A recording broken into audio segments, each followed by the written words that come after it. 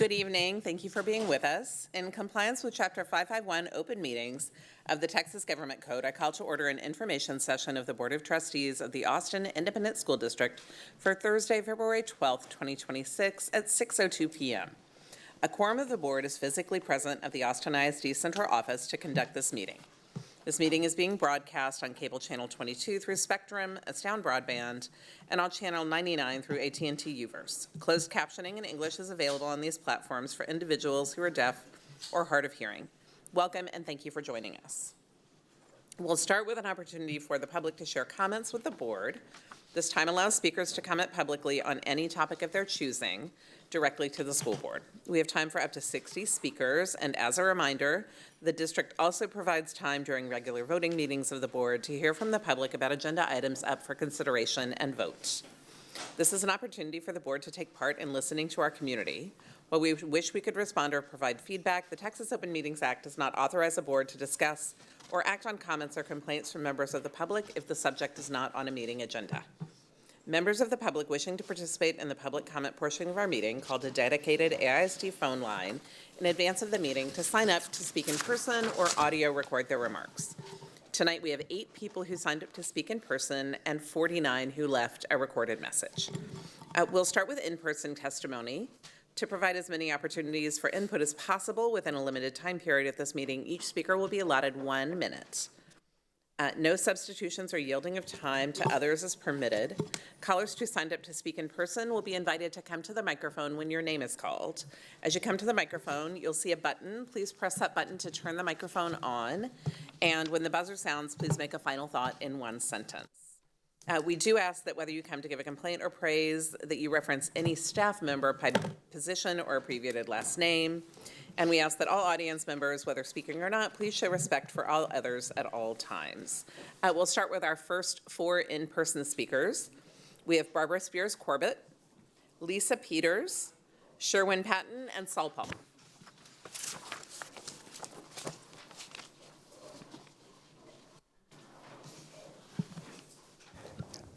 Good afternoon.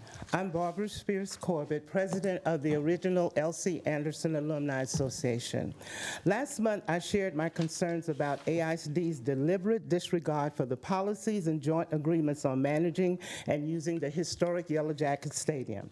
The Yellow Jacket Stadium is a district facility governed by established policies, but the administration has opted to treat the stadium differently from other district facilities. Electing to treat the stadium differently demonstrates a troubling pattern of inequitable treatment. Despite reaching out for an explanation, we have not received any responses. For the last 10 years, the Yellow Jackets have sought to build trust in AISD, but your most recent actions have only deepened the long-standing mistrust. When the stadium was designated a central facility, it initiated the fulfillment of the community's aspirations for the stadium. Therefore, it is incumbent upon the alumni and community to protect what was agreed upon and protect the rights and legacy of L.C. Anderson Yellow Jacket. AISD, let's please try to work together to reach an equitable resolution to this matter. Thank you.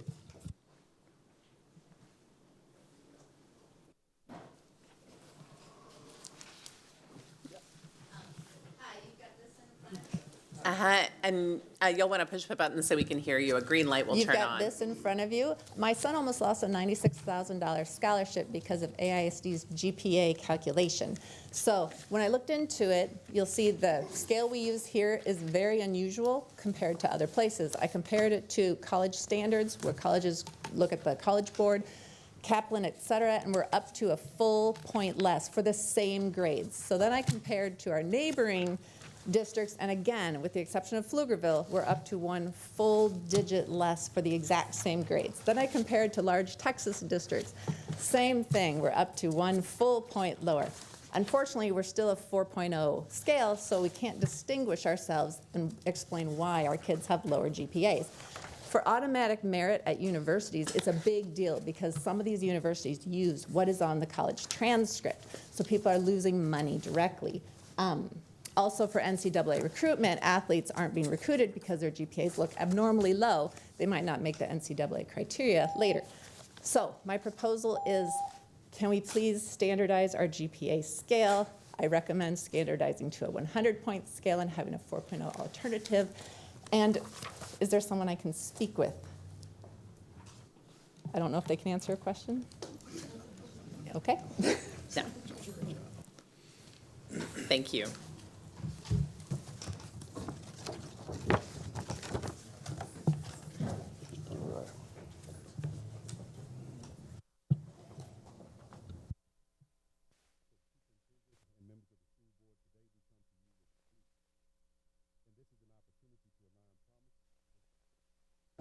Oh, good. My time didn't start then, right? Okay. There we go. So to superintendent and members of the school board, today we come to you with a plea, an opportunity to align promise with action, an opportunity to restore trust where trust has been broken. We believe in restoration, and we believe that in this community that disproportionately people have been affected, black people, brown people, because of the closures that have happened in this community. East Austin has known underinvestment. East Austin has known delay. East Austin has known promises spoken but not completed. And today we stand before you regarding one such promise.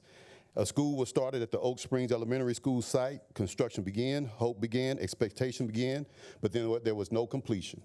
And so to sum it up, what we're looking for is for this building to be completed. We're asking also that you do not disregard Blackshear Elementary School.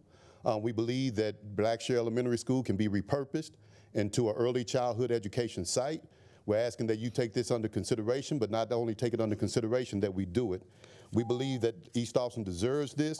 And in my final statement, we have an opportunity here because we're partners of yours and we're not against you. We are your allies, we are your friends. So we're saying make the right decision, complete Oak Springs, repurpose Blackshear, and honor the promise that you have made to the community. Thank you.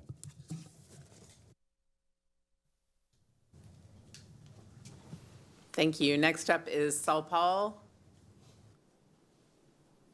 I think he may not be here, so we can come back to him if he gets here in time. So our next four in-person commenters, Sean Oliver, Jennifer Cumberbatch, Cynthia Brown, and Paul Sarahan. Good evening. My name is Sean Oliver.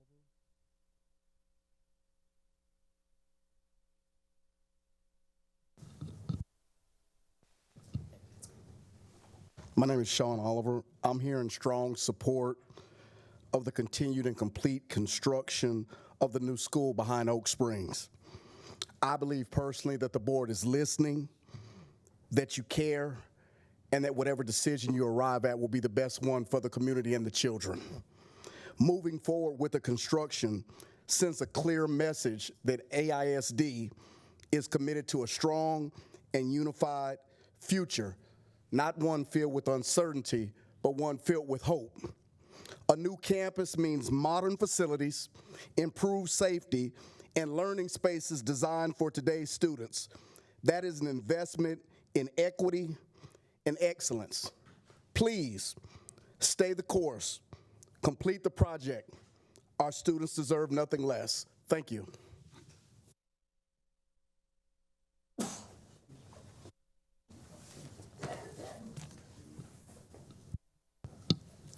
I'm Jennifer Cumberbatch, a public school educated 46-year resident of Austin. My husband Ashton and I have invested richly in the welfare of the city that we love. Complete Oak Springs campus.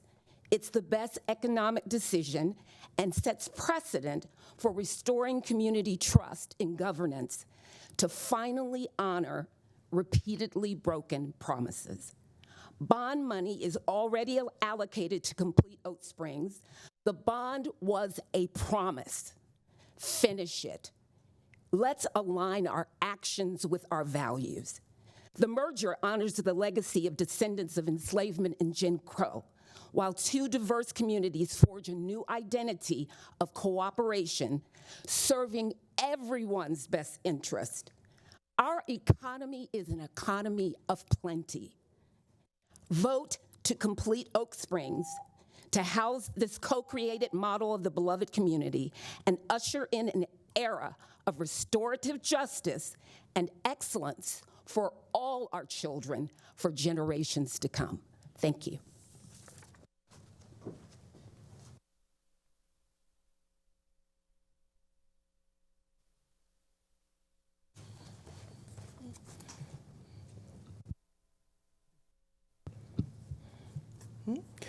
Good evening. My name is Cynthia Brown, and I have lived in Austin all my life, born and raised here. My parents were graduates of the original L.C. Anderson High School, and I'd like to address the board. And I happen to say that I support Ms. Barbara's statement, and also I'd like to add that I've enjoyed walking at the Yellow Jacket track for years, and I'm very thankful about the restoration and improvements that were provided by Thomas Hollywood Henderson for the community. It's very disappointing, however, that ISD administration has neglected to manage the Yellow Jacket Stadium, and it has allowed influencers, vendors, professional track clubs to take over the stadium. On any given morning during the week, there's at least 30 or 50 people there. So individuals like myself feel like they've been shut out, especially when those other individuals come from other areas that are in Austin. So in that regard, I'd like to say, please consider how the use of the stadium is, and please come to a decision that is equitable for everybody. Thank you.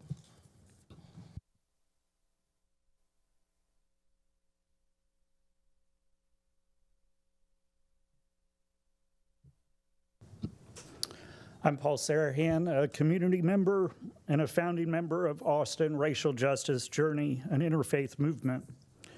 In 1928, Austin and its leaders made promises about what services and opportunities would be available in the East Austin community.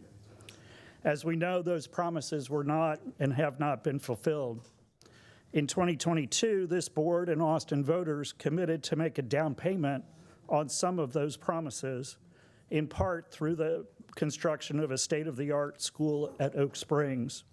I'm asking you to fulfill that commitment. I'm in favor of AISD building a new state-of-the-art school for East Austin at the current Oak Springs site, and at its completion, providing the students, staffs, and programs of Blackshear a permanent home at the current Oak Springs campus. Recognizing the historical importance and impact of the Blackshear community, I also support the request that Blackshear be established and supported by AISD as an early childhood education programming center. Thank you. Thank you. And our last in-person speaker is Saul Paul. Thank you.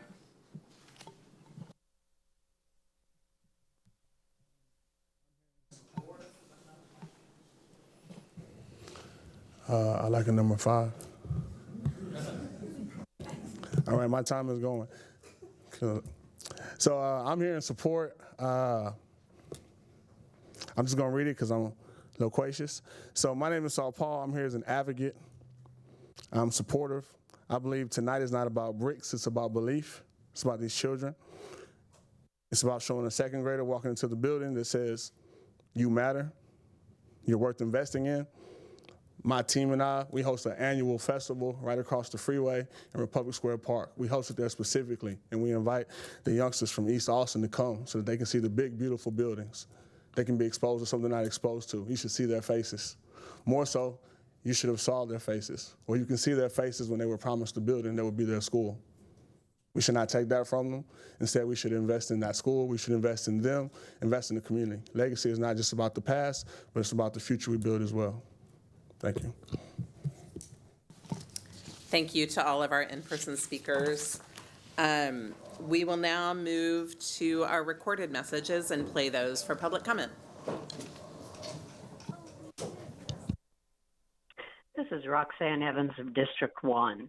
East Austin community members remain disturbed by the quickness to respond to schools and communities west of I-35. An example is the speed to resolve some of the Hill Elementary School concerns related to bond funding. Yet Nelson Field and other East Austin bond projects remain in limbo. AISD administration makes decisions with no or little community involvement or concern for the impact decisions will have in East Austin. We're given directives with little chance for discussion. The continued broken promises, arrogance, and lack of transparency is disturbing. Hello, members of the Austin ISD Board of Trustees. My name is Yi Ching Fong, and I'm an AISD parent. I have a current student at Bowie High School and a rising ninth grader at Bowie in the fall. I wish to voice my support for standardizing the atypical Austin ISD GPA calculation to align with other districts. AISD is an outlier in this respect, and it has enormous effect on students' college application and acceptance, college financial assistance, and places direct hardship on all district counselors and college readiness programs to find ways around this atypicality. It also directly affects the student's standing in the application process for any other educational programs. Anytime one of our AISD students is placed in a pool with a non-AISD student, when it comes to GPA, ours will always be at a disadvantage. I ask the trustees to please allow for a concerted path forward to standardizing GPA calculation in Austin ISD. Thank you so much. Hi, my name is Dagoberto Valderas. I'm a parent of a student in Goritsky Middle School. I'm calling to express my support for standardizing the atypical Austin ISD GPA calculation. As you are aware, currently Austin ISD students are detrimentally affected by the atypical 4.0 GPA scale. With a atypical GPA scale, our students have GPAs that are up to 1 point lower for the same course grades as other students, not only in the state but nationwide. This affects detrimentally their ability to compete for programs, scholarships, and any merit aid. I urge you to use or to end the usage of this atypical 4.0 scale and instead adopt a common or typical 4.0 scale for better alignment of AISD students compared to the rest of the nation. This would be greatly appreciated. Thank you kindly. Hi, I'm calling to express concern about the standardized atypical AISD GPA calculation. I have two high school students at James Bowie, and the atypical 4.0 scale is detrimentally affecting their ability to get into universities because they are having a 1 point lower for some courses than other students in the state and nationwide. As such, collegiate documents ask for GPA scale, and the Austin ISD has a 4.0 scale. Most universities are misinterpreting the scale as a typical 4.0, which it is not. As a result, students may not meet criteria for merit aid, scholarships, and recruiting. I urge you to end usage of the atypical 4.0 scale and instead adopt a common or typical 4.0 scale to better align AISD students to collegiate automatic merit and admissions expectations and eliminate their competitive disadvantages for private scholarships and athletic recruitment. Thank you for your consideration. Hi, my name is Deborah Marcus, and I'm a parent of a student at James Bowie High School. I'm calling to express my support for standardizing the atypical Austin ISD GPA calculation. Currently, Austin ISD students are detrimentally affected by Austin ISD's atypical 4.0 GPA scale, and with the atypical 4.0 GPA scale, Austin ISD students have GPAs that are up to a point lower for the same course grades as other students, not only in state but also nationwide. And since collegiate documents ask for GPA scale type and AISD does have a 4.0 scale, most universities are misinterpreting the scale as a typical 4.0 scale, which it's not. As a result, Austin ISD students may not meet criteria for merit aid, scholarship, and recruiting. I urge you to end usage of the atypical 4.0 scale and instead adopt a common or typical 4.0 scale to better align AISD students to collegiate automatic merit and admissions expectations and eliminate their competitive disadvantage for private scholarship and athletic recruitment. Thank you for your consideration. Personally, my daughter has a 4.02, and with the more typical 4.0 GPA scale, it would actually be a 4. Good morning. My name is Linda Rankin. I am a 1967 graduate of LC Anderson. I am also president of the Alamo Chapter Alumni Association. I'm calling in reference to the Yellow Jacket Stadium, and that stadium is one of the oldest African American track and field stadiums in Texas. I am sadly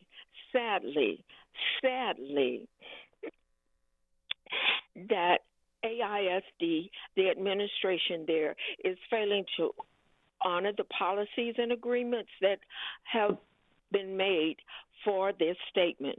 Please reconsider your decision.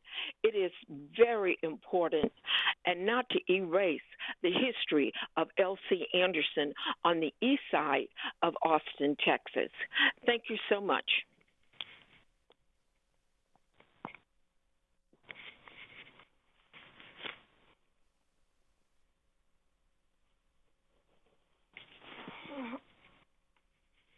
Hi, my name is Monica Majora, and I am a parent of Juliana Majora, a junior student at James Bowie High School. I'm calling to express my support for standardizing the atypical Austin ISD GPA calculation.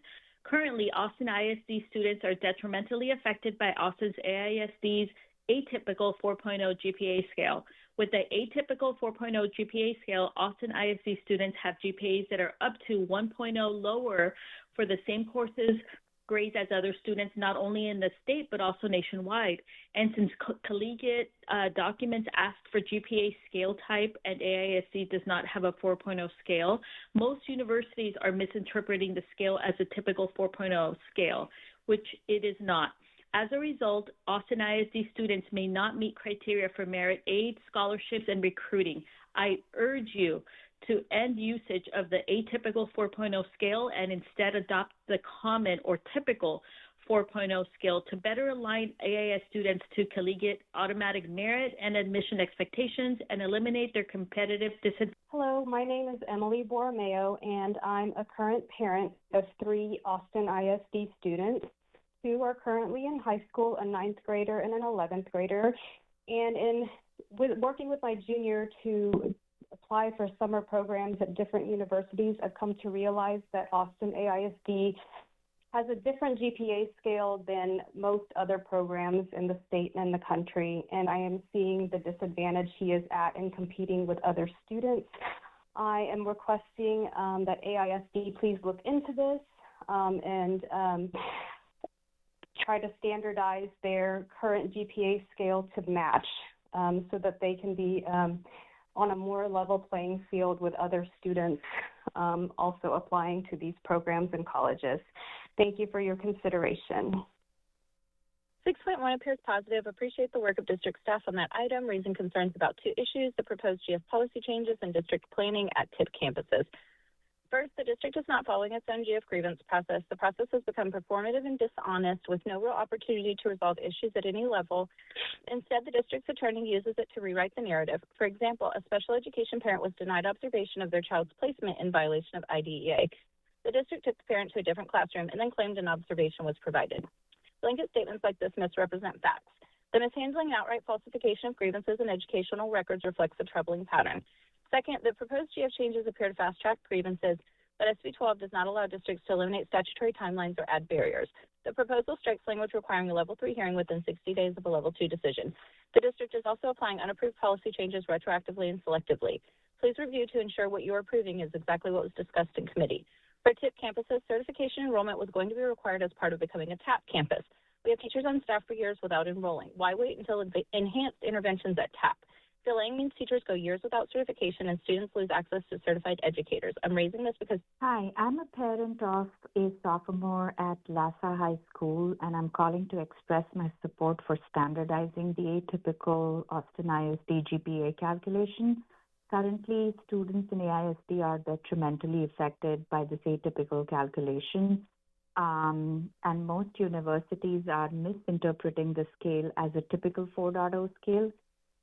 This is causing problems in students applying for colleges, for merit aid, for scholarships and recruiting. I urge you to end the usage of this atypical scale and instead adopt a common or typical 4.0 scale to better align AISD students to collegiate automatic merit and admission expectations.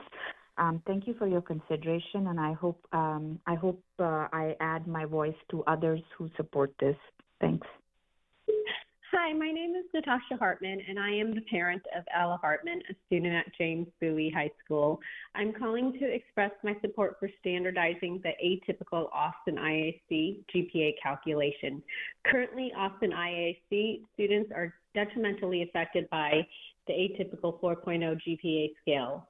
With the atypical 4.0 GPA scale, Austin ISD students have GPAs that are up to 1.0 lower for the same course grades as other students, not only in the state, but also nationwide. And since college documents ask for GPA scale type and AISD does not have a 4.0 GPA scale, most universities are misinterpreting the scale as a typical 4.0 scale, which it is not. As a result, students may not meet criteria for merit aid, scholarships, and recruiting. I urge you to end usage of the atypical 4.0 scale and instead adopt a common or typical 4.0 scale to better align AISD students to college automatic merit and admissions expectations and eliminate their competitive disadvantage for private scholarships. Hello, my name is Michelle Lane. I am a parent of a student at James Bowie High School. I am also faculty at a public university and deal with college admissions every day, and I'm calling to express my support for standardizing the atypical Austin ISD GPA calculation. I can see on my end that it's very different than other school districts in the state, and it detrimentally affects our students because we use the atypical 4.0 GPA scale, and with the atypical scale, Austin ISD students have GPAs that are up to 1 point lower for the same course grades as other students not only within the state of Texas, but nationwide. And since collegiate documents, when you apply, ask for a scale type, and we have a 4.0 scale, most universities actually misinterpret our scale, including those within our state where our students are applying and where it's most affordable for them to go. And as a result of this, our students often do not meet criteria for merit aid, scholarships, and recruiting. So I urge you to change the usage of the atypical 4.0 scale and instead. Hi, my name is David Lewis, and I'm a parent of a student at James Bowie High School. I'm also a parent of a kid at Goritsky Middle School. I'm calling to express my support for standardizing the atypical Austin ISD GPA calculation. Currently, Austin ISD students are detrimentally affected by Austin ISD's atypical 4 GPA scale. With this scale, Austin ISD students have GPAs up to 1.0 lower than other school districts. My son has gone for different soccer college ID camps as well as different colleges for their introduction and an introduction to the college. And in many of those colleges, they talk about unweighted GPAs, which is unrealistic for most, I would say 99% of AISD students for the unweighted GPA. So I believe this is very unfairly held against our students at AISD. I urge you to end usage of the atypical 4.0 scale and instead adopt a common or typical 4.0 scale. I appreciate you listening to my message. Thank you. Hello, my name is Deepika. I'm a parent of a student at Lhasa High School. I'm calling today basically to express supporting the standardizing the GPA calculation the way it's done at Austin ISD. It's placing our students at a disadvantage by the way it's calculated atypically, the 4.0 GPA scale. This places our students up to 1 point lower for the same course grade as the other students, not just in the state, but also nationwide. And then when the collegiate admission documents are asking for the GPA scale type, AISD not having a 4.0 scale makes it difficult for interpretation. Hope we can move and change things here. Thank you. Bye-bye. To the ISD Board of Trustees. My name is Leroy Bookman III. I am a 1964 graduate of L.C. Anderson and an athlete who participated in both football and track. The L.C. Anderson Stadium was constructed in 1953, was one of only 3 black high schools with stadiums in the state of Texas where blacks could watch sports on Friday nights. The other 2 black high schools with stadiums were B.C. Elmore and Aldine Carver. Yellow Jacket Stadium is the only one still remaining. The other 2 no longer exist. The marching band won 7 state championships, and the football team won 4 state championships. The stadium was neglected, serving as a parking lot for a period of time before it was restored by Thomas Henderson. AISD had no interest in the old football field or maintaining it. The stadium was not constructed for any other school or restored for any other school. Once again, AISD disrespects the community, continuing a troubling pattern of inequitable treatment and exclusion that dates back for more than 5 decades. Thank you for your time. Hi, my name is Vidya Devanathan, and I'm a parent of a student at LASA. I'm calling to express my support for standardizing the atypical Austin ISD GPA calculation. Currently, Austin ISD students are affected by Austin ISD's atypical 4.0 GPA scale. With the atypical 4.0 GPA scale, AISD students have GPAs that are up to one lower for the same course grades as the other students, not only in the state but also nationwide. And since collegiate documents ask for the GPA scale type and AISD does not have a 4.0 scale, most universities are misinterpreting the scale as a typical 4.0 scale, which is not. As a result, Austin ISD students may not meet criteria for Meritage scholarships and recruiting. I urge you to end usage of the atypical 4.0 scale and instead adopt a common or typical 4.0 scale to better align AISD students to college admissions, merit and admission expectations, and eliminate their competitive disadvantage for private scholarship and athletic recruitment. Thank you for your consideration. Hello, my name is Stephanie Asbell. I am the parent of a freshman at James Bowie High School in AISD, and I'm calling to express my support for standardizing the AISD GPA calculation. Right now, AISD is using an atypical calculation which disadvantages our students by creating GPAs that are up to a full point lower than the standard 4.0 scale. This is very confusing because most applications, including the Common App, do not allow a space for students to describe the scale that is being used. So schools assume that our students are being graded on a common 4.0 scale. And I'm very much in favor of adopting something that is more standard and easy for colleges across the country and camps to determine exactly how well our students are doing. I think that the current scale is disadvantaging our students, and I strongly encourage you to reconsider it and to adopt a more typical 4.0. Hello, my name is Valerie Gomez, and I'm a parent of a student at LBJ High School who is part of the baseball program, and I'm a member of the LBJ baseball program. I am calling to inquire why it is taking so long to get an approval of merchandise, equipment, and needs that our baseball program has needed and submitted in since October. I was told that part of it was due to short staffing and LBJ not having a bookkeeper. This is ridiculous. Our school should be having someone come to help with our purchases at least once a month. This is showing that the divide between West Side and East Side schools are still happening today, which I thought AISD had said that they were overcoming this. We will have, if we need to, we will have additional booster members, parents from the school, and other community leaders to attend your next meeting to determine why this is happening. Hello, my name is Adrienne Tiedner, and I'm a parent in the district. I'm calling to ask the board to review our current GPA conversion scale.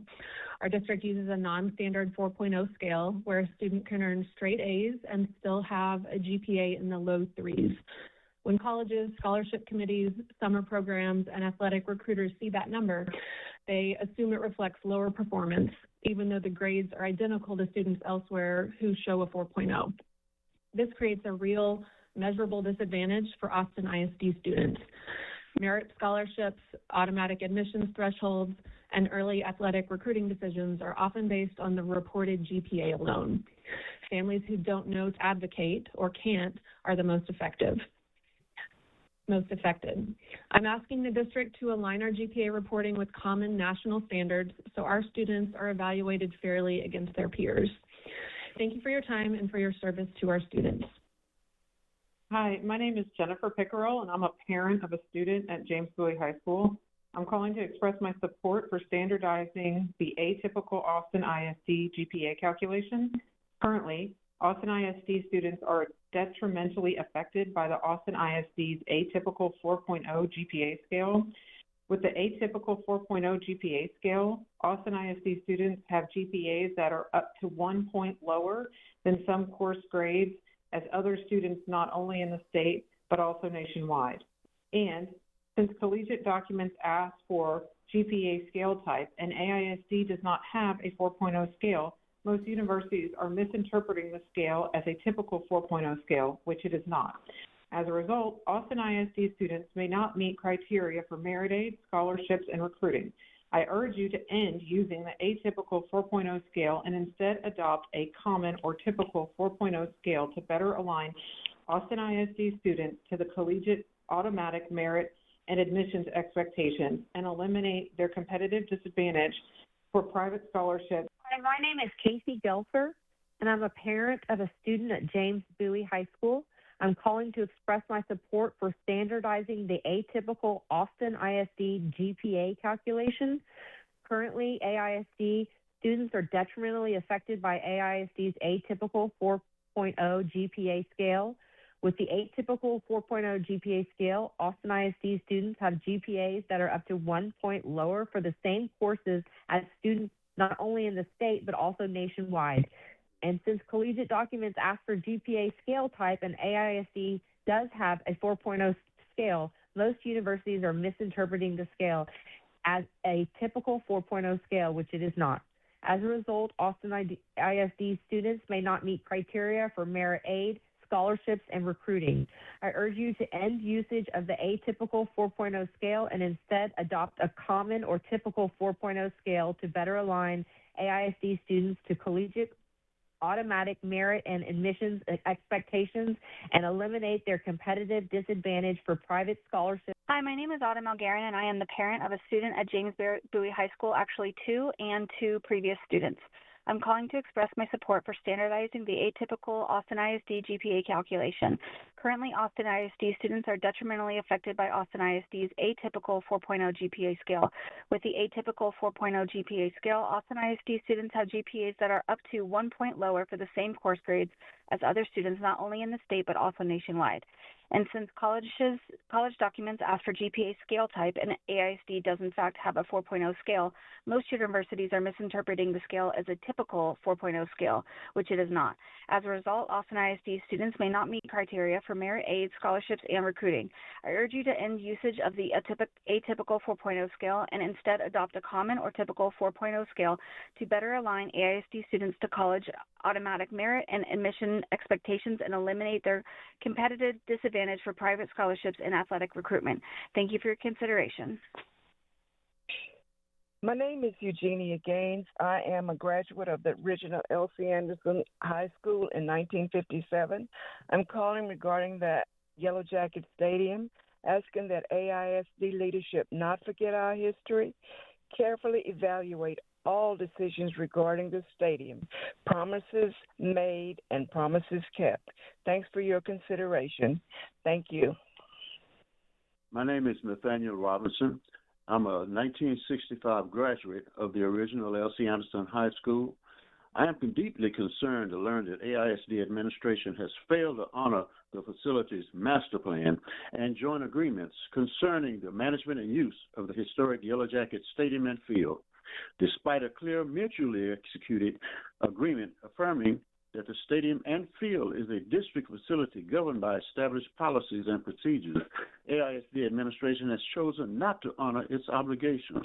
Once again, with everything that is before you, AISD disrespects the community, continuing a troubling pattern of inequitable treatment and exclusion that dates back more than 5 decades. The alumni and community are prepared to pursue all available avenues to protect the rights and legacy of the Yellow Jackets.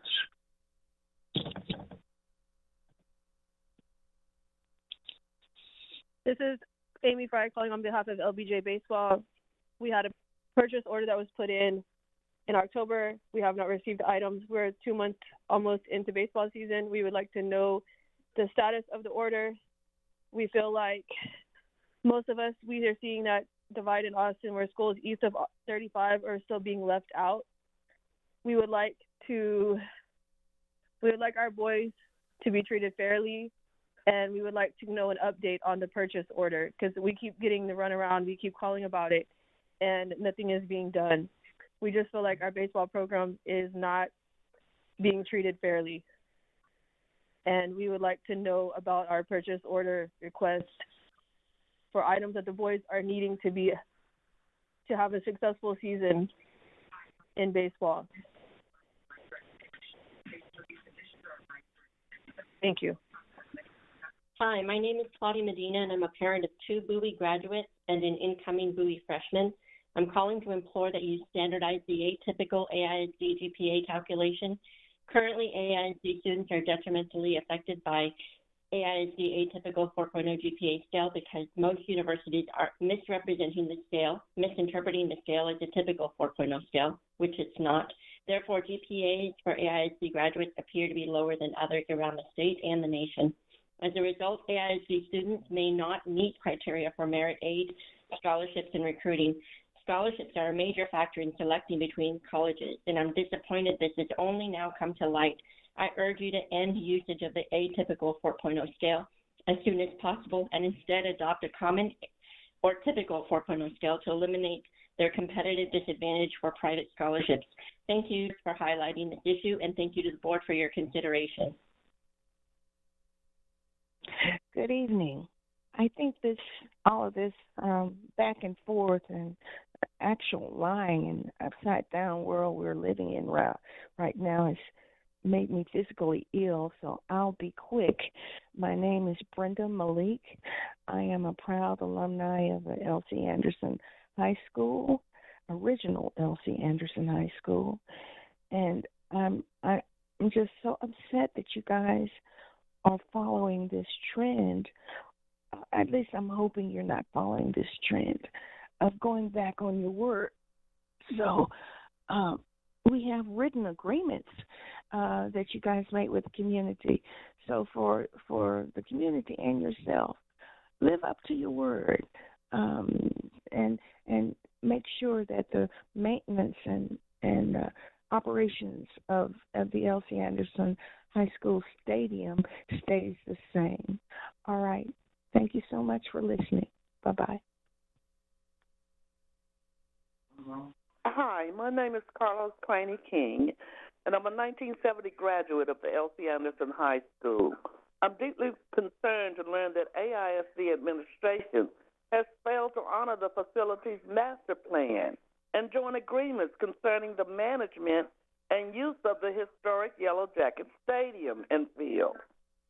Despite a clear, mutually executed agreement affirming that the stadium and field is a district facility governed by established policies and procedures, AISD administration has chosen not to honor its obligations.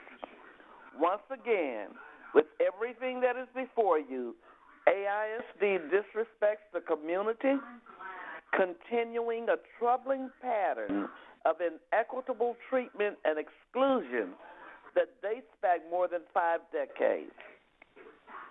The alumni and community are prepared to pursue all available avenues to protect the rights and legacy of the Yellow Jackets. Hello, my name is Amy Moore. I'm calling about agenda item 6.2. I want to add to the voices urging AISD to do everything it can to support our TAP schools. I am most concerned about the demands placed on our educators and students.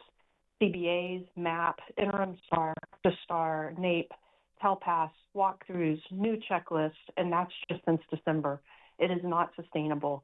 I worry that our system is having a hard time keeping our current TAP campuses fully staffed, and we have 30-plus TAP and TIP campuses coming online in fall 2026. Austin stands ready to support TAP campuses and partner in meaningful ways. The state's ludicrous accountability system is meant to wear us down, but the Austin community isn't going anywhere, and we are ready to help. Lastly, thank you to every educator working throughout the system this year. Our state government has made a mess of public education for several decades now. Thank you for seeing our children instead of the mounds of data the state wants you to focus on. Thank you. Hi, Laura DeBlade, parent of 2 students at Blackshear Elementary. The general public was told at a December AISD board meeting that the feeder pattern alignment boundary components of consolidation were compromised, but the TAP components were sound. So subsequently, TAPs were voted on by the elected board, and non-TAP boundary and feeder pattern alignment was not voted on. A decision to discontinue operating Blackshear Elementary as an elementary school at its current location is separate from the TAP, and some parents believe the closure will compromise TAP success. Why is the decision to discontinue operating Blackshear as an elementary school campus at its current location and relocate students to another location being made on a shorter decision-making timeline than other non-TAP consolidation decisions? Why is the decision that parents think could be to the detriment of the TAP that was approved by the board not proposed for discussion at a board meeting? And why is East Austin choosing now between 2 historic campuses as opposed to having an opportunity to evaluate success for both campuses staying open with the other broader non-alignment and the other broader alignment and feeder pattern discussions next fall? Thank you. Hi, this is Meg Karaibi. I'm an AISD parent. I'm calling to comment kind of on the long-term plan for the East Side in terms of new schools consolidation. It seemed like after the initial plan, there was so much outrage, especially from Briker Woods, Maplewood. Please don't close successful schools. We understand that some consolidation is necessary. Many of these schools are under-enrolled and under-resourced on the East Side. But the East Side has been promised new schools, and your initial plan was taking away our 2 new schools and making them district-wide, which wasn't smart. What I'm concerned with is with Blackshear and Oak Springs.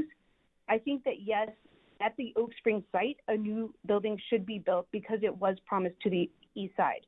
But the decision about the long-term future of where Blackshear is, the boundaries, where students are going, more thought should be put into it, and it should be part of the consolidation phase 2. I challenge the board to try getting around the East Side on foot or on bus and bike. Think about the realities of getting from one place to This is Sharon Vane, the parent of 2 AISD graduates. I want to amplify requests made from the community in previous meetings and at this meeting to give us concrete ways to help support TAP campuses. We all have a stake in their success. Please communicate these specifics across multiple platforms. Make it easy for us to help you. As well, I am surprised to not see consideration of an 1882 partner on the agenda preview. When will this decision be made? And when can the public expect information on who applied and how the recommended partner was chosen? Thank you. My name is Brenda Kinchin Robinson. I'm a 1970 graduate of L.C. Anderson Yellow Jackets. I am deeply concerned to learn that AISD administration has failed to honor the facility master plan and joint agreement concerning the management and use of the historical Yellow Jacket Stadium and field. It depresses me that AISD administration has breached the agreement regarding the management and use of the stadium, a breach that wasn't from historical knowledge, but with a purpose to erase our history.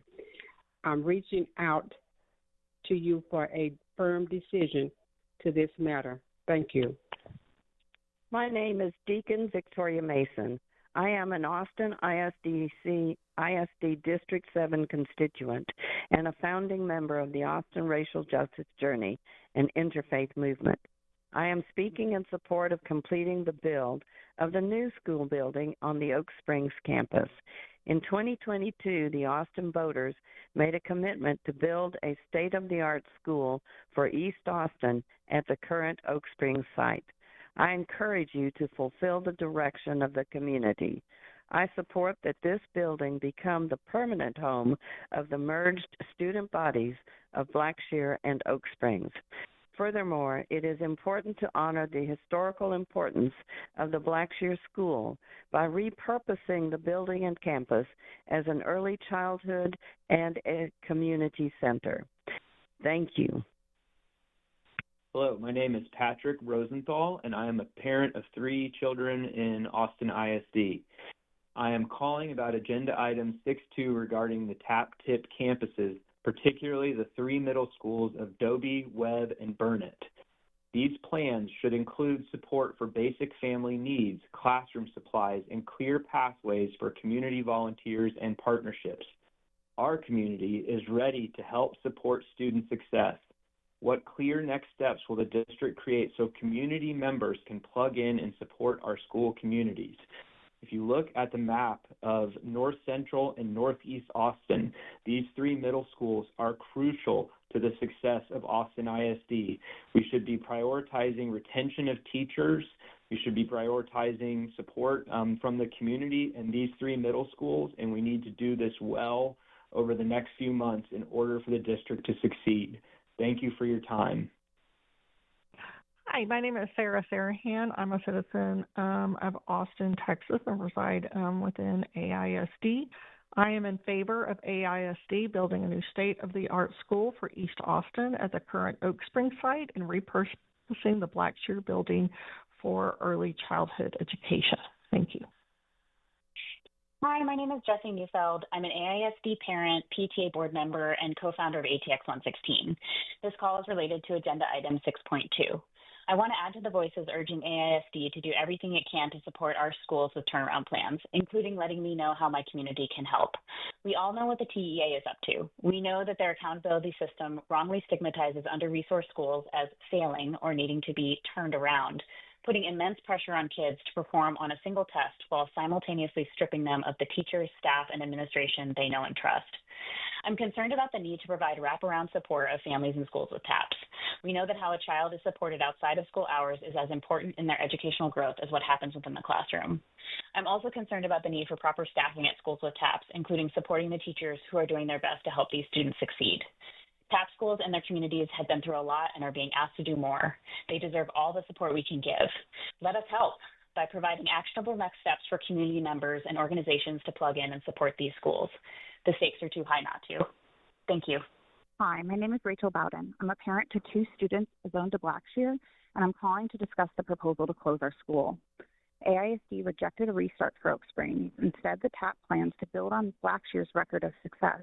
But if you close Blackshear, you're eroding the foundation of that success. First, Blackshear's location serves as an educational hub close to Carver, Keeling, and Houston-Tillotson, but AISD seems dismissive of the importance of our school's location and is prioritizing a new building instead of academics. Second, Blackshear's diverse community includes many transfer families who are highly engaged in supporting our school, like leading teacher appreciation efforts. But the Oak Springs campus won't have enough space to continue accepting these transfers. Removing Blackshear from this foundation sets us up to fail. I was heartbroken to see in the documents for tonight's meeting that Oak Springs is a below-average outlier with the lowest percentage of certified teachers of any TAP campus. It's unreasonable to think that when you take away our teacher pipeline from Houston-Tillotson and our engaged families that support those teachers, that we won't face many of those same challenges. Please delay this decision and include it with the district-wide boundary changes being considered for our neighboring campuses. Thank you. Hello, my name is Patrick Davis. I'm a parent of children at Blackshear and Keeling, with one more coming to Blackshear in a couple of years. I'm extremely concerned by the rushed nature of the decisions surrounding Oak Springs and Blackshear, considering the sequence of events leading up to the change in course that's being proposed by the superintendent. It's evident through community discussion that both Oak Springs and Blackshear have been under-resourced and not treated fairly by AISD. I feel it's important for AISD to measure twice before making any further cuts or decisions. To leave decisions solely in the superintendent's hands feels like a huge miss, especially considering he seems to have unique relationships with Oak Springs, including I found out recently that his cousin is a teacher that works there. I encourage the board to act quickly to help get this generational decision right for the betterment of East Austin, and we appreciate everybody's time and effort put forth. Hi, my name is Gabe Hernandez, and I'm a parent of a student at Blackshear Elementary School, and I'm calling to comment on the proposal to continue construction of Oak Springs and move Blackshear students to that campus. I'm calling because the proposal is the one that's moving kids to a smaller campus and would limit transfer students. I think Blackshear is successful because of its fine art program, and that program has been able to successfully attract transfers. It's created a very diverse learning environment and student population, and it's helped with enrollment. And I think it's the strong academics that program has is why it's been trusted to successfully execute the turnaround plan. And I just feel that if those students can't be accommodated with this new plan, we risk losing those families and their enrollment and the funding that comes with it. I just worry that this move weakens a program that's already working, and I hope the district can explore, some sort of solution that works for both schools. My name is Caroline Faria. I'm a resident for East Austin for over a decade. My son's a fourth grader at Blackshear Elementary. I strongly support all efforts to complete the new building at Oak Springs. I echo community members' comments at recent Keeling meeting from legacy Blackshear residents to pause efforts to consolidate, move, and close Blackshear, and that conversations about de-linking efforts to provide the much-needed Oak Springs renovation from the closure of Blackshear. I would like to suggest we wait until the wider conversations about consolidation in a year's time. Most crucially, then we will know the actual needs of incoming family into affordable housing units around Blackshear. Please do not pit these historically significant East Side Title I schools against one another.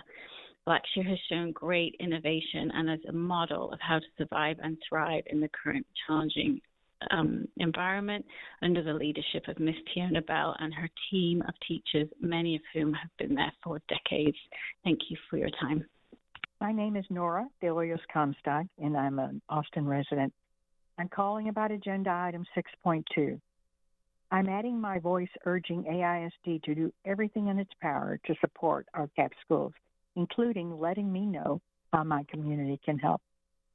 CAP schools and their communities, largely schools in low-income areas, have been through a lot and are being asked to do more through no fault of their own.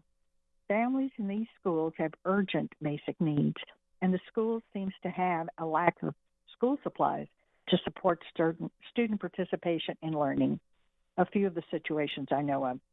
Our community stands ready to support student success at the TAP campuses and partner in supporting campus needs. Community members and organizations need clear information on what support is needed. What clear pathways can the district create for us to plug in and support these schools? CACs can help, but we need actionable next steps, and time is of essence. Thank you, Board, for your service. Good evening, board members and Superintendent Segura. Thank you for your service to our community. My name is Denise Pierce, and my children attended Austin ISD schools for their entire kindergarten through 12th grade career and are proud graduates of Austin High School. I am calling tonight as a resident of Austin ISD to stand for East Austin's children at Oak Springs and Blackshear Elementaries. I'm in favor of the continued construction of the state-of-the-art facility at the Oak Springs site and for repurposing the historic Blackshear Elementary campus for early childhood education. This will honor the vote of the taxpayers to incur bond debt to construct the new campus at Oak Springs. It preserves the historic Blackshear Elementary, and more importantly, it sets up these children for long-term academic success and outcomes. I want for these children what my children received from Austin ISD, which has been a great education and a great way to learn and grow. Thank you so much. My name is Sarah Burson, and I am a parent of a kindergartner at Blackshear Elementary and also an AISD employee. I am calling to urge the district to continue the development of the Oak Springs campus. It is an important community in the AISD landscape and a historically undersupported community. Promises for support must be upheld. I also urge the board to engage the broader community and perform a careful review or evaluation of the overall district to decide if both campuses can be kept open in the next year or two while Oak Springs is being constructed. Blackshear is an important institution and holds a great deal of value for AISD as a historic campus. Blackshear is a proportionate distribution of Austin demographics, from ethnicity and race to socioeconomic backgrounds. It attracts families from across the district and greater Austin area. It is my belief that it should remain a fully functioning school and does not need modernization to be successful. As we all know, it's not a building that provides education. Thank you. My name is Heather Wong. I'm an ASD parent, a longtime educator, and a proud co-founder of ATX 116. I approach education through a liberatory lens, asking whether our choices help students find their voice, empower educators, and strengthen the relationships that sustain learning, even under relentless and overwhelming challenges. Our TAP campuses are under immense pressure while doing the critical relational work that shapes students' futures. Our Austin community wants to help, and we're asking AISD to create clear options for families and organizations to support TAP schools in coordinated and meaningful ways. At the same time, if we want long-term stability in schools, we must start earlier. Expanding full-day pre-K3 and pre-K4 with childcare helps keep educators and build strong communities from the start. I'll end my testimony with this quote by Lila Watson. "If you have come here to help me, you are wasting your time. But if you have come because your liberation is bound up with mine, then let us work together." Thank you. Hi, my name is Neil. I am with Blackshear, a Blackshear parent. Thank you, trustees and superintendent, for all the hard work you guys do. I know you have a very challenging task at hand, and it's not easy to be popular at a time like this. I attended the meeting at Keeling on Tuesday with Blackshear and Oak Springs. It became very clear to me that the superintendent is in a very tough situation to either be loved or hated by an underserved community based on this decision, because it's been cast in terms of you're going to keep or break a promise. I think that's a shame, because this should be a decision that really takes into account the big picture of AISD and really trying to minimize attrition that happens, people leaving, especially with the voucher program, due to these multiple moves. So given the tough, conflicted situation that the superintendent is in, and that he would have to make this by himself, I urge the trustees to vote on this instead. It would take the pressure off him and ensure a more clear-headed decision. It's, I think, really impossible for him to make one, given this hero versus... Hi there, my name is Kathy White, and I'm calling from as part of Dream Together 2030, and I mentor a foster youth from the Austin ISD. So I was reaching out to express that I am in favor of AISD building a new state-of-the-art school for East Austin at the current Oak Springs site, and then repurposing the Blackshear building for early childhood education. Thank you so much, and God bless you. Good evening. I'm calling to urge the district and the trustees to delay the decision on the location of the Blackshear and Oak Springs campus. Make this decision along with the second part of the consolidation plan next fall, as it has impacts and trickle effects across East Austin specifically and the district as a whole. I understand the argument and concerns about costs and delaying a decision, but those are one-time costs. The cost of making the decision without meaningful community engagement and buy-in and support from all the parents is much greater in the long term. As the superintendent says, you're in the forever business, so don't rush this important decision. Long-term health of the district is much more important than one-time cost increases. Good evening, trustees. My name is Lisa Flores. Regarding item 10.8, the language is misleading. The practice described is already occurring, but it has not been formally adopted by this board. That distinction matters. If this is going to be codified, it must be transparent and clearly defined. Specifically, the board policy committee must have the authority to determine what it considers without administrative screening or gatekeeping. The committee's work should be trustee-driven, not filtered through staff. Clarity and independence are essential for public trust. On item 6.2, any plans for secondary settings, TAP plans, must explicitly include some plans for students with disabilities. Compliance alone is not improvement. ARD meetings are not improvement. There must be a clear literacy plan for secondary students who have fallen through the cracks and cannot read proficiently, including staff trained in structured literacy and evidence-based interventions. Unfortunately, all we see is a focus on evaluations and early elementary supports.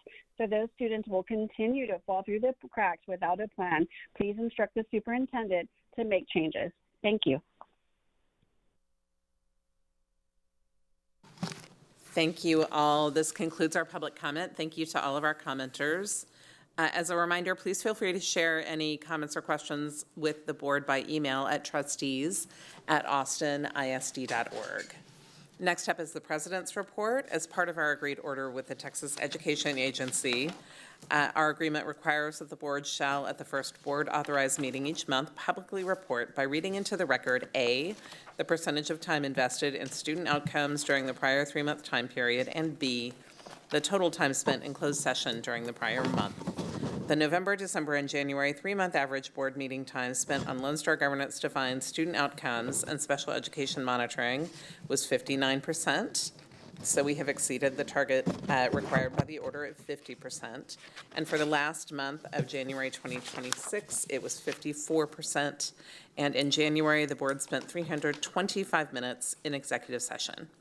I also want to remind everyone that early voting in the Texas primary begins on Tuesday, February 17th, ends on Friday, February 27th, and Election Day is Tuesday, March 3rd. Information about early voting locations can be found at votetexas.gov and also at a Travis County website that lists all of our polling locations, Vote Travis. And we have AISD campuses that will be polling sites this year, I believe just on Election Day: Bear Creek, Blazier Intermediate, Davis, Harris, T.A. Brown, General Marshall, LBJ, and Rosedale. And thank you for those who are registered to vote for voting. At this time, I would like to invite Trustee Hunter to offer remarks to recognize the life and legacy of Dr. Exalton Delco. Thank you. Thank you so much, President Boswell. Austin ISD is saddened to share that Dr. Exalton Delco, educator, education advocate, spouse of former trustee Wilhelmina Delco, and father of former trustee Loretta Delco Edelin, passed away on December 3rd, 2025, at the age of 96. Delco, a gifted educator, published researcher, and higher education administrator for more than 40 years, has left an extraordinary legacy which will live on in the countless lives he touched at Houston-Tillotson University, the University of Texas, and Austin Community College. Austin ISD will honor his memory by upholding the values he fought for throughout his life and his steadfast support of education. He is one of the names on the Delco Activity Center at 4601 Pecan Brook in District 1 in East Austin. I personally want to thank Dr. Delco for his legacy that impacts the work that I do at Austin Community College daily. Thank you, Trustee Hunter, and our condolences to Dr. Delco's family, and thanks for that legacy in our district. We will now move to our information reports and updates. And Superintendent Segura, will you please introduce that? Yes, President Boswell and Board of Trustees. I'd like to welcome up Katrina Montgomery, our Chief Financial Officer, to share the budget update and to answer any questions that the board may have. Welcome, Katrina. Yeah. Hello. Superintendent Segura and President Boswell, we're going to give a budget update. And so first of all, we're going to start with this familiar slide talking about the importance of us having a multi-year balanced budget. And why is that important? We all know it's important because we have to make sure that we continuously improve our financial situation as a district, but we also want to do that because we want to protect the quality of our education for our students. This next slide is, we're going to give a couple slides. The next couple slides will kind of give some history.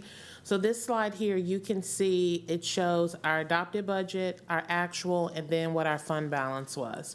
So if you look at from 2017 through 2018 through 25, 26, you can see every year except for 1 year in 22, 23 in ESSER, we passed deficit budgets. And so this is showing us that this is something that we've done consistently over the last few years.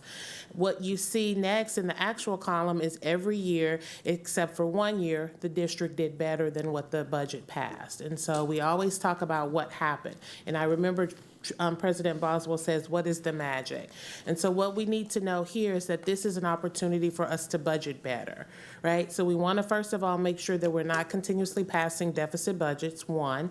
And then two, we want our budgets to be more streamlined so that there aren't these large swings at the end of the fiscal year. The next slide shows us Austin ISD's recapture. It shows us the enrollment versus what the recapture that we paid. And so you can see from 2014 through 2025, all of the amounts in blue of recapture payments. But the one point that I want to point out is the first year that we paid recapture was in 2001. And from 2001 through 2025, we've paid the state $8 billion. And the reason that's important is because we look at it every single year and we say, oh, it's 72 million, it's 70, whatever the number is, right? But we want to talk about in total for the last 25 years, we've given the state $8 billion back, or $8 billion in the form of recapture. This next slide is SHARS, School Health and Related Services, and we've talked about this last year, how we would budget for an amount and then the amount came in far less. And we wanted to show you this slide this year because you can see in the past, we received a considerable amount of funding from SHARS. But if you look to the far right, in 25-26, we're only estimating $2 million, which is far less than what we've done in the previous years. So what we want to be clear about this is we're getting less revenue, right, for SHARS. We're still paying large amounts in recapture, and all of these things impact how we're going to plan our budget. So now we're going to go to FY 25-26, and then later we're going to talk about 26-27. So FY 25-26, this is a document that shows our adopted budget, and then our 6 weeks, second 6 weeks as of November. These are the numbers that I showed you last month. The only thing I want to point out is that we're still working diligently to get to a 17% fund balance, even though we're all clear that the fund balance percentage that the board adopted is 15%. So here are some of our reduction strategies, central office refinements. We have a property sale that's listed here, special education contracts. Dr. Lee and her team are doing a really good job at waning us off of the contracts for special education. We're diligently working in finance to have additional interest earnings. And then you can see there are other things that we're still working on. Hiring freeze, which started in January, additional revenue related to the stop arm bus cameras, P-card limits, and pre-approval process. So these are all reduction strategies, but the dollars that are pretty firm totals $26.4 million. But when we passed the budget at the end in June, it had total strategies needed of $52 million. The difference between the $26 million and the $52 million, we wanted to point it out, is because one property moved from closing this fiscal year to next fiscal year. This is our general fund expenditures. This slide shows that we're doing some really good work. The top dark slide, the top dark line shows our budget year to date, which shows we should be at $514 million in spend.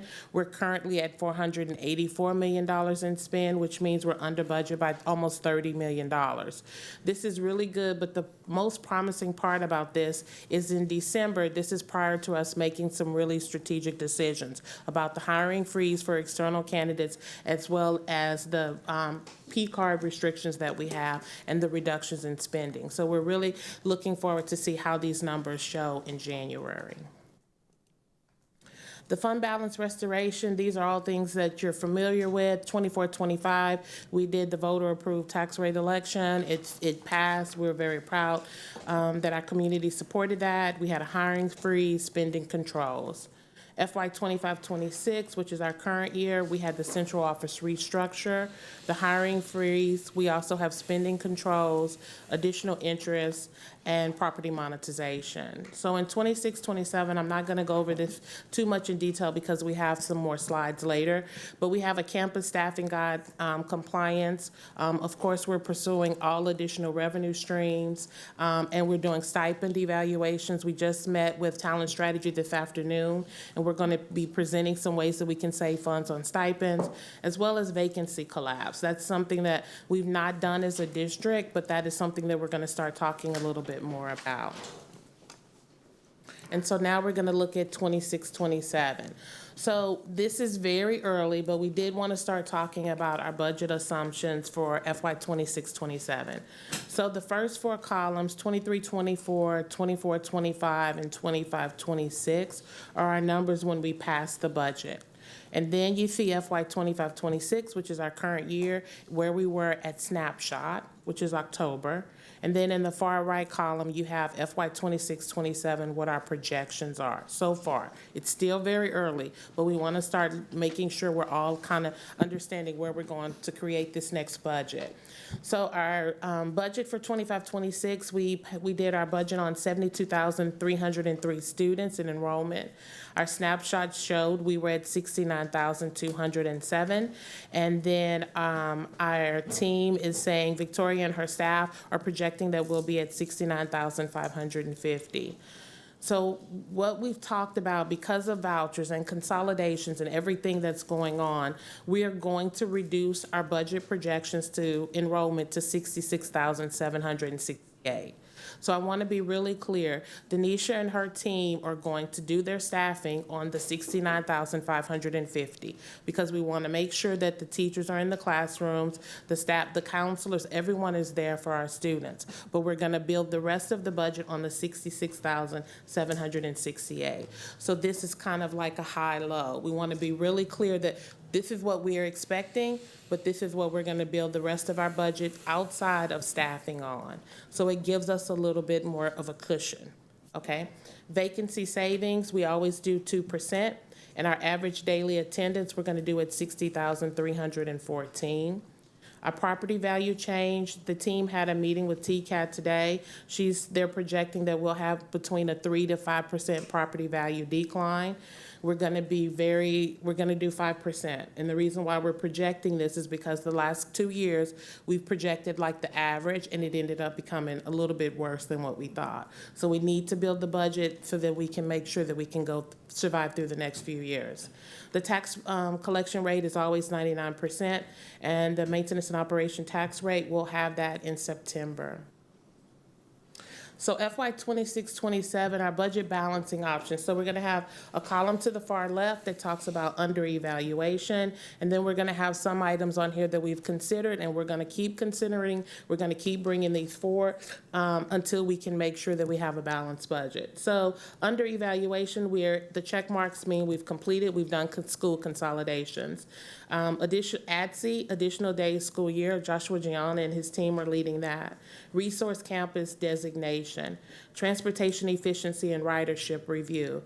This is something that's really big. We had an opportunity to meet with Chris in transportation, and he's always willing to listen and partner with us to try to figure out ways that we can find savings in transportations.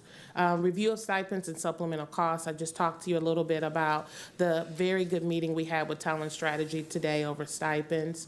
Reduction of non-essential transportation services, operational modernization to see how we can go cashless. Chief Sneed has one police officer that just goes around to campuses to pick up cash. And so this is ways that we can figure out how to reduce fraud, but also how to reduce expenses. Vacancy reduction and collapse, we've talked about that.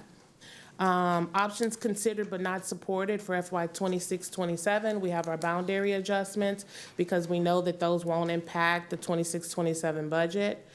District-wide master schedule requirement, 7 of 8 periods. Changes to campus staffing ratios, and reduction in campus non-personnel budgets. So for 26-27, I'm going to spend a little time on this slide because I want you to know all the things we're doing to improve or to change the budget process. So implement a needs-based approach to staffing. So what we've done in the prior years, we've gotten staffing from Talent Strategy, and that's what we put in the budget. We have had so many meetings with Talent Strategy to look at staffing allocations and how are we going to appropriately staff for our campuses. And so what we have found is that some campuses have had overstaffing because year over year, we were over exceeding positions to what our staffing allocations allowed for. Align the budget development timeline with registration and staffing decisions. Again, we need to understand what our enrollment is, and once we understand what our enrollment is, that is how we should decide what staffing would look like. Realign our master schedules to ensure resources follow class size guidelines.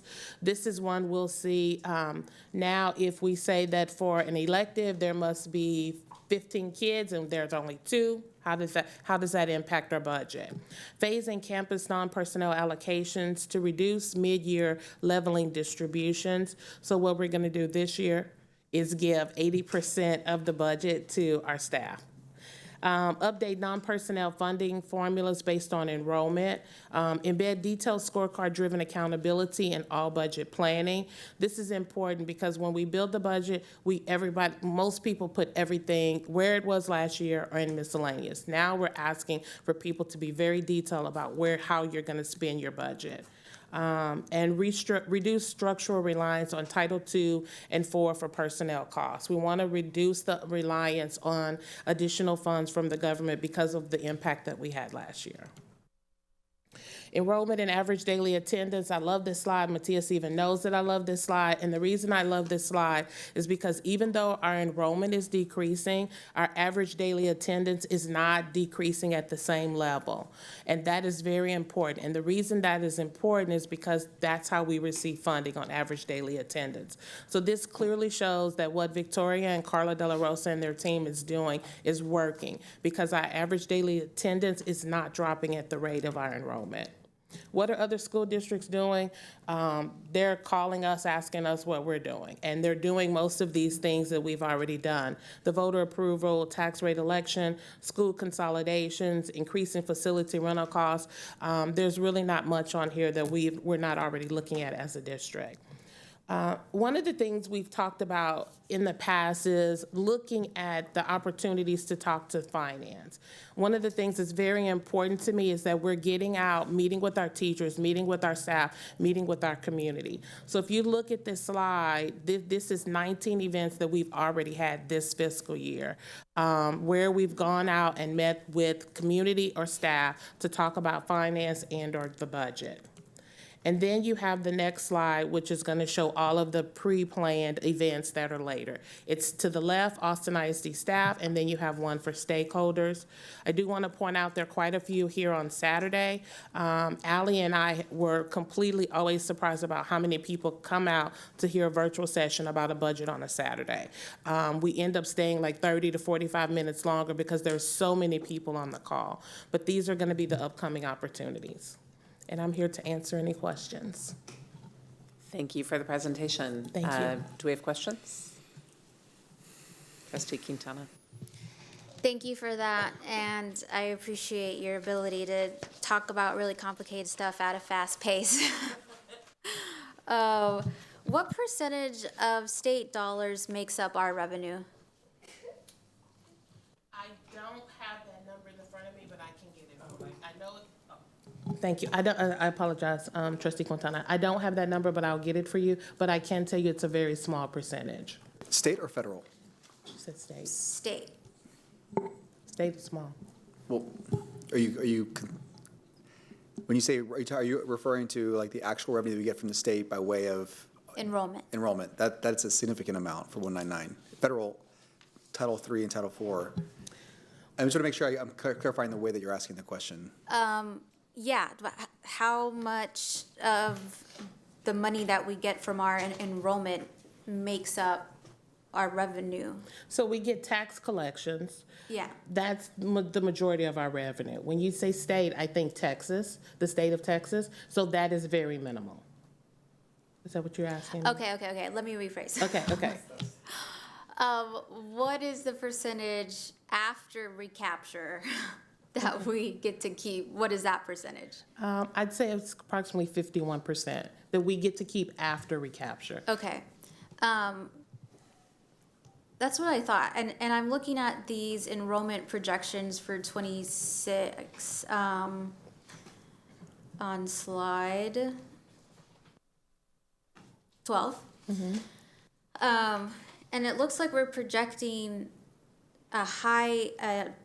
more enrollment than this year. Mm-hmm.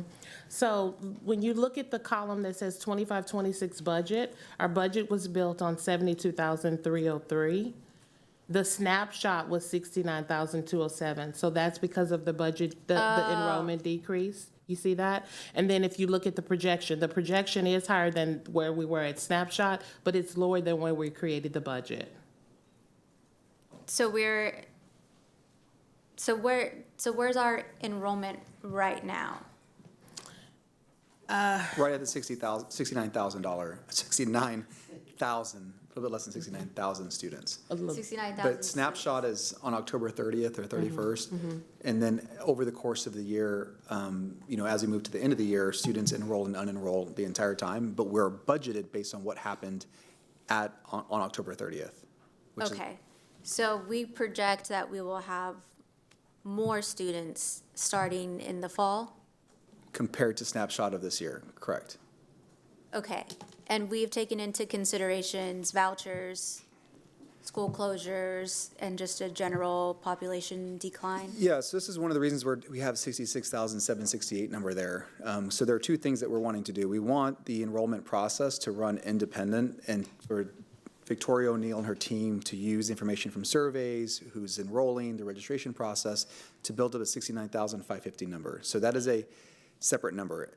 Katrina is using the 66,768, which is a lower number, to really manage the budget. So it's kind of an in-between so that we're not overestimating, but currently right now the enrollment team believes that the projected enrollment for next year will be 69,550. If we cross all our T's and dot all our I's and do all of the recruitment and all of the things.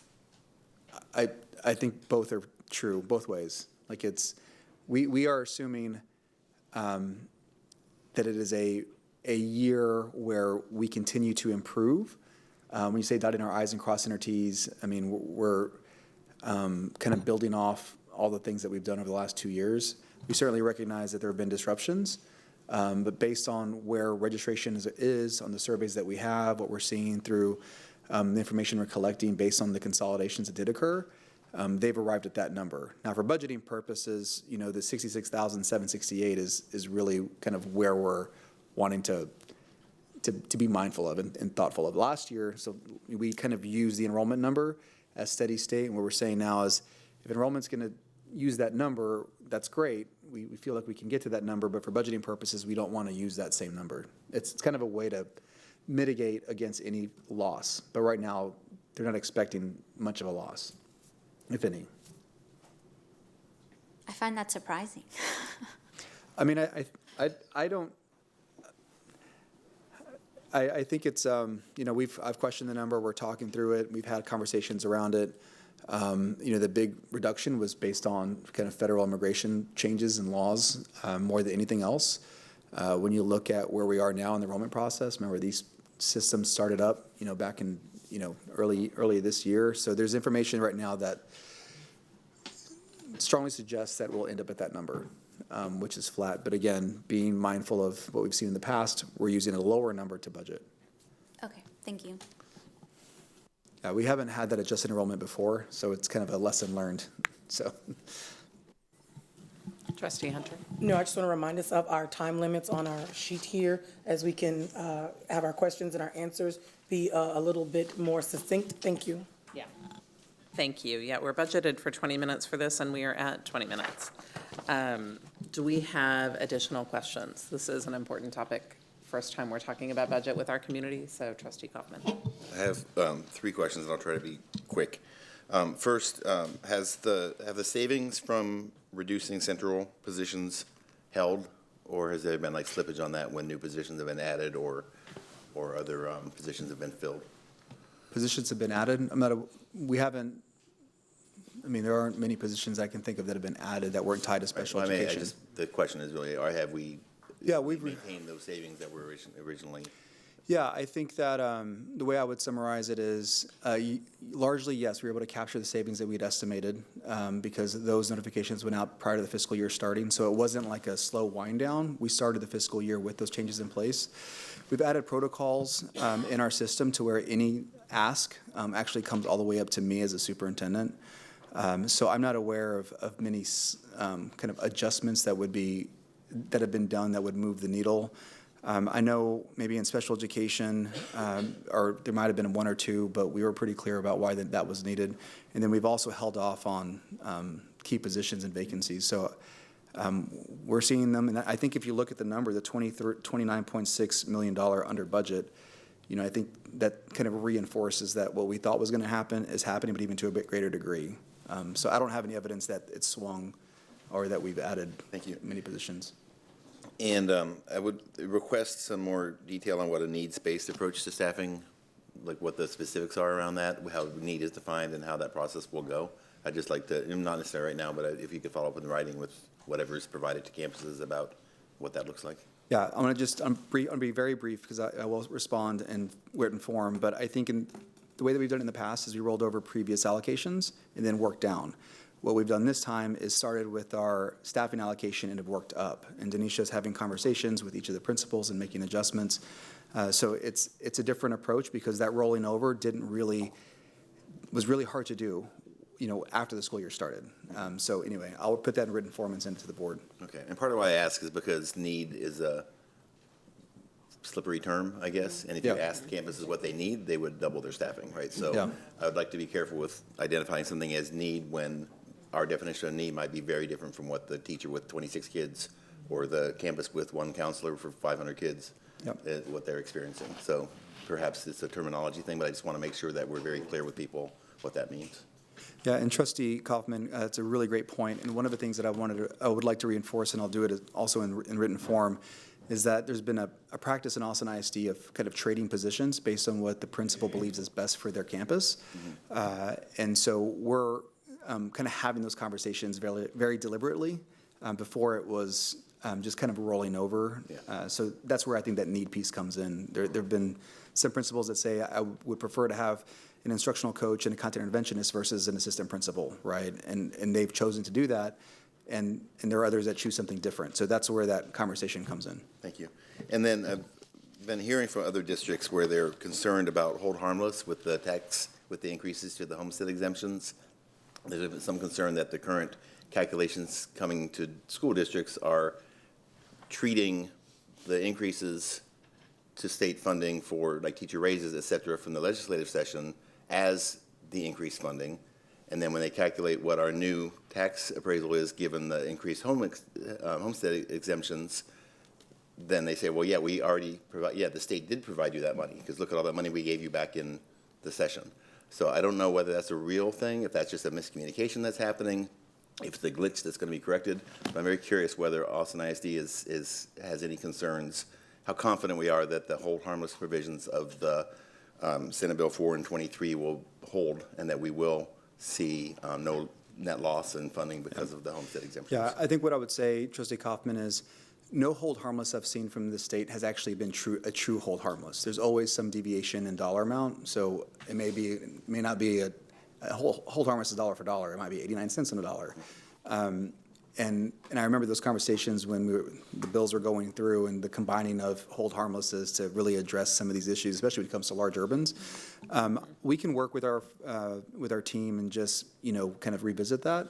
I just want to make sure we're ahead of that if it's a concern, because I mean, for example, just how I think of it is the legislature said, here's $100 that you can give your teachers raises with, and then we passed the constitutional amendment where they're saying it's hold harmless, and now we lose $80 in revenue. And then we say, well, where's our $80? They, we already gave you 100, right? But it should be 180, right? So I just want to make sure that that's not happening. And if it is something that we're concerned about, that we're part of the charge in challenging that and making sure that districts across the state get the money needed and promised. Thank you. Thank you. Anyone else? Trustee DeOreste and then Vice President just Relation. a quick kind of parrot on that, or tag onto that, is I would appreciate as we're going forward into budgeting and budget season, some sort of, overview of potential revenue losses that we might expect. You talked about the SARS, we're just talking about this. I think it would be helpful to look at maybe the top 3 to 5 ways that we might expect to lose money so that we could evaluate that a little bit. Thank you. I have a lot of questions, but I'll limit them today. I'm looking at slide number 13. Thank you. So I'm seeing budget balancing options completed. So school consolidations completed. And so there's been a lot of questions from the community, I say especially around enrollment time, which is now, wanting to know if it is the recommendation of the administration to be done with consolidations for budget purposes. Yeah, so Trustee Willie Chu, I think, you know, I presented to the board, I think right before the break, kind of what I would hope would occur in conversations with the trustees as far as what the next steps would include. I certainly want to fully support moving forward with academic vision and framework. And I think, you know, before making a final determination on consolidations, you know, I really want to kind of have that conversation with the board as a whole. You know, but I think when we talk about school consolidations in this specific slide, we were referring to 26-27 school year. And so for the 26-27 school year, like those that would have contributed would have already been considered. But, you know, I do feel strongly that boundaries need to progress. I think there's a conversation around, you know, consolidations that needs to be had with the full board. You know. So boundaries for an upcoming school year. For 27-28. 27-28 would have could have a positive budget impact. And I think long-term, it certainly could. I wouldn't necessarily tie it directly. I think anytime that you align programming, you strengthen feeder patterns, you create a stronger community like within the city of Austin, and I think that would increase enrollment over time, which would be a positive impact to our budget. But it's not directly correlated, directly connected, meaning like if we make a boundary change, it'll immediately have an impact on the budget. I don't know if that's helpful, but I think that's helpful. And I think really that the school consolidation would be really helpful to families right now. If the door, you know, if that is something that the school district is done doing, I think it would be really helpful to allow people to move on, to allow our parents who are knocking on doors, recruiting people from their neighborhood, to be able to say the school, that the district is going to keep the school open for your kindergartner, and that it's not going to be on the table next year and next year and next year. So I don't know if we want to talk about that today, so that, because I mean, I think the time is pretty. Yeah, I think what I would propose that we do is, you know, either at the board meeting in February, you know, I think that would be a good time. I think it deserves its own space. I wouldn't tie it directly to all of this. Mm-hmm. I think we need to have a conversation because to me, academic vision and framework, that kind of moving into consolidations, if we go that route, and boundary changes, again, if we go that route, needs to be discussed kind of together in isolation. Mm-hmm. But I'm happy to create space at our board meeting to do that if the trustees feel like that would be a good use of time in an efficient manner, certainly. Yeah, I think for our families, like the more certainty, the better. Thank you. Questions over here? Trustee Foster. Just one. Thanks for the presentation. A tweak that I just caught that I wasn't really aware of before that's very interesting, and that I'd like to hear the thought behind. When you speak to staffing high, or staffing according to a high projection, but then resourcing according to a separate projection. I like that, like good side protection of our people, our teachers, our folks who are doing the hard work. But intuitively, that speaks to then under-resourcing of those folks. So I'm hearing a strain on the system on the back end if that approach is taken. So am I understanding this correctly? And if so, is that accounted for? Or how should that under-resourcing be accounted for? So let me try to say it a different way. Let me pull up the slide. So the enrollment of the 69,550, that's what the projection is, correct? And so we're going to staff the campuses at that projection. And we're going to continuously, Victoria's going to give us tweaks and we'll tweak. But What we want to do is make sure that they have the ability to get the best talent out there. So let them go. Talent strategy is saying, okay, we got to be careful. We got to constantly be looking at the numbers. Because what we don't want to do, we don't want to understaff, but we also don't want to totally overstaff either. So we're going to constantly have to look at the numbers, but they have the ability to staff now based on what the current enrollment projections are. The purpose of the adjusted enrollment number, the 66,768, that is to give us some flexibility in the budget so that we don't find ourselves in October of this coming year and we didn't have any cushion built into the budget. Did that help? Yeah, no, I guess I understand the concept, but as that plays out, if we staff at a certain level and then we shrink on the resource side, and when we're talking about what we're calling a resource size for lack of a better term, that's only like 13%, right? So taking a chunk out of that is very meaningful. So what I end up hearing is a strain in terms of this many people, but you've shrunk in some ways the resources that support those people. You will have on the other side of the budget, right? And then it is a strain in advance because what it's going to make us do is make the harder decisions now instead of waiting until next year if the budget numbers are lower and then you have to make those harder decisions, right? Because either we're going to have to be strategic and try to make some of those decisions now when creating the budget, or we can go all in and plan for the 69,550 and then know all of those hard decisions are going to be harder after snapshot if our enrollment is not at that number. Okay. This is something I think I'm going to have to keep thinking about, and I think that our community is going to have to, we're going to have to communicate well as to the implications of the shrinking budget when we remain committed to our folk, but shrink other aspects of the budget. That will hurt. It will. In sort of tangible ways, and I think we're going to have lots of conversations to help folks get that, because if I'm a teacher and there's fewer resources, I'm going to feel that acutely. Yeah.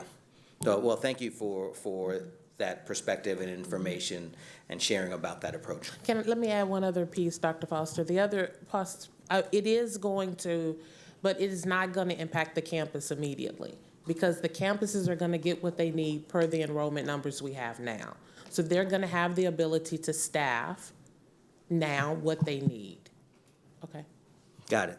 Thank you. Yes, sir. Thank you. Additional questions? I have a follow-up for that, which is we know that, you said 80% of our budget will go to staff, roughly. 87. 87. And we know that that's our biggest expense. And I know that there are some districts in the state who ended up having reductions in force mid-year. I just want to be sure we're not setting ourselves up, assuming we're going to have more kids than we end up with and ending up in a situation where the only way to get our budget to be sustainable, workable, even to get through the year is to have some kind of conversation about letting people go mid-year. And so what is our planning for that, and how you talked about adjusting as we get closer, but how can we be sure we're not promising people jobs that won't be there? So let me respond first.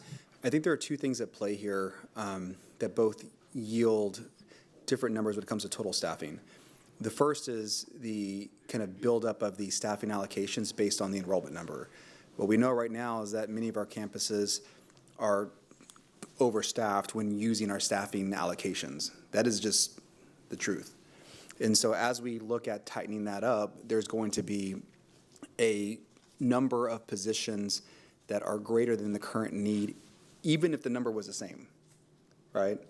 And so as you move forward and think about kind of going through a budgeting process and identifying a staffing allocations based on our kind of, not our new methodology, but our new way to implement, I think what you're going to find, President Boswell, is this kind of an offset that occurs in the system so that you're going to see some of these surplus allocations now be able to be kind of preserved for when, if and when that we have to take that loss, if that makes any sense.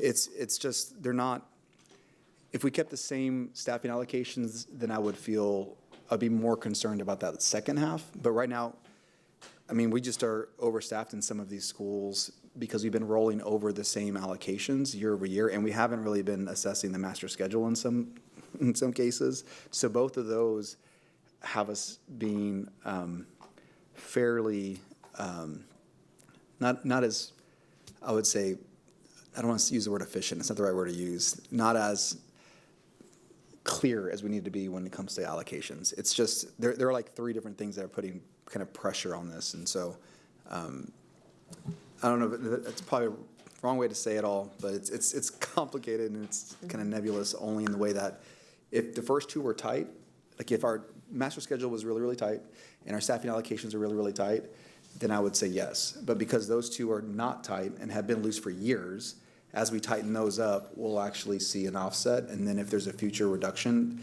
you won't see the swing in the same way, because that'll be kind of born out of the efficiency that you created earlier. Maybe I can write it up some way. Good. So let me say this also. So the 69,550, even if we have to make a decision, even if we believe that number is high, but the 66,760 could be low. And what we don't want to do is be so conservative that we don't give our teachers the opportunity to staff for their campuses, right? But what I will tell you is we meet with talent strategy. Denisha and I probably meet 2-3 times a week, but at least an hour. And we go through these things with our team. So we should be constantly looking at what the enrollment projections are, and not even what just the projections are, how many kids are truly enrolling. Making sure we have a good grip on that. We have a good grip on how many people Denisha and Talent Strategy has hired, and then what's in the budget. And that's the piece that's important, is that all three areas have to be linked together. Instead of Victoria going off making numbers, Denisha staffing, and then the budget ends up being overwhelmed. And we have to do what you just said. It's all about making sure all three are in conjunction together. Okay, thank you. And I assume it sounds like it'll be dynamic as we continue talking about this month to month. I mean, obviously in your work with talent strategy, but also in what comes to us. So, okay, thank you. That's helpful to know. Just a couple more quick questions, and I'll send everything else by in writing. Are we considering more property sales? I know our community, our neighborhoods, our families are asking that question, and is that part of what we're looking at? Yeah, so President Boswell, one of the things the team and I are looking at and have already begun to assess are additional property sales, or I should say monetization of properties, because there's repurposing, there's long-term ground leases, there are fee simple transactions as well. We'll be able to give a board update and exec session, I would say, at the board meeting in 2 weeks to kind of share with you where we are, but we have developed a preliminary assessment of all available property that we have and kind of different paths for each of them. And I want to share that with the board and exec, but we just kind of finalized that analysis a week ago or so. Thank you for that. And just want to make a statement that I know we're looking for shared opportunities with the city, county, and district. And seeing our SHARS funding fall so steeply, I'd love to explore whether there are opportunities with Central Health, with someone else, to maybe help us fill that gap for people who are in our community, and whether the district also has possibilities for giving something back. I don't need an answer on that today, but I think just making sure we're asking those questions. And then the other thing is, I saw in strategies for other districts virtual options. I think we know that a good number of those 3,000 students who are not with us now, and the same is true, I think, for lots of other areas, are likely students who have people in their families who are undocumented. That anecdotally is what we're hearing all over the state, and virtual is an option to help support some families perhaps. And I know some districts are considering monetizing virtual education for perhaps offering a high-level chemistry class or math class for homeschoolers, just as on an a la carte basis too. And so really want to be thoughtful about whether virtual school might be an opportunity for us. You know, a lot of small districts can't offer the variety that we do, the linguistics, the mathematics, the sciences, the high-level AP classes, whatever that might be. Desperate times call for desperate solutions, and I want to be sure we're not rushing into that for no good reason, but also not overlooking that if that might be part of what can help us carry through this moment. Thank you. Anyone else?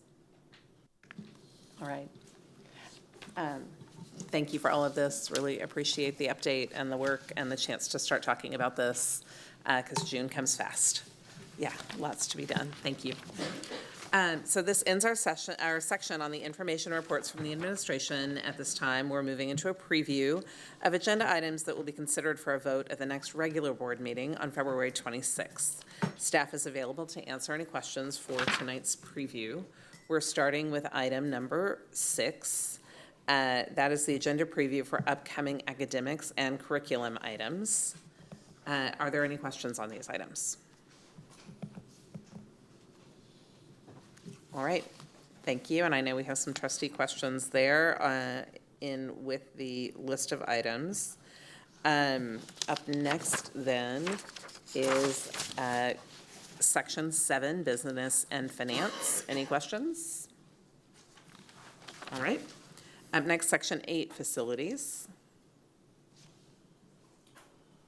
Okay, up next, Section 9, Talent Strategy. Section 10, Policy. Yes. Yeah, I just wanted to clarify regarding the scheduling on the grievances for that change in policy. Is that correct, the way that's phrased?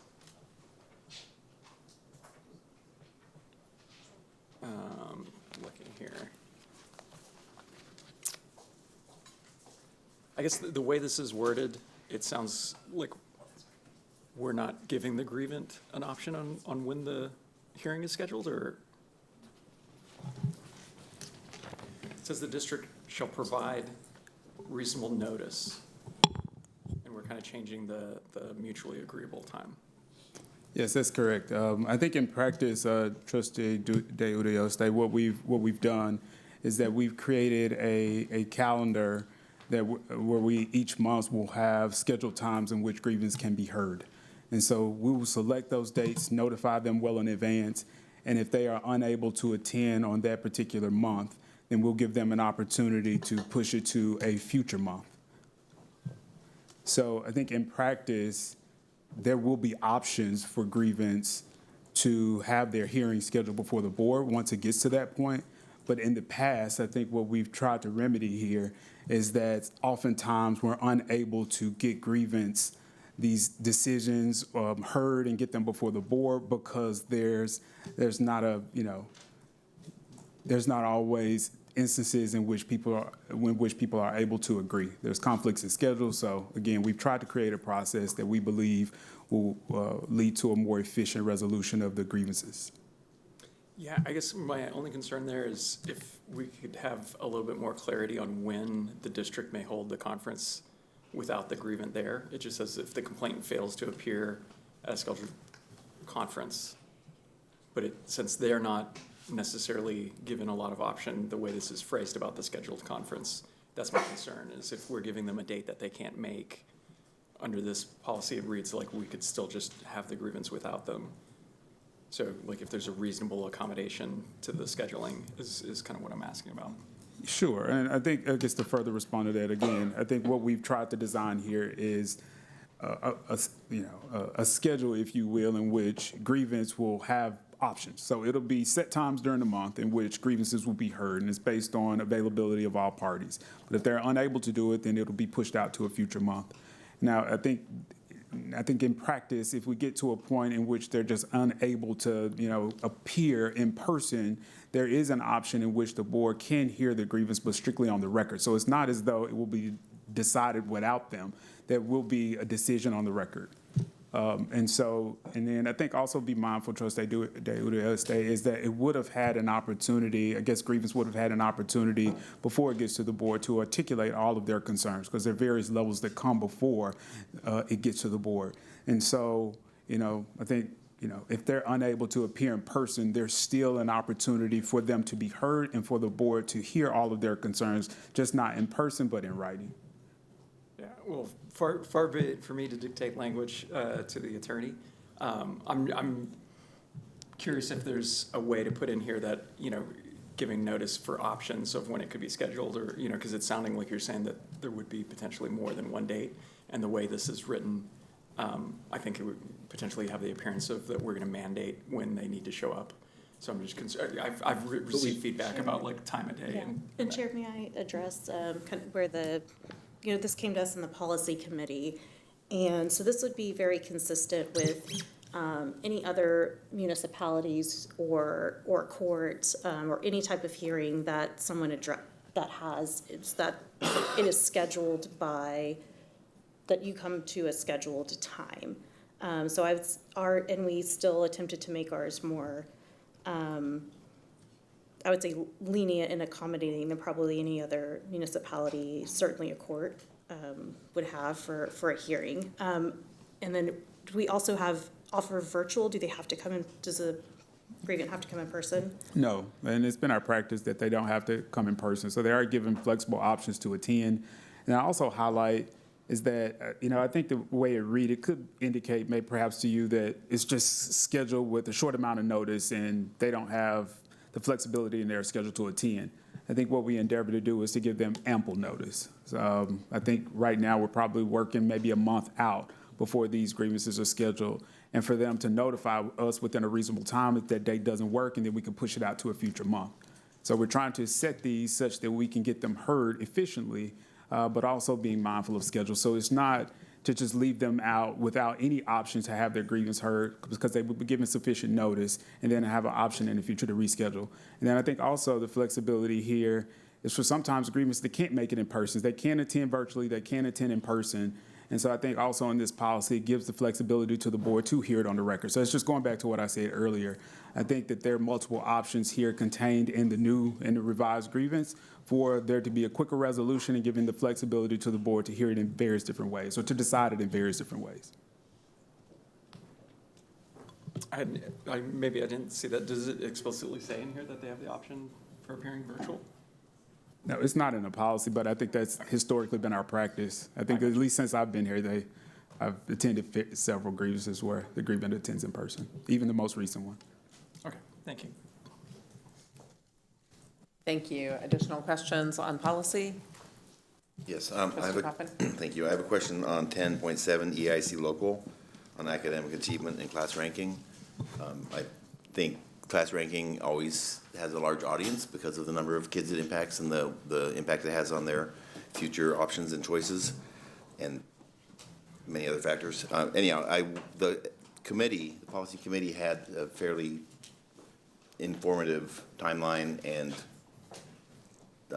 slides that explained the rationale and what the changes were. But as far as I can tell, the posted documents only include the change and trustee questions. Can you add is there any reason not to add those explanatory documents to the public posting? I can do that. Okay. I'd appreciate it. Otherwise, I would ask questions now, but as long as it's posted so people can see before the voting meeting, I'd appreciate it. Thank you. Additional policy questions? I just have a brief one about 10.8, board committees, and the language says that the president appoints trustees to serve on committees. It doesn't really reflect our practice. Our practice has been that the officers gather and come up with that, and I think that fits our practice and just our general way of doing things a little bit better, and wonder if there's a reason not to say officers rather than president, and if any of my colleagues would object to that, or if it would create a complication to have multiple people responsible. So that was not one that we changed. It was already in the policy as such, and so I think if there is a desire to change it, we can bring it back to the policy committee. Or on policy committee? Yeah, okay. And I'm comfortable with knowing that we elect a president who will be collaborative in decision-making and then will gather input from the officers or the whole committee before making those decisions authoritatively.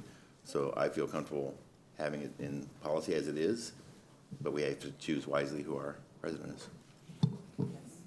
Okay, yeah, I don't have strong feelings about it, just wanted, it was very different from what we do and didn't feel very us, so, okay, thank you. We can, if the policy committee wants to consider it, I will take your recommendation, and if not, then we can, yeah. Leave it to the boss. Leave or discuss, thank you. Okay, next up is group 11, which is items for separate vote. For terminations, and then I assume, Josh, at our voting meeting, we will have an executive session in the script before those, so we can talk about it. Thank you. Okay, and that's the end of our agenda preview. Thank you all. Next up is student achievement. We have 3 items we're talking about, 2 goals and 1 constraint. Tonight, this is part of our commitment to discuss student achievement, so we will start with a presentation on scorecard item 2.1, that's second grade numeracy. All right, thank you. One, I have some things I have to say, sorry. Before we hear our presentation, we need to confirm that our monitoring report is complete. The following questions help us determine if the monitoring report is complete. Does it clearly show the goal and interim goal being monitored? Does it show data for the 3 previous reporting periods, preferably on a line graph? Does the monitoring report clearly show the current reporting period? Does it clearly show the target reporting periods, both annual and deadline targets? Does it clearly show the superintendent's current view via a defined set of indicators of system performance relative to the goal? Does it clearly show supporting documentation that is evidence of the superintendent's understanding of the system performance? And if we are not meeting the target or the superintendent's understanding of the performance indicates that implementation is not on track, does the report clearly describe systemic root causes, strategic responses, and the rationale for those responses and any needed next steps? Does anyone have evidence that these elements are not there? All right, and that list comes from our Lone Star governance coach who has worked with us. Okay, so now we will turn the floor over to the superintendent for the presentation. Thank you. Thank you, President Boswell. The team and I will present on the board monitoring report. I have joining me Jennifer Pace, Assistant Superintendent of Elementary School Leadership, Dr. Marianne Maxwell, Assistant Superintendent for Academics, and Jennifer Jones, Director of Elementary STEM. And so this is part of our existing scorecard, and want to make sure I'm on the 12.1. Oops. Yep, we're good. The percent of third grade students earning meets grade level or above on the STAR mathematics assessment in English or Spanish will increase from 39% in June 2024 to 55% by June 2029. That is our second goal, labeled third grade numeracy. The goal progress measure that was selected, entitled second grade numeracy intervention, states that the percent of second grade students scoring in the recommended for intervention level on the NWEA mathematics achievement score proficiency indicator below 30 percentile in English and Spanish will decrease from 37% in June of 2024 to 29% by June of 2029. This is one of the ones where going down is good. The overall initiative that the administration that's aligned with closest to this is Foundation First, early childhood.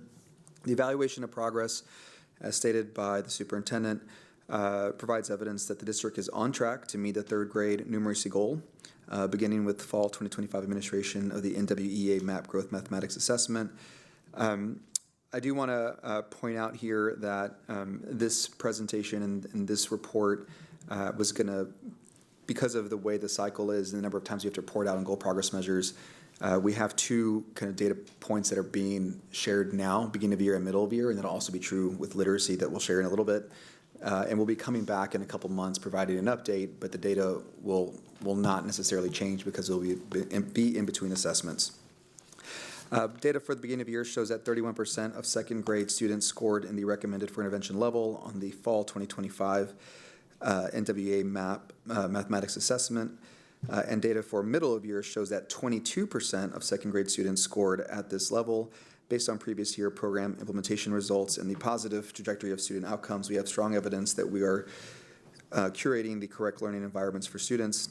The district expects to see continued growth in math outcomes for increased focus on math practices and resources. As I hand it off to the team here, one of the things that I want to point out when you look at the data, just overall, this is a positive report. When we think about what we're wanting to see, it's aggressive downward trajectory. We also want to see growth and us kind of moving to reduce gaps between student populations, and all of those are reflected in the data that we're sharing today.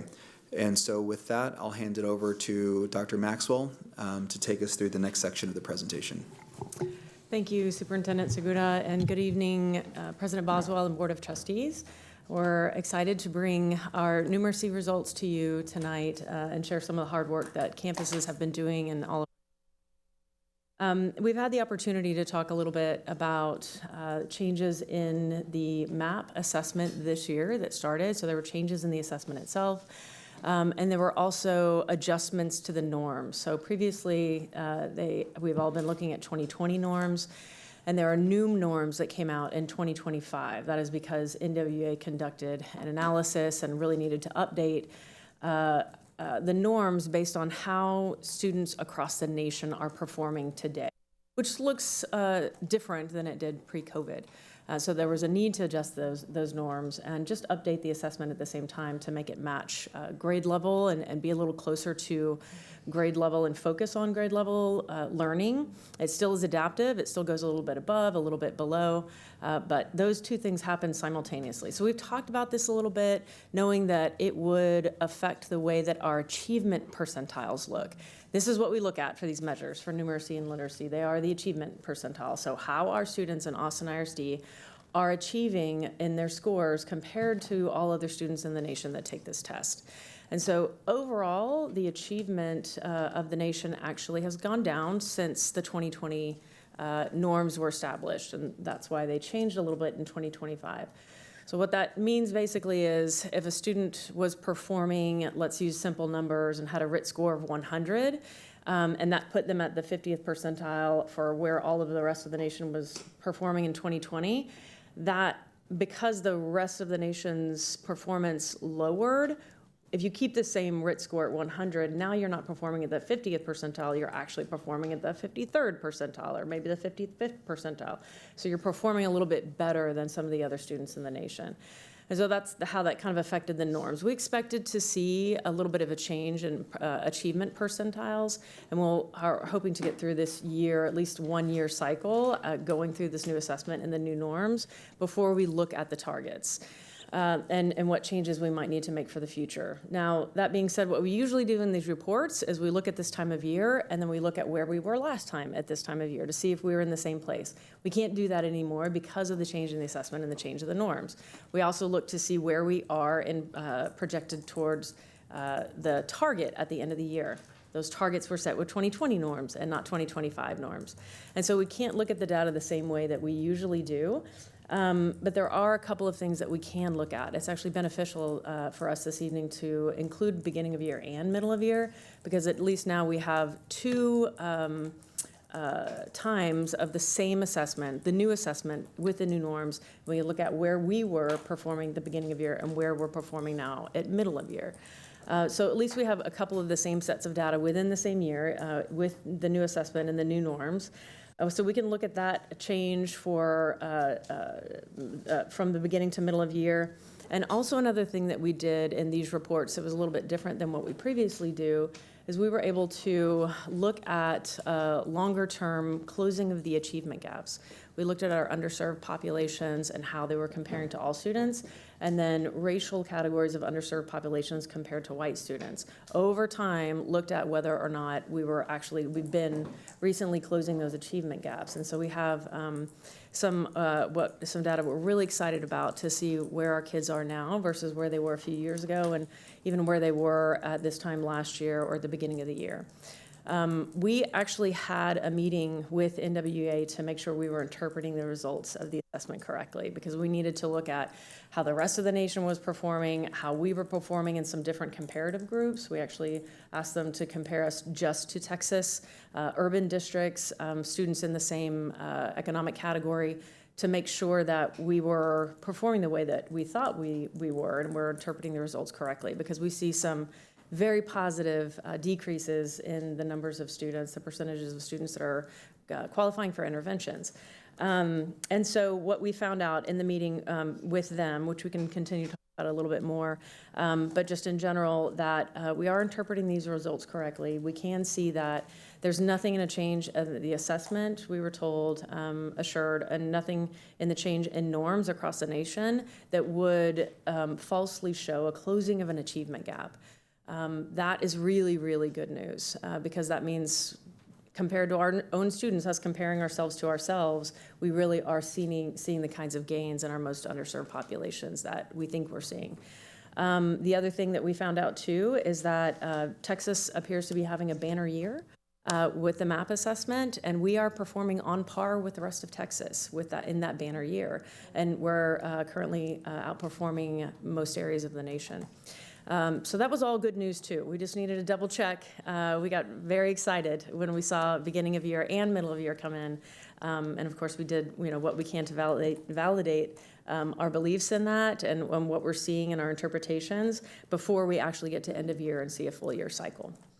And so you can see that, again, we usually have this line graph right here. We usually look at where we are now at beginning of year, middle of year, and compare that to where our targets were or where we were performing in previous years and what the targets are. That's not a comparison that really is meaningful right now until we get a full year's of data, and then we can update norms accordingly.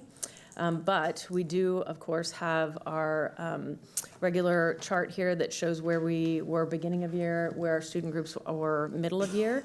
And I'll hand it over to our Elementary Director of STEM, Jennifer Jones, to walk us through the data. Thank you, Dr. Maxwell. Good evening. Very excited to get to share the performance of our students in second grade for this. So just as a reminder, the way that we identify students on the math assessment, whether they're taking English or Spanish, in this case, the majority of our students all take English. There's only certain parameters for their language proficiency of if they would take Spanish. If they qualify, their achievement level is 30th percentile or below, then they are flagged as students in need of intervention. So just to remind everyone of what that measure is, Dr. Maxwell explained the changes to the assessment and us ensuring that those changes are not, giving us false positives, I guess, in the data. Another thing to just keep in mind is that we're really going to focus on these highlighted yellow areas because these are two data points within the same assessment, same year, whereas even though we're going to show the historic data, that is a different version of the assessment, and that is with the 2020 norms, which would not be measuring the same thing. So they're off to the side for your reference, but just remembering that we're going to be focused in that middle section. And with that, I'd like to share some really great highlights of our data. So when you look here in the middle column, of course, we have all students, which is our overall goal for this GPM. And in that column, you will see that from beginning of year to middle of year, we're going to look at the change there. We have actually decreased that percentage. And so we started the beginning of year with our fall assessment point at 31% of our second graders being flagged for intervention. And we decreased that to middle of year by a significant amount, and now 22% of our second graders are being flagged for intervention. Now, one thing to note between the two checkpoints of when we actually give this assessment to students, our beginning of year is the first few weeks of September, and our middle of year is a couple of weeks in December before we do the winter break. So there's not a ton of instructional time between those two checkpoints. We talked about this the other day, but a lot of Texas or other places in the nation may actually be giving their middle of year checkpoint as well as into late January. And so you really have this large window. We give ours earlier.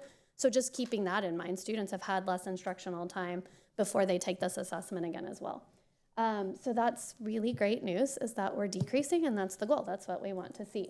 We're also going to dig into our actual student groups here because there's some great celebrations within that data as well. So one of the first student groups that we're going to look at, again, all students we decreased by 9%. So we're going to look at that American Indian student group. We don't have a big sample size there, right? It's small. It kind of varies year to year of how many students we have in that group.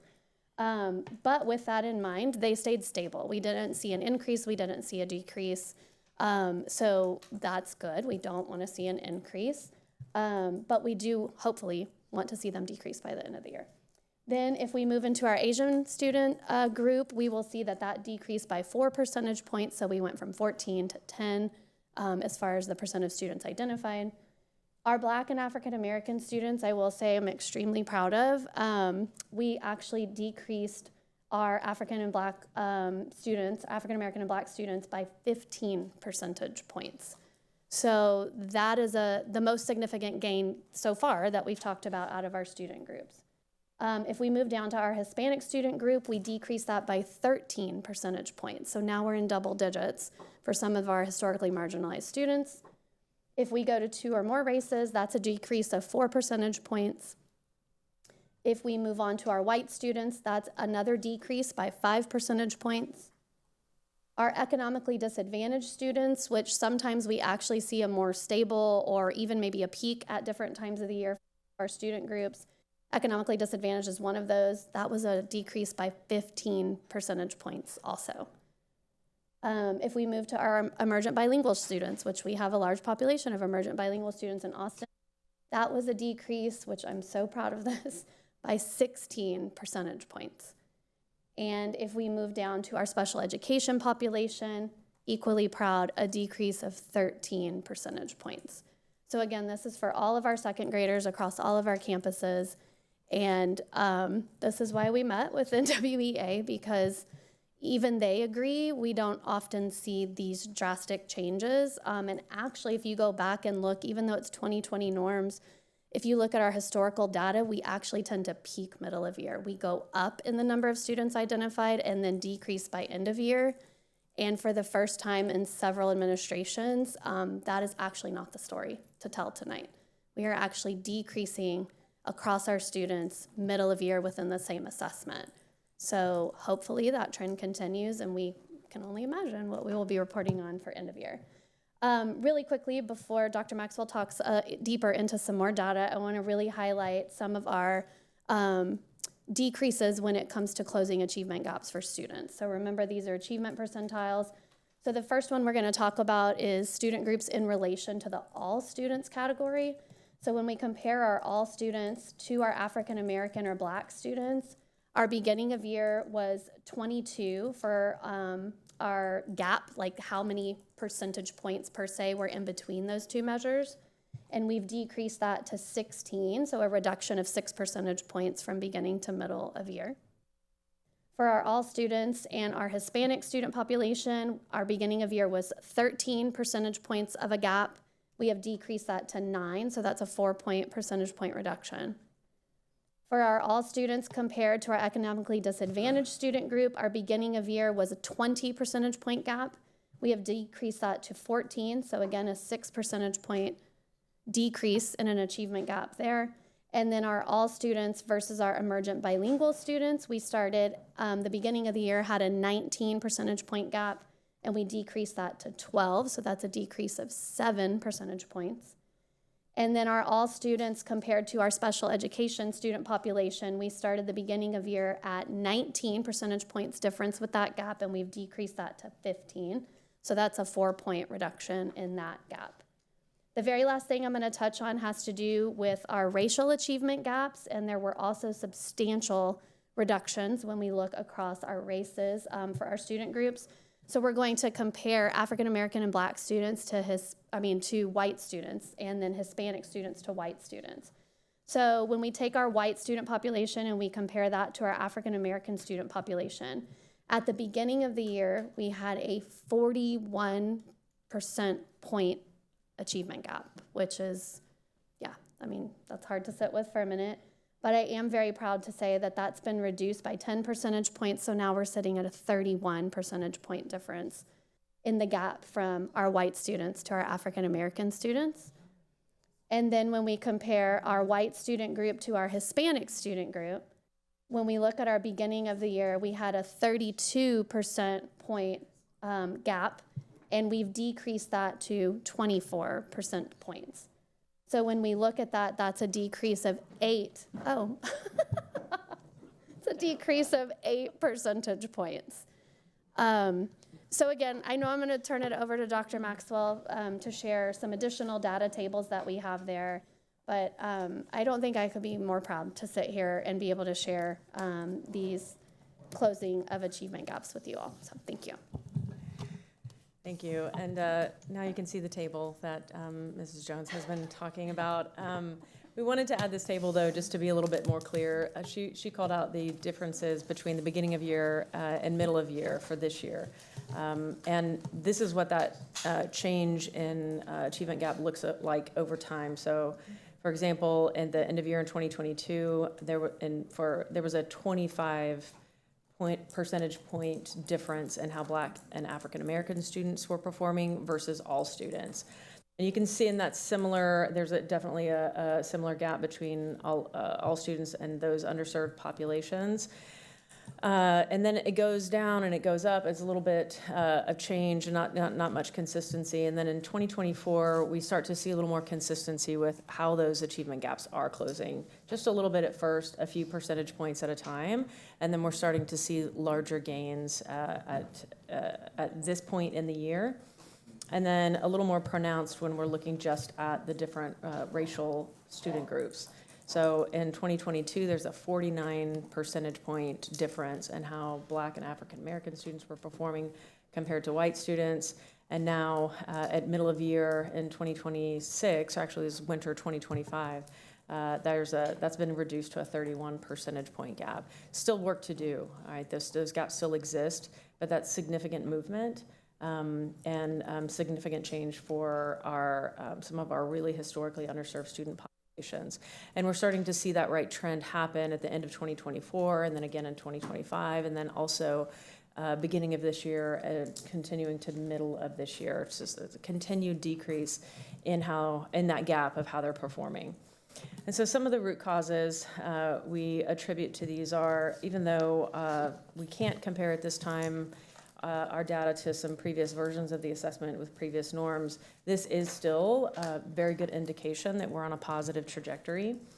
And that we are also looking at additional data on top of this as well. This map data is in second grade is the data that we include in this report, but we regularly look at how students are achieving on other assessments. We look at the percentage and levels of curriculum implementation and the usage of curriculum and how well it's used. We're looking already at STAR projected proficiency results, which we have in a different report tonight, that show many of these campuses are already projecting at middle of year to perform higher and have more students at the meets and above level on STAR than they were at the end of year last year. So we continue to check various indicators and various factors that kind of make sure that we are seeing the same things across the board and that all of those things are matching at the same time to really know that we are looking at the right trajectory and we know we're going down the right path. These results also align with research and evidence that shows consistent implementation of HQIM, and then a really important piece there is that you have really high quality curriculum-based professional learning, not just given by us, but given by campus leaders and teacher leaders that really support this work and instructional coaches that goes along with those instructional materials. When you do that over time, it does significantly close achievement gaps. It improves performance overall, but it especially closes achievement gaps because all students, regardless of background, have access to grade-appropriate instruction and rigorous content. There is a cumulative effect, a positive cumulative effect that you see about that over time. We've talked a little bit before about when we know students aren't on grade level, that compounds negatively over time if they don't receive the right instruction, high quality instruction and the right interventions. And so this is the opposite of that. Over time, we will see positive results, they're cumulative results. So as these second graders still continue to matriculate third, fourth, and fifth grade and into middle schools, we expect to see that trajectory continue to show us gains. And as discussed, we still have achievement gaps that persist, but these early results really indicate that we are beginning to close those achievement gaps among our student populations. We'll continue to monitor that, of course. We always are careful looking at it and use multiple sources, but you have to continue to be careful looking at all of those things to make sure you're interpreting it the right way. Excuse me. And so we'll continue to do that with the new assessment and with new norms to make sure that we're on the right track. And now I'll hand it over to Jennifer Pace for outliers and next steps. Thank you. Good evening, trustees, President Boswell, Superintendent Segura. I have the pleasure of highlighting some of our campus outliers, and these are campuses that highlight or exemplify our math beliefs in action, that engaging hands-on, data-informed instruction and strong foundational systems lead to measurable gains for students. And so these campuses are doing that, and they serve high percentages of historically underserved students by implementing consistent structures for collaboration, coaching, and targeted intervention. So Campbell Elementary, they had an 18% of their students at recommended for intervention, which is significantly lower at our beginning of year rate for the district of 31%. It was an 11-point reduction from the prior year, and they increased their median percentile by 16 points. Likewise, at the middle of the year, they were significantly below the district average. They came in at 18%, average was 22%. That was a 20-point reduction from prior year, and increase of 15 points in their median percentile gain. And some of the things that contributed to that, they had a really strong first grade team that provided that foundational support for students and increased their success in second grade. Additionally, they had smaller class sizes, and they were able to trade one position for an instructional coach, and that coach really helped strengthen PLCs and help teachers internalize lessons, which enhanced Tier 1 instruction and Tier 2 and 3 interventions across the board. Palm Elementary School, also they had 26% at recommended for intervention at beginning of year, lower than our 31% average. And at middle of the year, 21%, lower than our 22% average. They both reduced the number of students flagging for intervention from the previous year and increased their median percentile score. So they're increasing achievement. And they were in the top 5 of the band 1 and 2 schools for their median test percentile score.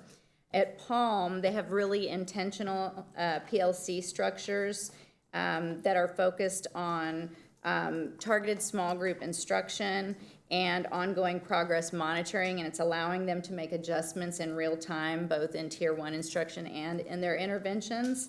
And they're focused on student goal setting and having individual conversations with students to track progress. They also attribute success to a really strong, experienced first grade team, which lays that foundation for success in future grade levels. And just a lot of student ownership of learning through their student goal setting. And then Pleasant Hill Elementary, 30% recommended for intervention, which was on par with the district, but it was a 26 percentage point reduction from the prior year. That was at beginning of the year. And then 23% at recommended for intervention at middle of the year, which was also on par with the district average, but it represented a 22-point reduction from prior year. And in both instances, they had double-digit gains in their median percentile score. And so some of the things that contributed to their success is having a really focused PLCs on the use of HQIM, and then consistent weekly intervention for small group instruction. And then they really made sure that when they were lesson planning, they were really thinking about where students were going to struggle and where students were going to need to be pushed. So just trying to differentiate and individualize instruction. They also did kind of flexible grouping and shared students for intervention, with teachers focusing on different aspects of math to close gaps. And then I just want to rave about a few campuses too that didn't necessarily come in below average, but Cook Elementary had a significant reduction, a 35-point reduction in students that were below benchmark at BOY, and 39-point reduction at middle of year. Additionally, Langford, Walnut Creek, Pickle, Norman Sims, and Wynn all had large reductions in students who were scoring below the benchmark and increasing their median percentile gain. And so we can just see that instructional planning and PLCs and intervention is driving student achievement and gains in our SRI Band 1 and 2 campuses. And so I'd like to talk a little bit about our next steps and where we will go from here. We'll continue to build on the positive gains we're seeing in early numeracy through clear instructional expectations, targeted professional learning, and more robust systems for campuses and students. So we would reinforce expectations for TEKS-aligned math instruction and using HQIM as intended, emphasizing conceptual understanding, procedural fluency, and real-world problem solving in a progression from concrete manipulatives to representational models to abstract reasoning. We will still provide monthly professional learning around early numeracy and math curriculum and best practices for structured math instruction, and to support principals, assistant principals, instructional coaches, and teacher leaders in leading campus-based professional learning and PLCs. Executive directors will work closely with our academics and leadership team to differentiate support coaching based on campus needs and data, and that would include math-focused coaching cycles, observation and feedback, and calibration of expectations, and working on high-leverage action steps for teachers and principals to build capacity. We will enhance our MTSS systems to strengthen Tier 1 instruction and to refine Tier 2 and 3 interventions through supported monitoring and reflecting on data analysis. And we're going to provide data coaching for guidance on grouping, goal setting, progress monitoring, and instructional adjustments. We'll also provide increased coaching support, prioritize professional learning, and targeted resource allocation for our campuses in need of additional support. And we'll continue to analyze root causes and implement responsive action plans to reduce gaps. We will increase parent participation through our math newsletters, but also family workshops such as math nights, STEM nights, make and take sessions, and just providing access to tools that support learning at home. We want to continue strategic placement of our interventionists and our instructional coaches, and also ensure schedules protect intervention blocks and daily small group math instruction, and that they reflect instructional components and resources.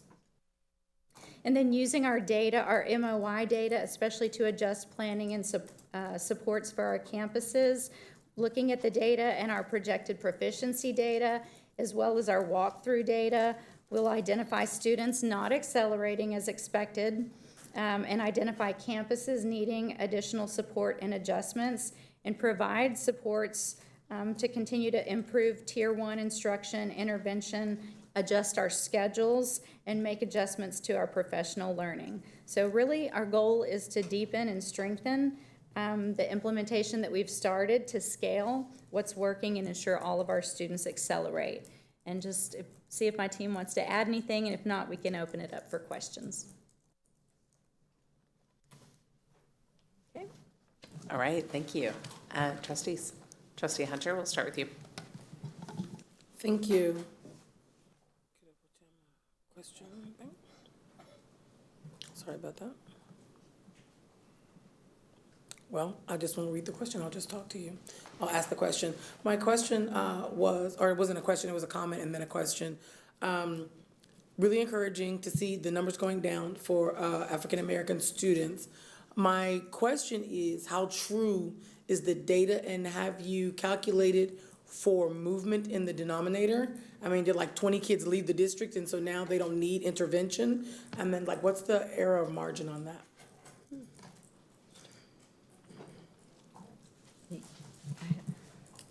We didn't look at the denominator. If you're asking if we looked at the overall N and number of students, yeah, and I mean, to if we see if say there was that, a significant change. We say, you know, that 16% or whatever the number is, right, has gone down and the number of students that need intervention, that's good, that's encouraging. But did 32 kids leave?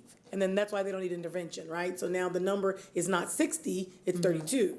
That's what I don't know if that's something you're considering, and I'm just. We didn't consider it, I mean, and I think it maybe, I mean, we can certainly look at that. I would think, in my mind, we didn't consider it because we saw it happen in so many populations that it would have had to have been like that much loss in all of the populations, which also affects denominator and numerator, right? And so I don't think that we can look at that and see if that might have been a factor. I just think that's important because I'm looking at it from the lens of history and people hearing, so yes, because we know, because we already looked and we can give you an answer right now. These are the same kids, they're doing great, right? So I'll move on from that. So I always want to be able to give our community clear answers with as little ambiguity as possible. Sure. And then the second thing I'm sad about is that given that the numbers are true, that we can't, calculate or even quantify how our students must feel and our families must feel with the progress of their students. So that's really what's important. I mean, the academic stuff is great, but if kids feel better about themselves and about their academics, as a middle school teacher, I can tell you they're going to do better when they feel better about the work that they're doing, and they're having opportunities to do, deeper work. Thank you. Yeah. Thank you. Come back to me. Okay, I'll come back. How about down here? Trustee Kaufman. Thank you for the presentation. I'm excited about the potential for increasing parent participation with accessible tools to support learning at home. Given what we know about the importance of the parents' role at home, what are some of those tools that you're finding effective, or have you measured to see whether some of the tools that are provided to parents are effective and contributing to growth?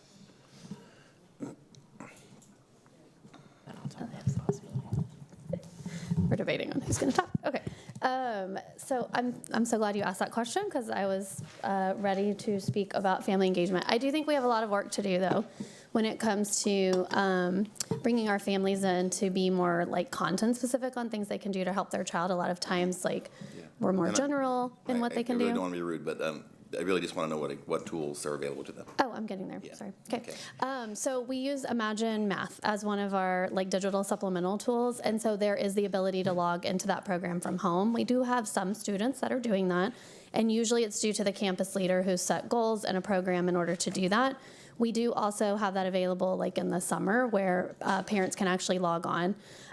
We do have the family newsletter also, which isn't like a tool per se, but it is something that goes home with each instructional unit, and a teacher can send that home, and not only does it have content-based information for parents that you can translate into 128 languages, but it has activities that parents can actually do with their kids that it's not they're teaching math content, but they're growing and cultivating a love of math and something they can connect on. So those are the things we have right now. There's always room for improvement, and we do have goals to improve those things. Yeah, okay. Well, sometime offline, I'd love to learn more about the reach of the online tools at home and how we're promoting those tools for the use of parents to help their kids. Are we banking time with this measure still? Yeah. Are we still doing that? Okay. If we weren't banking time, I would kind of question the 8 bullet points on page 6, because with the exception of changing the year, changing it to MOI 2025, this seems like exactly what we would have seen in the plan for what we're going to do, what we would have seen for next steps the last time we looked at this data. It just seems like this very, very generic overview of our approach. I'd love to be able to move forward in our work to where we can know very specifically of all these 8 things we're focusing on, the one we're finding where we're faltering is this one. So we're really going to target with the fact, because we recognize that this wasn't happening, so we're adjusting. That would give me greater confidence, I guess, in terms of as administration, understand where we're at and how to get to where we're going to go. It would give me greater confidence to know specifically, these are some things that we're doing course corrections on, because this really sounds like this is what we are doing. And then I want to echo the call from Ms. Hunter, you know, as you know, I often like to pick apart those percentages and figure out how many kids is that actually. And I think when we talk about the N rather than the percentage, it's easier to look at each number as a child who's either being successful or not getting the support they need. So I would love to, if it's possible, I would love to see the ends for all of these, to see, like she said, we saw that there were 27 fewer students this year, right? And that helps us put in perspective of like impacts on lives. So I would love to see the ends included when we see the percentage changes. Does that make sense? Yes, sir. But it's, yes, the math I think is something that I understand the way Trustee Hunter said it, I understand that way you're saying it, but when we cross years and the way that the denominator and numerator kind of calculate out, I just want to make sure when we present it again, we're really precise in how we show it, because I don't want to, I think it could be misleading that somehow they're not accurate, but because it's beginning of year and middle of year, it's really easy for us to track. That's fine. Yeah, I think whatever way it makes sense to interpret it, but yeah, 1% of 100 is 1, but 1% of 10,000 is 100. Like, that's a big difference in terms of impact to lives. So I would just like to be able to understand. It's a different approach from what she's saying. She's more about, are we talking about mobility? Are these the same kids? Are we seeing improvement for these kids? Or are we seeing changes because of movement? I'm really wondering, like, just how many lives are we impacting? Like, how far away are we from our target? And when we talk about 5-year goals, you know, it's because some of our goals, honestly, some of our goals are, you know, we're going to have, 200 kids in the next 5 years. And that's 40 per year across 120 schools, which means every third school is going to improve 1 kid a year. Like, that's how sometimes these numbers play out. And I would love to kind of just really be clear on the numbers of kids we're talking about when we're talking about the percentages. Whatever way it makes sense to interpret it accurately, that's great, but I think the percentages in themselves are limited.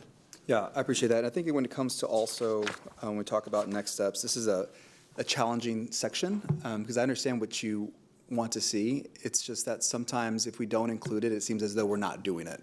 And because of a system improvement, continuing to do a good thing and with more intentionality is a very positive thing to do. And so we're always talking about, like, adding something new doesn't mean that you're going to improve.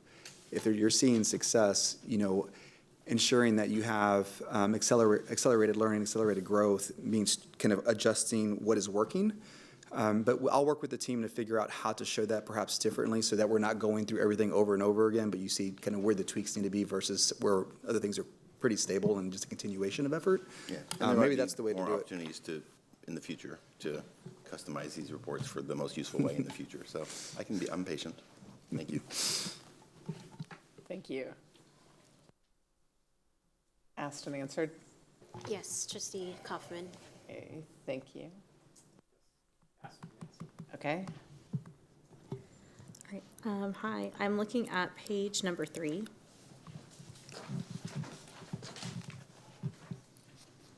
Let's see. And so I'm looking, historically, like with the same norms of end of year identified for intervention and then beginning of year. And, I'm noticing, large, I guess, like, can I call that summer slide? Where the end of the year identified for intervention for some of our groups are, like, there's a big gap over the summer. And so when I'm seeing, like, these really, really big gains, like from beginning of the year to middle of the year to end of the year,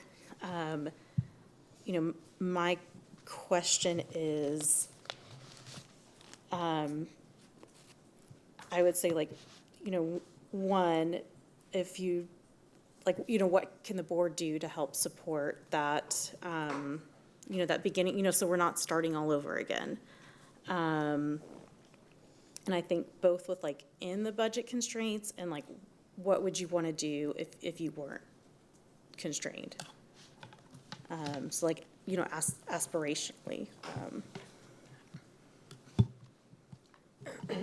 Yeah, so it's a good question because summer learning is expensive and doesn't always come with funding, although we are certainly looking at ways to find days and get funding for additional time and opportunities with students during the summer. You know, it looks a little bit different over the years, for sure. What we have started to see a little bit, though, I think previously, say in between, you know, end of year 23 and beginning of year 24, you do see kind of a clear rise coming back beginning of year. We started to see less of that actually between 24 and 25. A little harder, you know, to look at last year and this year because of the way the assessment and the norms changed. But we would even want to see, there will always be summer slide just because we, you know, don't have not all students have the opportunity to really experience enriching things and learning and all that during the summer. But if we do continue to see these cumulative effects happen year after year, that summer slide, if it does still exist, should be less and less. Now, that being said, you know, like I said, we're always looking at ways to really get quality time with students, especially our most vulnerable students who benefit a lot. We are looking at different programs this summer, definitely some bridging programs and opportunities. And then, of course, we have some campuses that are joining and becoming new community opportunities for them to get some time with each other as a community and with teachers and students as well. So I don't know if I have a specific ask for you, but as we continue planning summer school, which we've just started doing, we could bring more specificity to that. Yeah, sure. And then, you know, I serve on the joint subcommittee, so if there's, you know, anything you would like me to bring to, you know, thank you for attending, you know, bring to other groups to, like, you know, to show the progress that we're making, and then historically, you know, what has happened over the summer. There's, you know, our whole community wants to support our kids. Yeah. So, thank you. Thank you. Trustee Singh is with us on Zoom, and I think has something to share. Yeah. Hello. Hi, everyone. Can y'all see me and hear me? You can? Okay, cool. All right. This is so exciting. Superintendent Segura, I'm really so heartened to see so many of these gaps closed. And as Trustee Willie-Chu just mentioned, like, we did share, I guess, some of this information at the last joint subcommittee meeting, and people are really excited to see the closing of these gaps. So great work. I do want to echo a little bit of what I heard some of the other trustees say about family engagement, but my questions that I submitted ahead of time really get to the heart of the matter. Is I'm really interested in knowing if parents and guardians know how their kids do and understand how their kids are doing on the map, and if they are communicating with teachers or, you know, having conferences. I know we have conference days scheduled, and I really do hope at some point we get to a point in developing our systems that we can quantify and use MTSS or whatever tool it is to really track how well our parents are and guardians are understanding how their kids are doing on these tests. I think that's really going to be helpful for us. The other thing I wanted to ask about is, thank you for putting all of the campus by campus data in. That's always very helpful to see how our individual campuses are doing. I was curious about something that has come up, periodically on this dais, which is the difference between students receiving SPED services who are economically disadvantaged and students receiving SPED services who are not economically disadvantaged.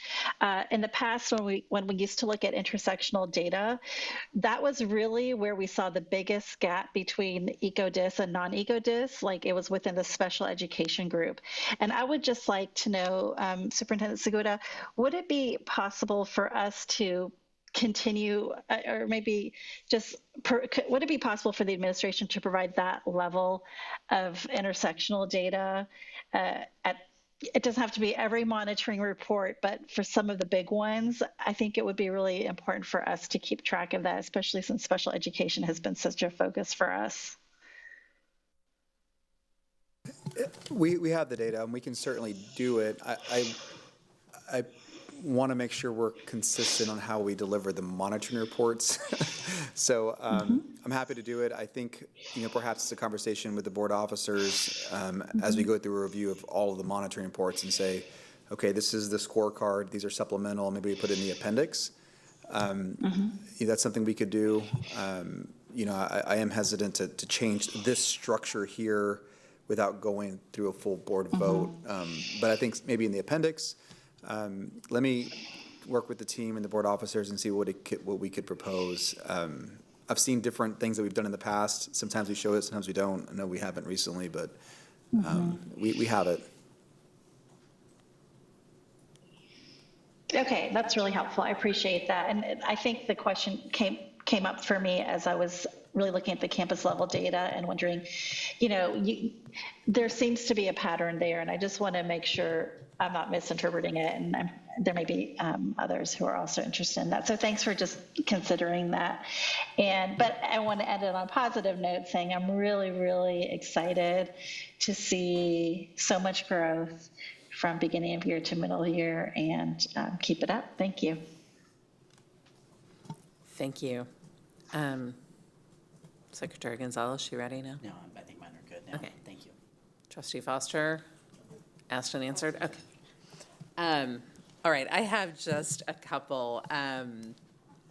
First of all, thank you for doing the extra work since we can't compare what we had before to what we have now. Thank you for doing that extra work to help us understand what we're seeing, to make sure we are discussing something that we can take something meaningful out of. So really appreciated that you have done that, talked to NWEA and found ways to explain what we are seeing and what we do know factually, because that's a lot of extra work. And, when I first saw that we couldn't compare, that they changed the yardstick, and couldn't compare, I was like, well, how do we know? And you've done a really good job of explaining to me how we know.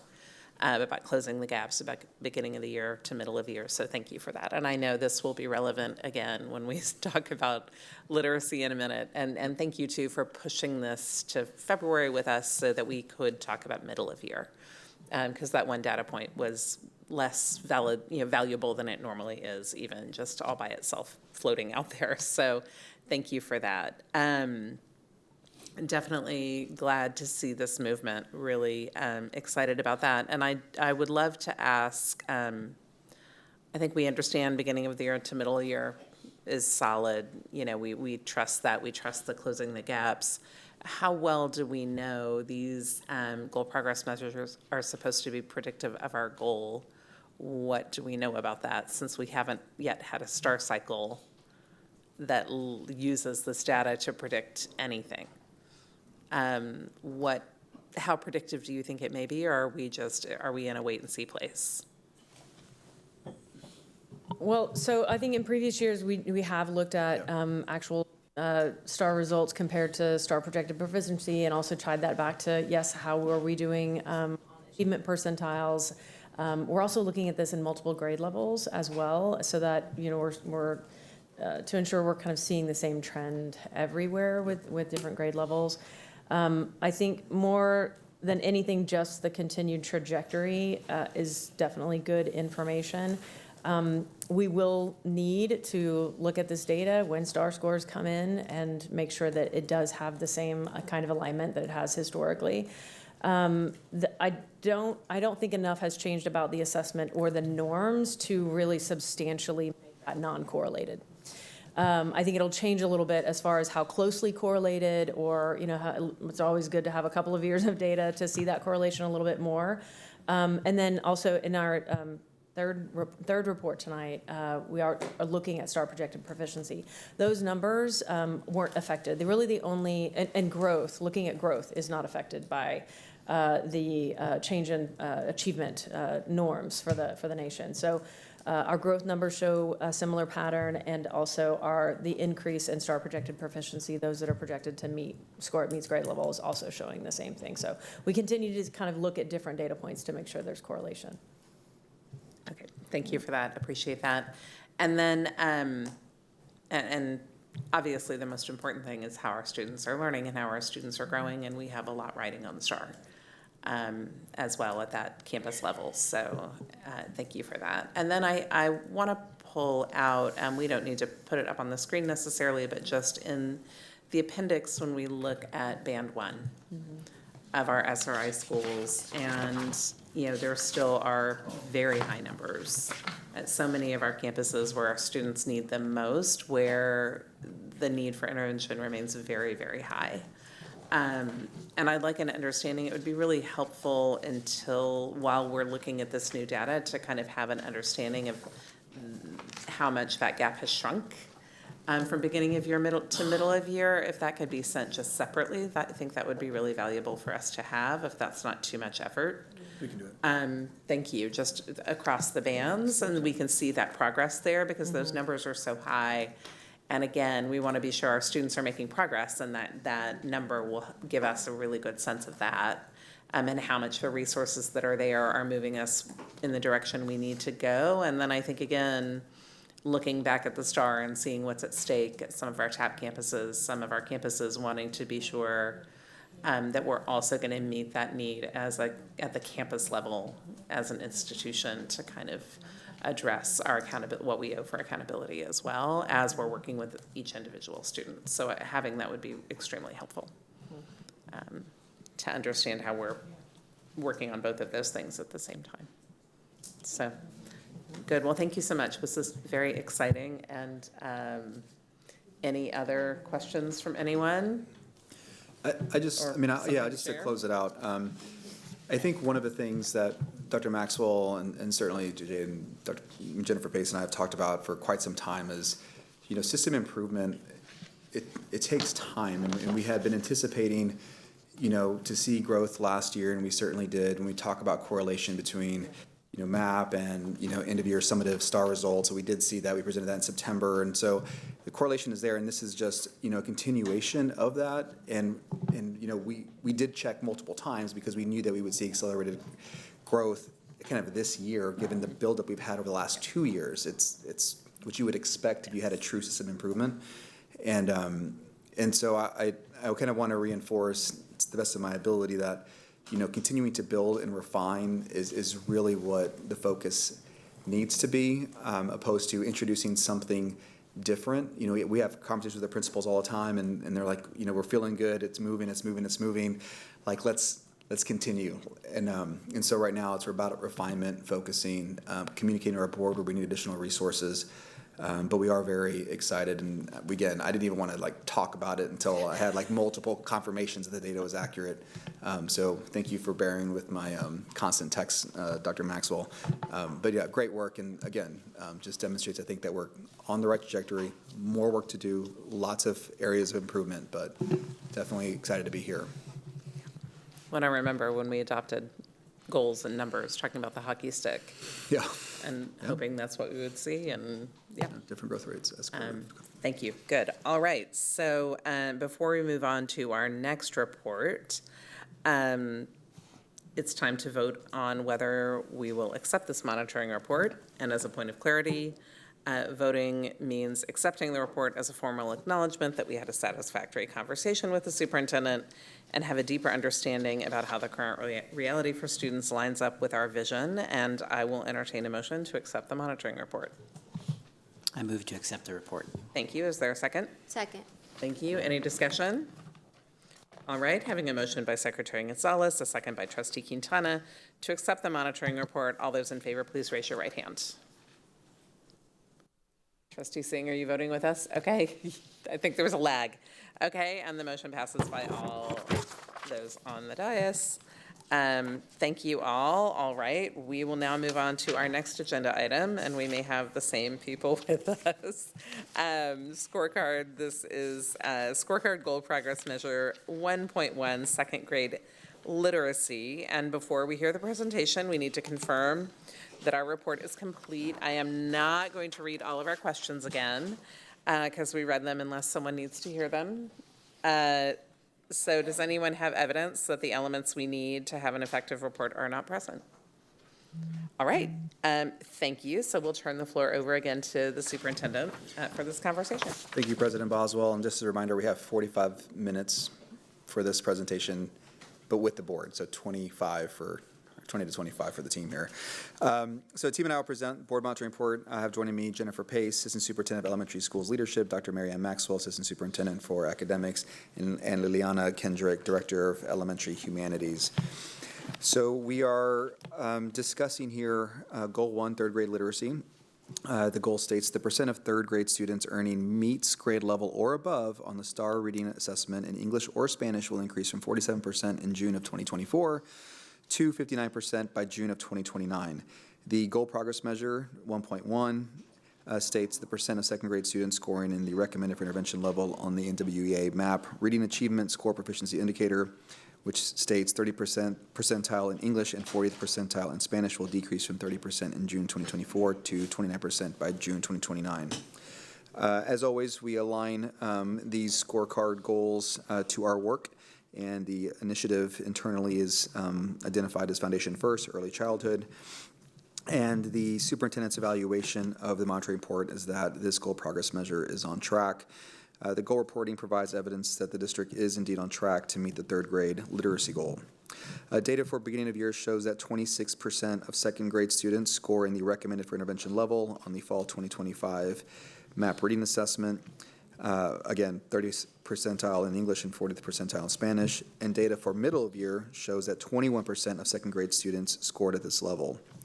Based on the previous year program implementation results and the positive trajectory of student outcomes, we have strong evidence that we are moving in the right direction and are on track.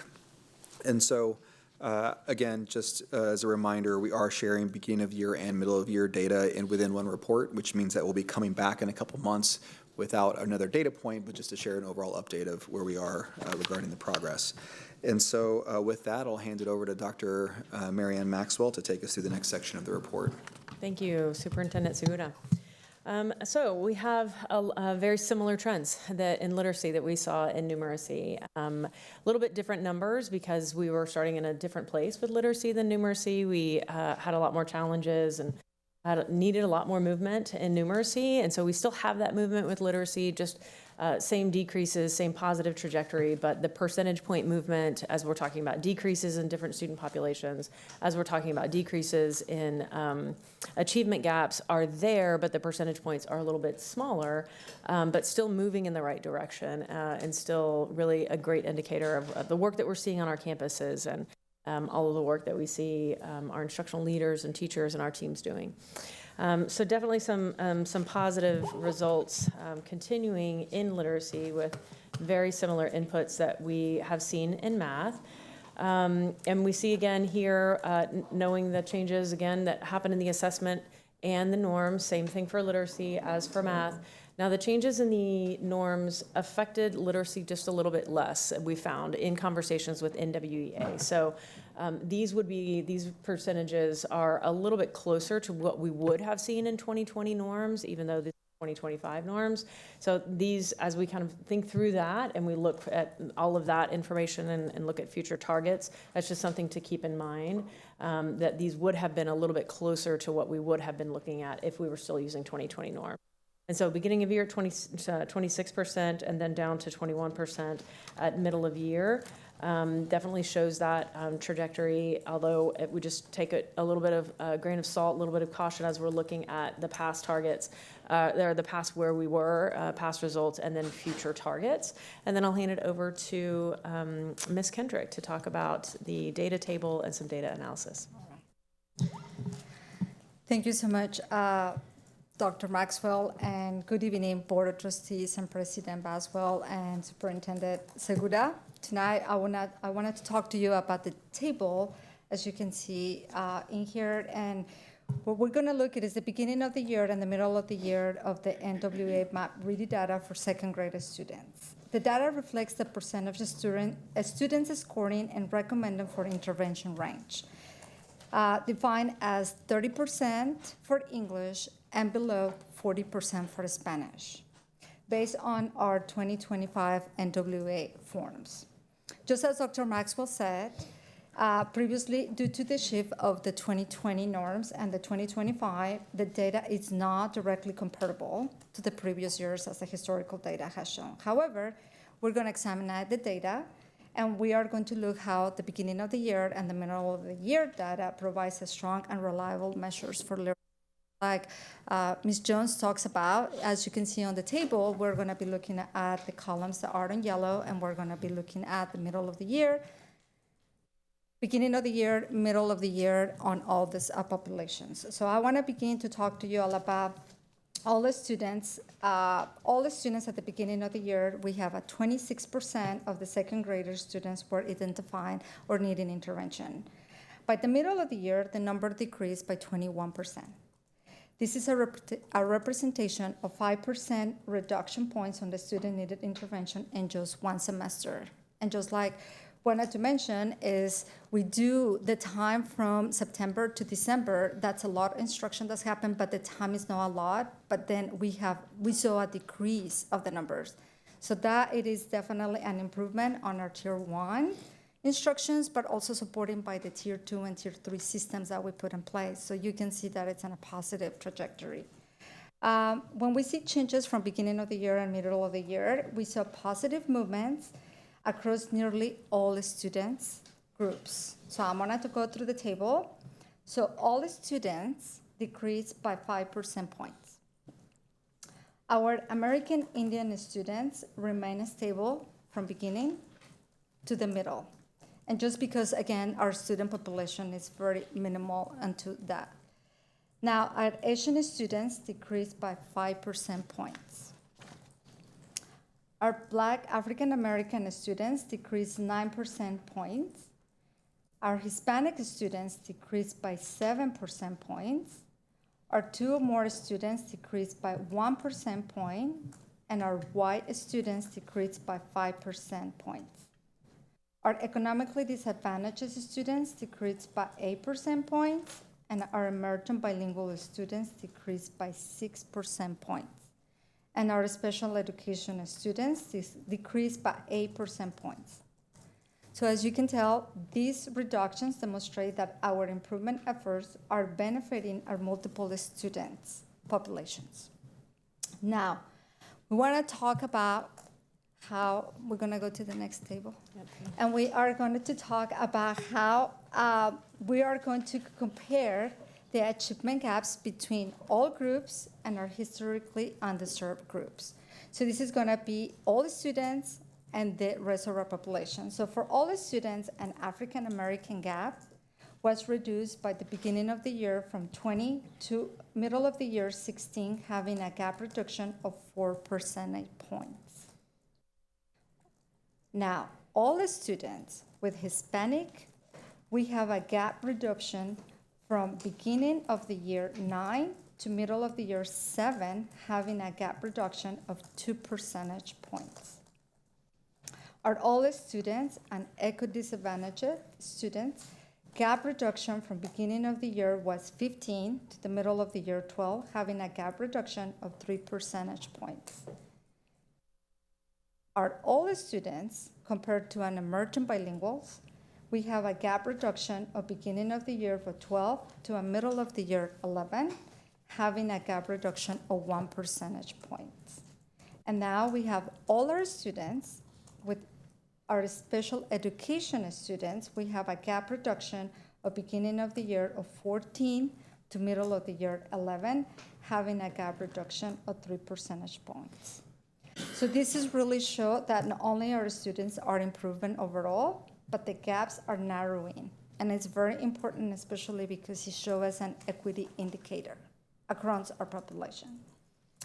And so now we're going to talk about how the racial groups compare to our white students. So we also see a racial achievement gap using the white students as a comparison group.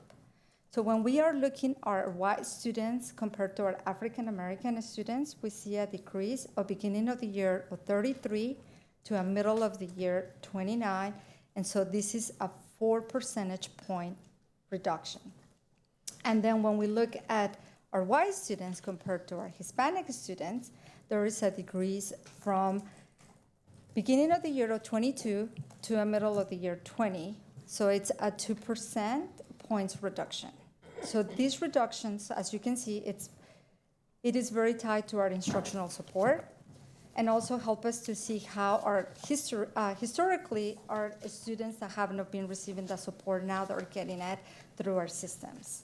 And so now I'm going to pass it to Dr. Maxwell so she can tell us more about the percentage point difference between our historical underserved students. Thank you.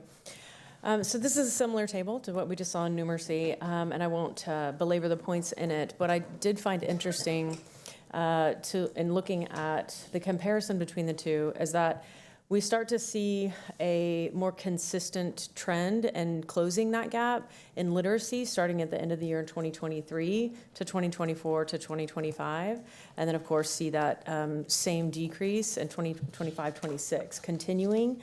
And it's a little bit up and down for different populations, but we really start to see more consistency with that in 2023. And we didn't start to see that consistency until 2024 and 2025 in math. And so that actually coincides with when we started really focusing on these different areas and started providing. We started with early literacy first with our focus and then expanded to math. And so, and it also coincides with not just the purchase of instructional materials, but a real focus on professional learning and a focus on the supports around instructional materials like curriculum documents that really help teachers use them. So we see that similar trend and the reduction in gaps, and then see that really starting to take more effect in 2023, 24, 25, and continuing. And again, here, we can't compare that to older versions, but looking just at beginning of year, middle of year right now is meaningful. And this in literacy continues to align with the same research and evidence base that when you do this consistently, and we are, doing the same things over and over and talking about them over and over. And I think maybe next time our report will give us a little more opportunity without new numbers to get into some of the nuances of what we've learned and what we've tweaked in those things that we do. But it does speak a lot to just consistency of some of the simple but difficult things to do really can make a difference for students and really starts to show a difference in their outcomes and things like how confident they are in class as readers and as mathematicians. And we see that when we're going into classrooms and see different environments and really see a lot more confidence and success as our students are really working through things and gaining independence in reading and gaining independence in the math that they're doing. So again, those achievement gaps still persist, but we are hopeful and excited to see them at least beginning to reduce. That is very hard work to do, and you don't see it often. And so I really do applaud the focus that our campuses have had in doing this work, and also the strategic way that we have really worked with our partner to focus our coaching and our lighthouse schools and all of very, very intentional supports around students that have high numbers of historically underserved student populations. And then I'll hand it over to Jennifer Pace for outlier summary and next steps. Great, thank you. I'd like to highlight a few campuses. Cook Elementary, they had 29% of students recommended for intervention at the beginning of the year, which was a 26-point reduction from prior year and a 33-point increase in their median percentile score. And then at middle of the year, a 26% recommended for intervention, which was a 16-point reduction from prior year and an 18-point increase in their median percentile score. And just some things that Cook Elementary attributes to their success.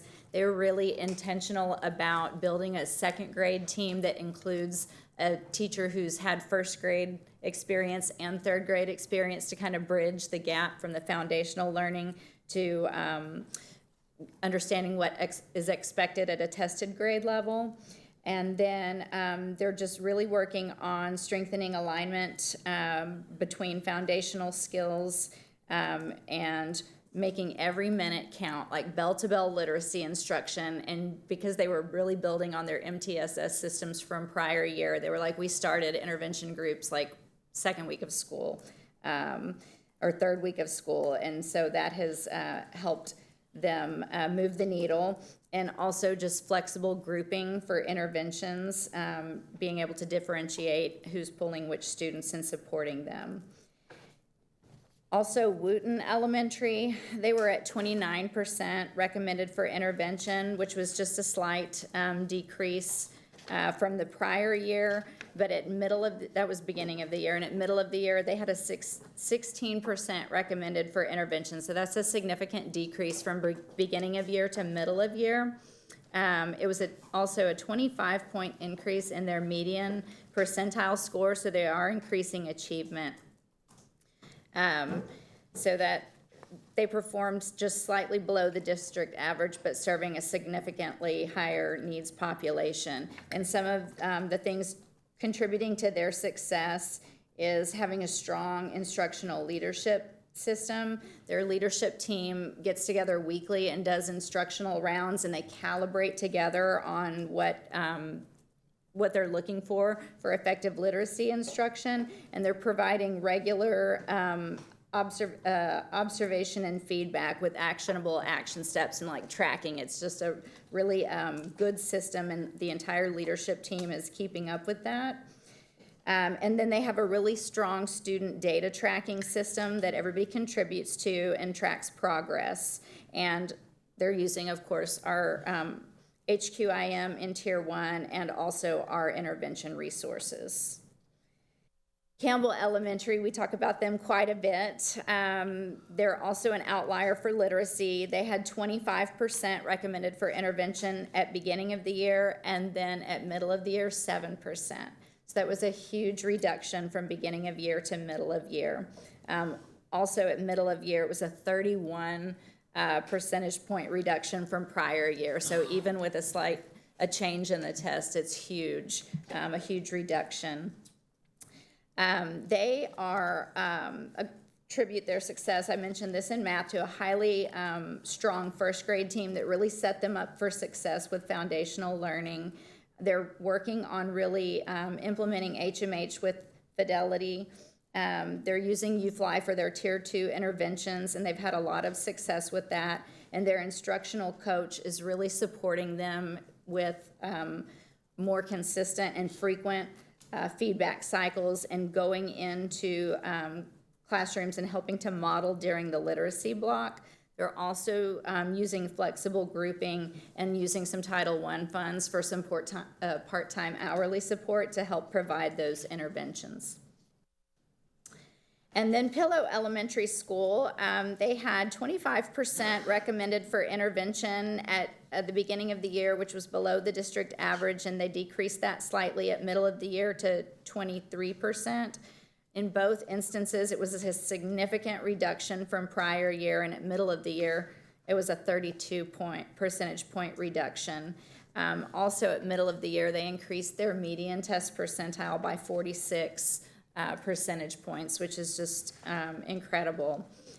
They have really been working on implementing the structured literacy block as intended, and so in their PLCs, they're trying to really internalize the lesson. The expectation is that those lessons are rehearsed before the teachers go in and provide them. Also, their instructional coach is helping to model structured literacy lessons and support structured literacy, and their teachers are even observing each other to refine their practice.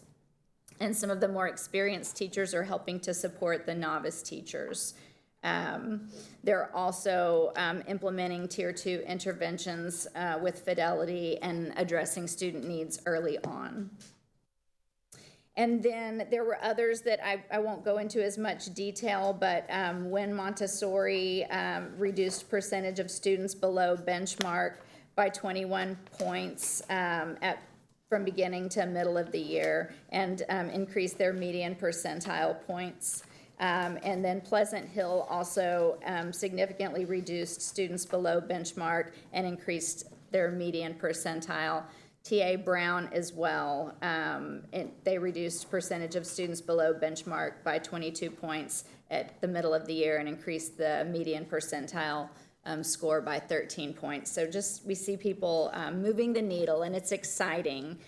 And I won't belabor the next steps, but I do just want to point out a few just tweaks and adjustments as we work on our expectations for HQIM. We're really focused on lesson internalization and using the intended questions that lead to higher level thinking really critically about what independent practice should look like and active monitoring should look like, providing specific professional learning for our TAP campuses to support teachers, and then trying to really think about strengthening instructional leadership at a systems level. So when we go in and walk classrooms, executive director, principal, assistant principal, what trends are we seeing, and how are we going to take that into our PLCs or into our ILTs? In terms of our MTSS systems, we're engaging in audits of each campus with executive directors and principals, reflecting on all of the systems. Are we tracking the data? Are students moving? Are we closing goals? Are we making adjustments based on middle of the year data?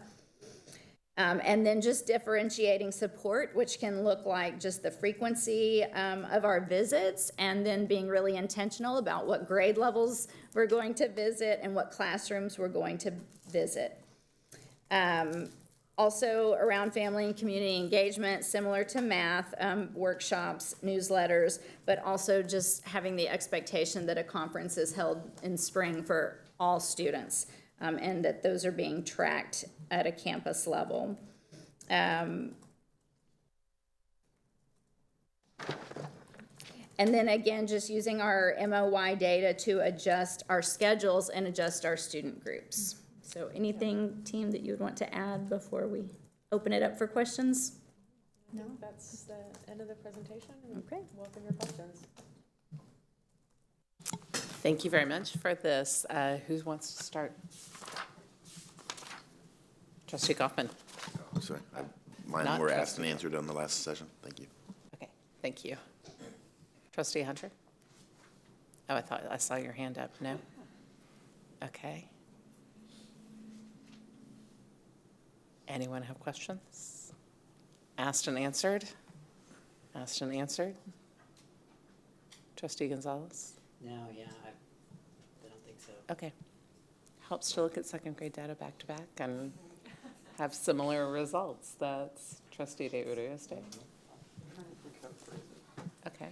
I think one of the things that I think is interesting about how, and this is why I appreciate numeracy and literacy going back to back and having beginning of year and middle of year also, is kind of as a system, you know, Dr. Maxwell said this, but I think it's important to reinforce, because of where we were, we focused on literacy. And so you see that each one of them are both progressing, but they're progressing in different ways.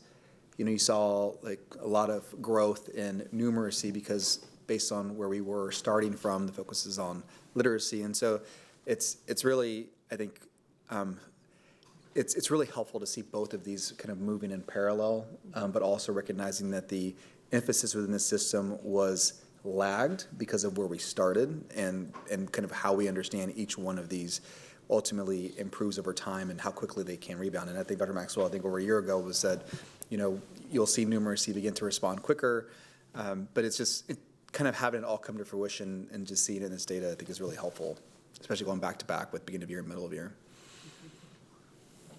Makes for a long meeting, but.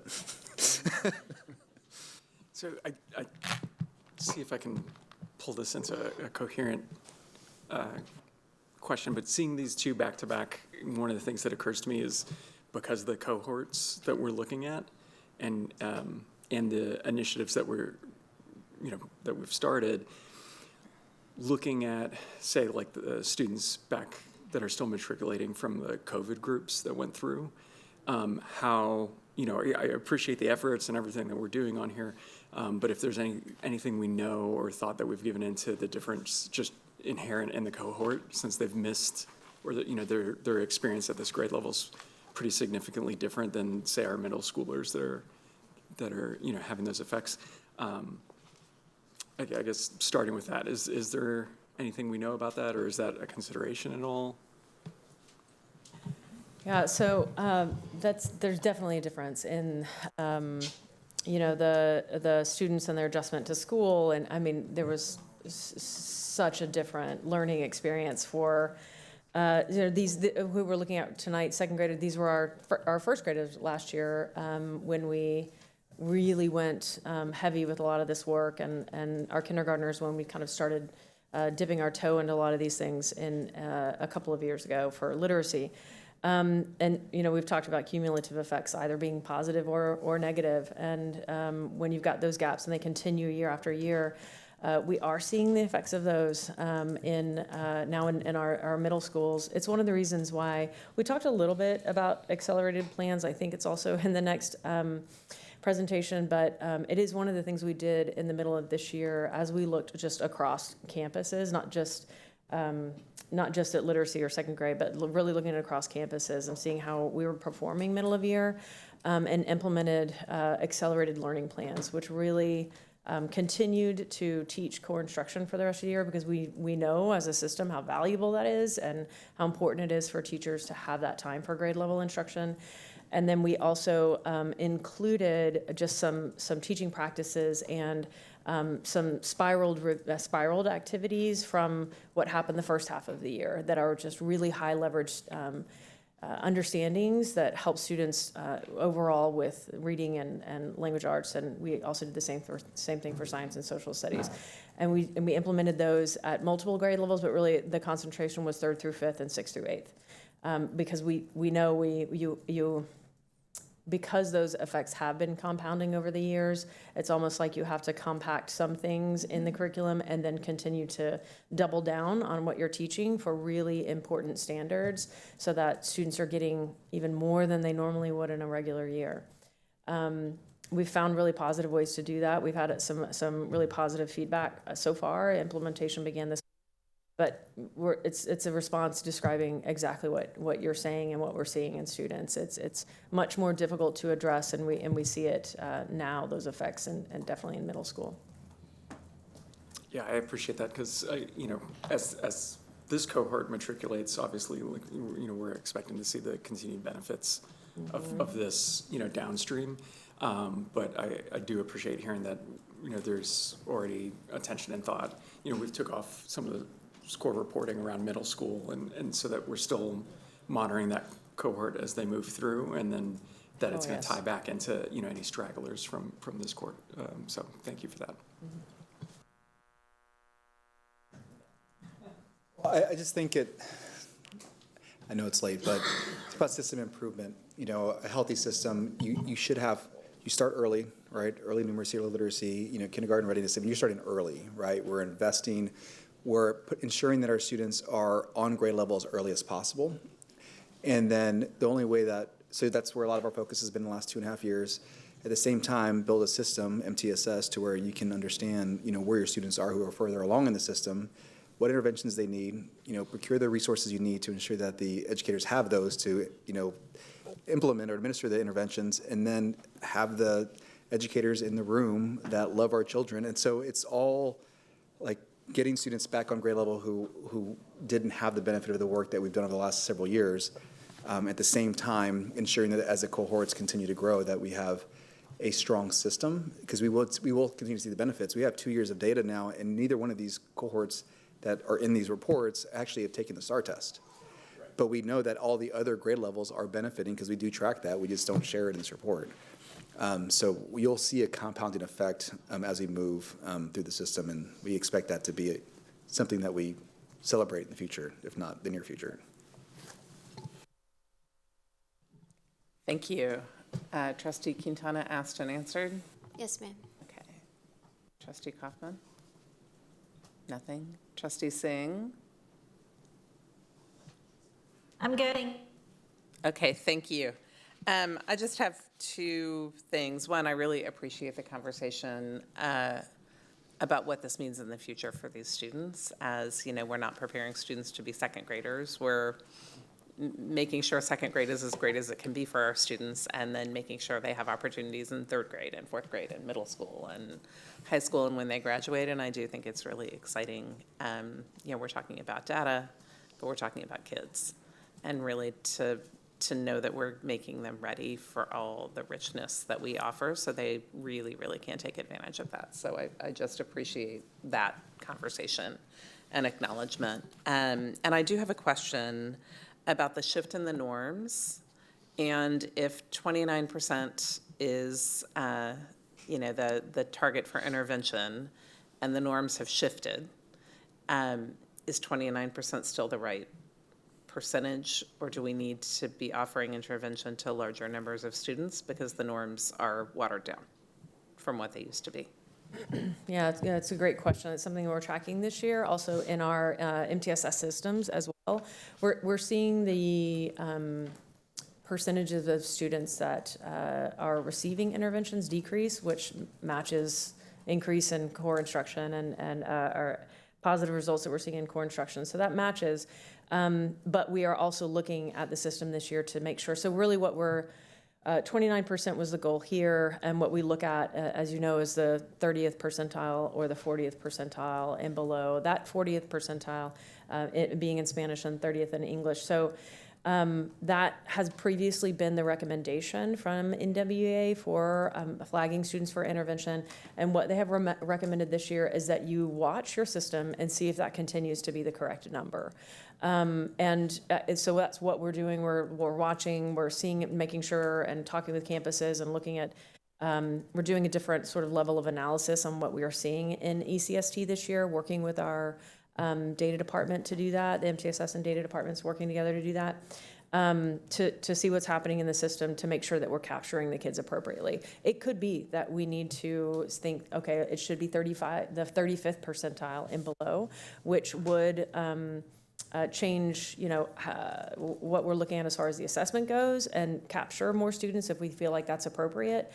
And then, which means a different adjustment for targets and whether or not 29% is appropriate. So we have to look at all of that this year, and I think we have lots of conversations to see how it ends the year and if it seems right as we look into the future. Okay, thank you. I appreciate that. And I know, targeting that 30% for English speakers, that 40% for Spanish speakers, and similar, a target for the math. It's a screener. Mm-hmm. Our teachers obviously have different skills that go beyond the screening. So there's not a bar for a teacher who feels like a kid needs that extra intervention if that kid is at the 31st percentile or Absolutely. the 41st percentile. Absolutely. Our teachers are also able to apply just all their other knowledge. Yes, because this is just the beginning. Right. And that's how our MTSS process works. This is the first indicator that you get beginning of the year and throughout. And you absolutely have to look at with multiple other things, not just, just this one screener, not just even assessments either, but what they're seeing observationally happen in the classroom. And when that happens, we offer several different kinds in math and reading, deeper diagnostics that are sort of one-on-one with a student and the teacher to really see if there are any other gaps that need to be addressed. Sometimes there are none, and they think, oh, we just had a bad day on the screener. Sometimes there are more, just, because a teacher's seen it. They can do that any time of year. They wouldn't even need to wait until they take MAP again. Thank you, I appreciate it. Sure. And also just wanted to name, with our Band 1 schools and our SRI, the gaps are not as big here, and just want to really name that, because that is, they're definitely higher than we want them to be. But definitely we're not seeing those gigantic gaps that we saw in math. So just want to make sure we name that and the good work that's being done there. Anything else from anyone? All right. Thank you all very much. Okay, so we've had our conversation. It is time to accept the monitoring report again. We don't need to talk about what it is because we've just talked about that. So Secretary Gonzalez, do we have a motion to accept this report? So moved. Second. Second. Any discussion? Okay, all in favor of accepting the report, having a motion by Secretary Gonzalez, a second by Trustee Quintana to accept the report, please raise your right hand. And the motion passes by all on the dice. Thank you. All right, thank you all. Next up is our final agenda item related to student achievement, scorecard constraint progress measure 3.1 about unacceptable ratings from the state accountability system. And again, before we hear the presentation, we need to confirm that the monitoring report is complete. I do not need to read the list again unless anyone wants the list read. So does anyone have evidence that the elements of an effective report are not present here? All right, thank you. So I will, yes. I do not have any evidence that it is not complete. However, a concern has been brought up by the community that I'd like to share before we begin and allow the superintendent an opportunity to respond. Yeah. So the language of the way it is written, and I tested it because I read it to a 17-year-old, and they're like, so they're just going to close all the F schools? That's not what the document is saying. So if the superintendent could please, the words may not have come out right. What is the intent behind this particular constraint? Yes, Trustee Hunter, this is a new constraint progress measure that the board and the administration worked through at the end of last semester. And the goal here is to reduce the number of F-rated campuses based on the state's accountability system. And by doing that, it's by improving achievement, student achievement. It's by ensuring that our systems are doing what we think they should be doing. So it is not about closing schools. It is about reducing the number of Fs. And the reason being that as Fs accumulate or unacceptable accountability counts accumulate, the risk of state intervention increases. And so, yes, that is not the intent, if that was. And if I may, for our community, I don't have the date handy about when we discussed this change to our scorecard. We were working with our Lone Star governance coach, and I think the first language we proposed for this was different and talked about the superintendent will not allow schools to have F ratings. And we had a conversation with our coach about it needs to be focused on students, not on schools. And the constraint language has a bunch of rules around it. It has to start with the superintendent will not allow. And so this is where we landed on something that would pass all the required elements of a constraint that qualifies under Lone Star governance, which is what we were working on with our coach. And so there are a lot of reasons it reads the way it reads to meet all of the requirements as well. Okay, thank you. So I will pass it along to you, All Superintendent. right, thank you, President Boswell. The team and I will present on the board on the report. I have joining me Dr. Mary Ann Maxwell, Assistant Superintendent for Academics, 3 out of 3 this evening, and Ms. Lakeisha Drinks, Chief of Staff. This is Constraint 3, Accountability, and as President Boswell just stated, the language can be written a certain way, but it states the superintendent will not allow students to be in a school with a consecutive unacceptable ratings count of 3 or more based on the current rules of TEA's A through F accountability system.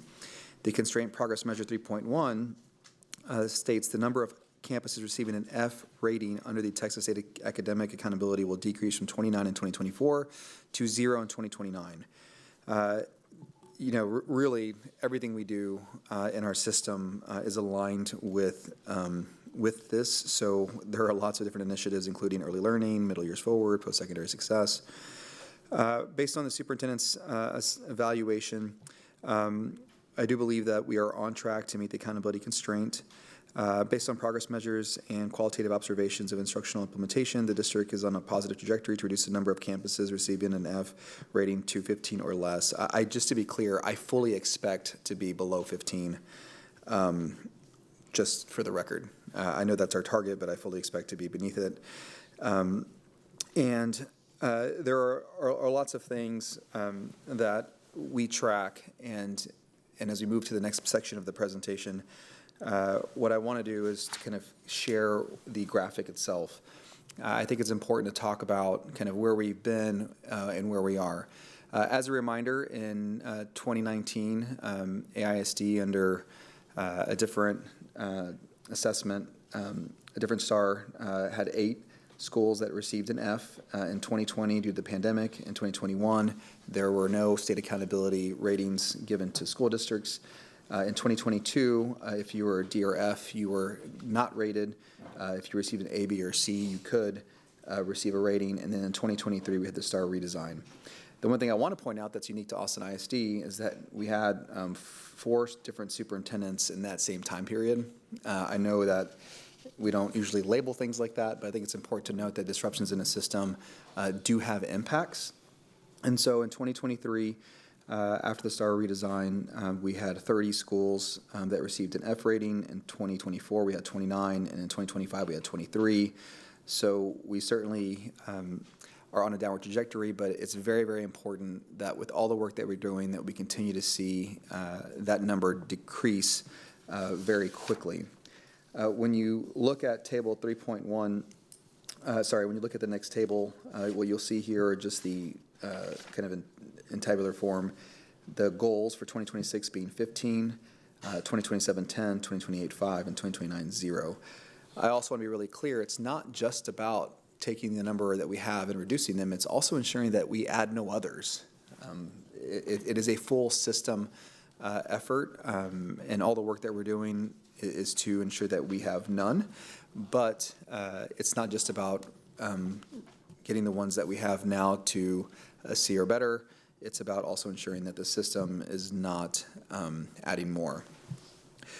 One of the things, and I'm certainly wanting to take input from our trustees regarding different ways that we can improve the report because it's the first time they were presenting it, what we decided to do is to identify different progress indicators that kind of help communicate all the different things that impact our schools, really kind of focusing on inputs and outputs.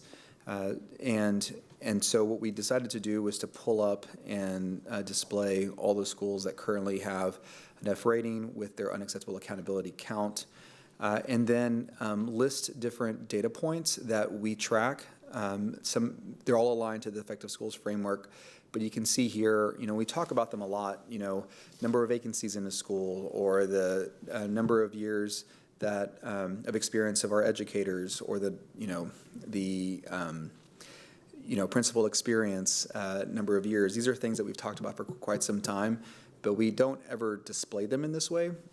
And so I thought it'd be really helpful to show kind of how this tracks over time, tracks for this year.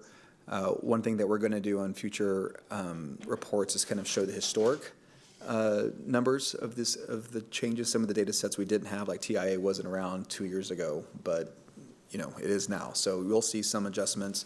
I can state, because I've done the analysis, when it comes to as far as like 25, 26 principal experience, there's been an increase of 2 years.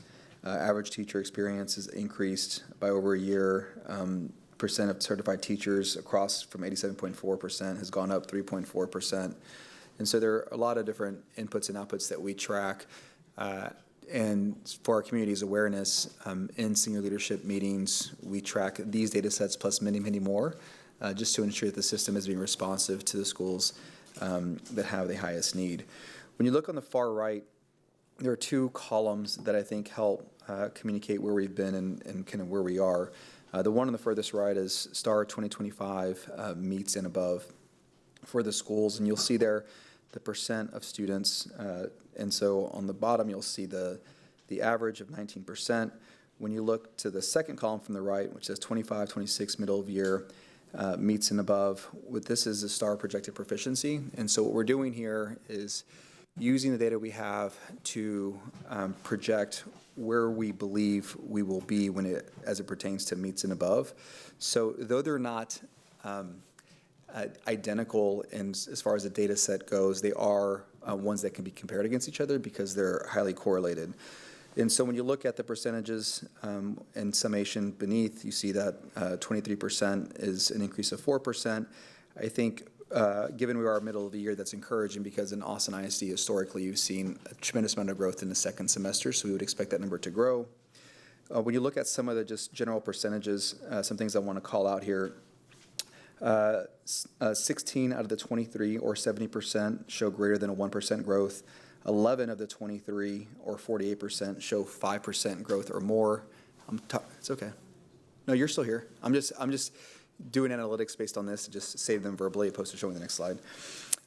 When we talk about schools that have seen a less than 1% increase or decrease, so kind of right on par with last year, 21%, and then 2 of the 23 have seen a slight decrease. So this helps us understand kind of where we are, where we're going, but I think generally speaking, as a whole cohort of schools that have these accountability ratings, we are seeing significant increases in performance.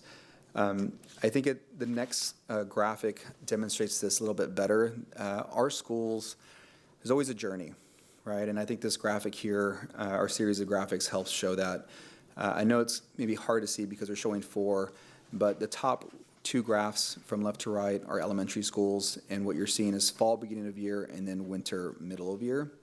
And what you really want let me orient everybody to the graphic itself. On the x-axis, we have apps performance. It's essentially what we would equate to domain 1A. And then on the y-axis, we have growth. And so as you have a cohort of schools, what you're really wanting to see is kind of an arch across, if you look at the quadrants going from right, counterclockwise, 1, 2, 3, 4, you want to see them go from 3 to 2 and to 1, kind of like an arc, kind of over. So you grow and then you move over, grow and then move over. And so when you look specifically at the elementary schools that have been given an F accountability rating, you'll see that the movement of a cohort of these schools is very much in the positive direction. They are growing because they're increasing in the y-axis, and the performance of those students is increasing because of their movement on the x-axis. So really, really powerful when you kind of take a step back and look at system improvement. If you didn't have a system improvement, you obviously wouldn't see that occurring as a cohort. It'd be kind of scattered. So again, just reinforcing that it is the students and the growth is there. The other thing I want to point out is that this does not directly correlate to ratings, because you can have a school that relies on domain 2B or 2A, or perhaps only 1A or 1, and so you can actually be in kind of the second quadrant and be closer to the median regarding performance and get a C, right? It's because of how the calculation works for accountability. But generally speaking, you would expect an improvement if the schools follow that arc across the quadrants. When you go to middle school, you can see where we were in the beginning of year with most of the schools in quadrant 3, and then the movement, which is positive regarding growth, which is what you typically would see a school moving out of the rating, the NF rating rely on is growth. So that is, again, very positive, and again, they're moving to the right. We always recognize there's room for improvement, opportunities for improvement, but generally speaking, what we wanted to demonstrate here is kind of how our schools were moving and showing it in a different way, which I think is helpful. Just kind of highlighting on the next section different kind of elements. I think it's important to note that there's lots of ways to interpret this data. I think generally speaking, we're seeing improvements across the system, and where we need to make adjustments, and the team will certainly speak to it, they're acute and they're kind of based on where we are within the school year. And though it's not reflected in this report, for analysis, the district level shows stronger and more consistent performance in math than in ELA. And these patterns do indicate that instructional systems are strengthening, particularly in math.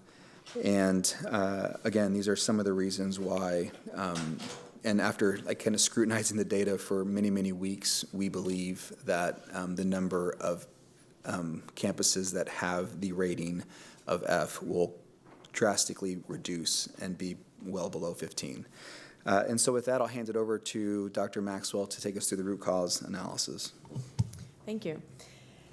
So in looking at some of the root causes just of how these campuses are performing and have been performing, we definitely know that teacher vacancies affect this. And even as that has improved over the years, and some of the numbers are low, any vacancy in any classroom, any one teacher has a really great impact on student learning.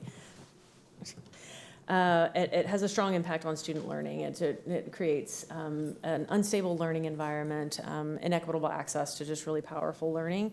It has a lot of different reasons for that, for vacancies. It's a complex situation, but it definitely means that addressing staffing on these campuses really needs flexible and campus-specific strategies. It looks a little bit different on every campus for why there might be vacancies. Climate surveys we found are not as closely correlated to outcomes. They really are driven more by just different leadership systems. The climate surveys of these campuses are generally aligned with district trends.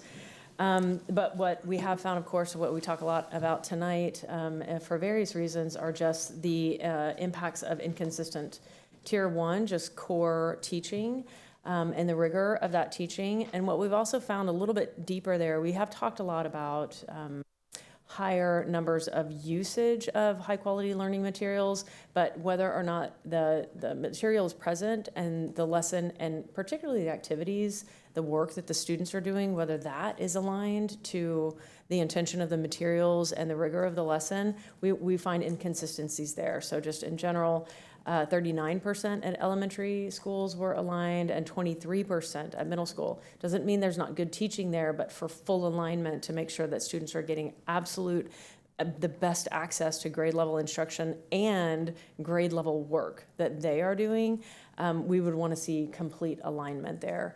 And then we've talked about PLCs. Those really are a time for really deep collaboration. We also find in reaching out to our outlier campuses that is a strong indicator on those campuses and a really strong venue for teachers to collaborate, to talk about their teaching, to talk about their lessons, to talk about their students, and get better at their craft. And campuses that really have strong PLCs are attributing their success to those PLCs. However, at the district level, we don't really have a district-wide clear system and expectations for PLCs. And so that's one of the things that we have found lacking, and one of the things that we are working on right now, and gathering campus leaders and district leaders as well together to work this spring on creating a PLC framework. And then I talked a little bit about acceleration as well. So knowing that many students at these campuses have had multiple years worth of what you might consider learning loss, whether it's a teacher vacancy that might have happened several years in a row, whether it's just lack of access to really grade level instruction and grade level work. We have a mix of students that have the cumulative effects of that, and also students who are nearing proficiency that we also need to continue to focus on. And so that's why we implemented those accelerated learning plans this spring to really help support the core instruction, but also double back on the most powerful, impactful learning that we know students need, and be able to provide that for teachers in ways, and actually not just provide the plans around it, but we provided additional resources to all of these campuses so that they could just implement it with everything at their fingertips, with training, so a couple of weeks of training that happened with leaders before that, and then teachers as well before they implemented. And then we're out at campuses pretty frequently over the next few weeks in PLCs and working with teachers and supporting in their classrooms as they implement these plans. Some of the observations we have seen, I talked a little bit about from our outliers, really are similar to their success stories as we share student outcome data that we see. And the quadrant is really a good example of seeing which campuses are seeing not just growth, but strong movement and student achievement. And so those two things are definitely connected, but sometimes you'll see the growth a little bit earlier, and when that is connected with movement of student achievement over, that's when you really start to see those student outcomes move. And so we see those gains with campuses that are still reporting the same things: really strong instructional leadership systems, strengthened MTSS, strengthened implementation of HQIM, and really the PLCs and the venues to be able to get that done. And then just continuing to work with them and enhance those systems really are super common as we go out and work with campuses and see these actually taking place. And then I will hand it over to Ms. Drinks to talk about next steps. Thank you. President Boswell, Superintendent Segura, Board of Trustees, I am going to share some next steps. And we want to acknowledge that some of the strategies that I am going to share are going to sound very familiar because first and foremost, you've heard many of them in the previous two presentations, but you've also heard them over the last probably 18 months. And the reason that we continue to come back to these is that based on our data, many of these strategies are proving to be effective. And so what we're focusing on now is to accelerate the progress that we're seeing with our students. And one way to do that is to make sure that we're implementing these strategies with more consistency and that we're providing additional support to our campuses. And I'll share a little bit as to how we're going to do that. Dr. Maxwell talked about the vacancies and the impact of teacher vacancies on student achievement. And so one thing that we're doing, or strategy that we're implementing to address that, is we're introducing stipends aligned to turnaround work. And we started that this year. We plan to continue that moving into next year for our new restart and reassigned campuses that we'll move into next year. And the stipends are designed to recognize the increased complexity and expectations on teachers that are working on turnaround campuses. The expectations are somewhat different as far as time commitment, and we want to be able to acknowledge that, and monetary acknowledgement goes a long way. It also helps with recruitment and retention to these campuses, but I do want to acknowledge that I know that there's probably no amount of money that we could pay teachers to compensate them for all that they're doing on these campuses, but we do at least want to make our best effort. We're also implementing a staffing transition plan, and this prioritizes placing highly qualified educators. And I want to preface that with teachers that have experience and teachers that are certified. So I think if you look back at the data with our F campuses, you can see probably within the last 5 years, many of those campuses have either had vacancies or they've had a large number of teachers that do not have a certification. And so those teachers have not gone through a prep program. Many of them have not student taught. They come and, one day they have a group of first graders. And in many cases, it's not what they expected, right? And so training and support goes a long way.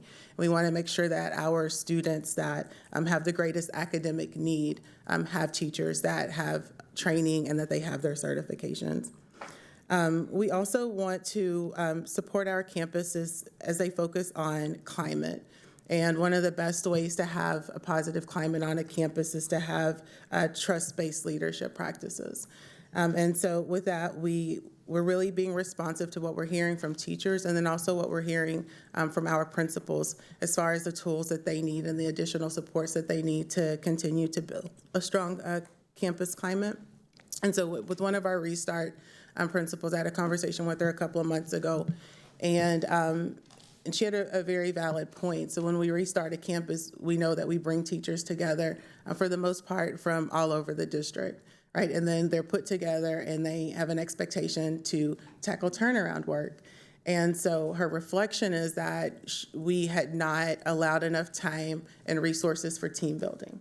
Right, so you have a building full of people that have never worked together in a relatively stressful situation. And so we made the decision to reallocate some of the funds that we set aside to allow her to invest in team building activities and then also just thank you moments, right? Like we're going to serve breakfast tacos or we're going to do what have you, just to show the teachers that we do appreciate them. But again, something that we'd not really considered going into this process was that the amount of time I think that you need to invest in pulling a staff together when they're all new to each other.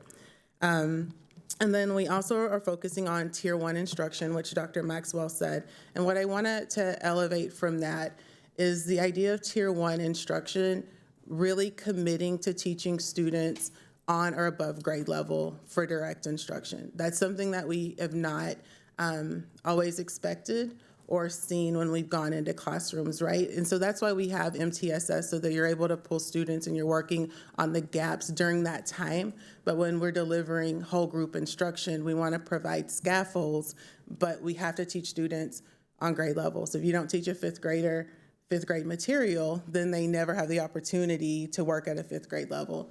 And so HQIM has really helped with that because if you're implementing HQIM, it is on grade level instruction unless you access a different grade level. And so with PLCs, we're able to support teachers, again, with the scaffold because I don't want to make it seem easy. When you have students that are not on grade level, it can be challenging to teach them on grade level, but there are instructional scaffolds and support that allow students to receive the information.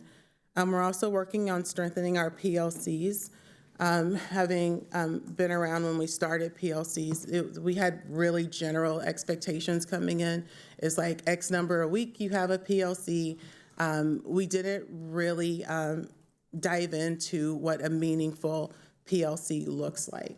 And so we focused a lot this year on lesson internalization. So when I teach this lesson to my first grade students, what strategies will be most effective for my students that are struggling to read at this level? What anchors of support do I need to develop? And the teachers are able to do that in a learning community. And that really is supportive if you have a teacher that has experience and they know what misconceptions students go into a lesson with, or misconceptions that could be taught. So for example, quite often by the time students get to fourth grade, they have this misconception that with fractions, the largest number is always on the bottom, right? Because that's all they've seen up until that point. And so if you have a teacher that's like, oh, if we don't teach it this way, then this is the misconception that they'll develop. But when you come in as a new teacher, you don't really recognize that, right? So it helps to have a PLC to where someone that's been there, done that, can say like, oh, if we do it this way, like this is the negative impact that it might have on a student. So again, we really are focusing on the what we do in PLCs and not just the compliance of are you having it and is it 90 minutes? And then we're also expanding the targeted acceleration and instructional release. And so as a teacher, sometimes it's hard to let your students go out and explore and solve problems because you want them to like always be successful, but there's learning and mistakes as students, as adults, right? And so we're really supporting our teachers to release the students to go out and work on their own, to build models, to solve problems, because ultimately that helps them to build their critical thinking skills. Like, why did I get this answer incorrect, and what will I do next time? And so we know that it's really because our teachers do want the students to be successful, and it can be, somewhat hard to know that if you give them a task and you send them out that they may not have 100% success right away. But we know that the more they practice, the more they'll be able to achieve the success that we know that they can do. And then with leadership and monitoring, we've been very intentional this year about monitoring the growth of our students and how that connects to proficiency, because we know that they have to grow at an accelerated rate to eventually become proficient at that grade level, especially when they're behind. And in the cases of our F campuses, that growth does need to be accelerated, so it needs to be more than a year's growth. Because if we track it only a year's growth, we still have students graduating high school that are not reading on grade level. And so we're deploying resources to campuses to support what the leadership recognizes in the data. We're also reviewing it frequently as a leadership team.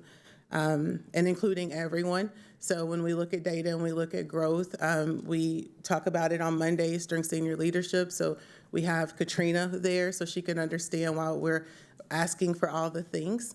And so because we're a school system, right? And all of our jobs lend themselves to our students being successful. And so we've really been intentional about pulling everyone into the data analysis and the needs of our campuses to move students along. And I believe that's all that I have to share about next steps, and we are open to questions. Fantastic. Who wants to start?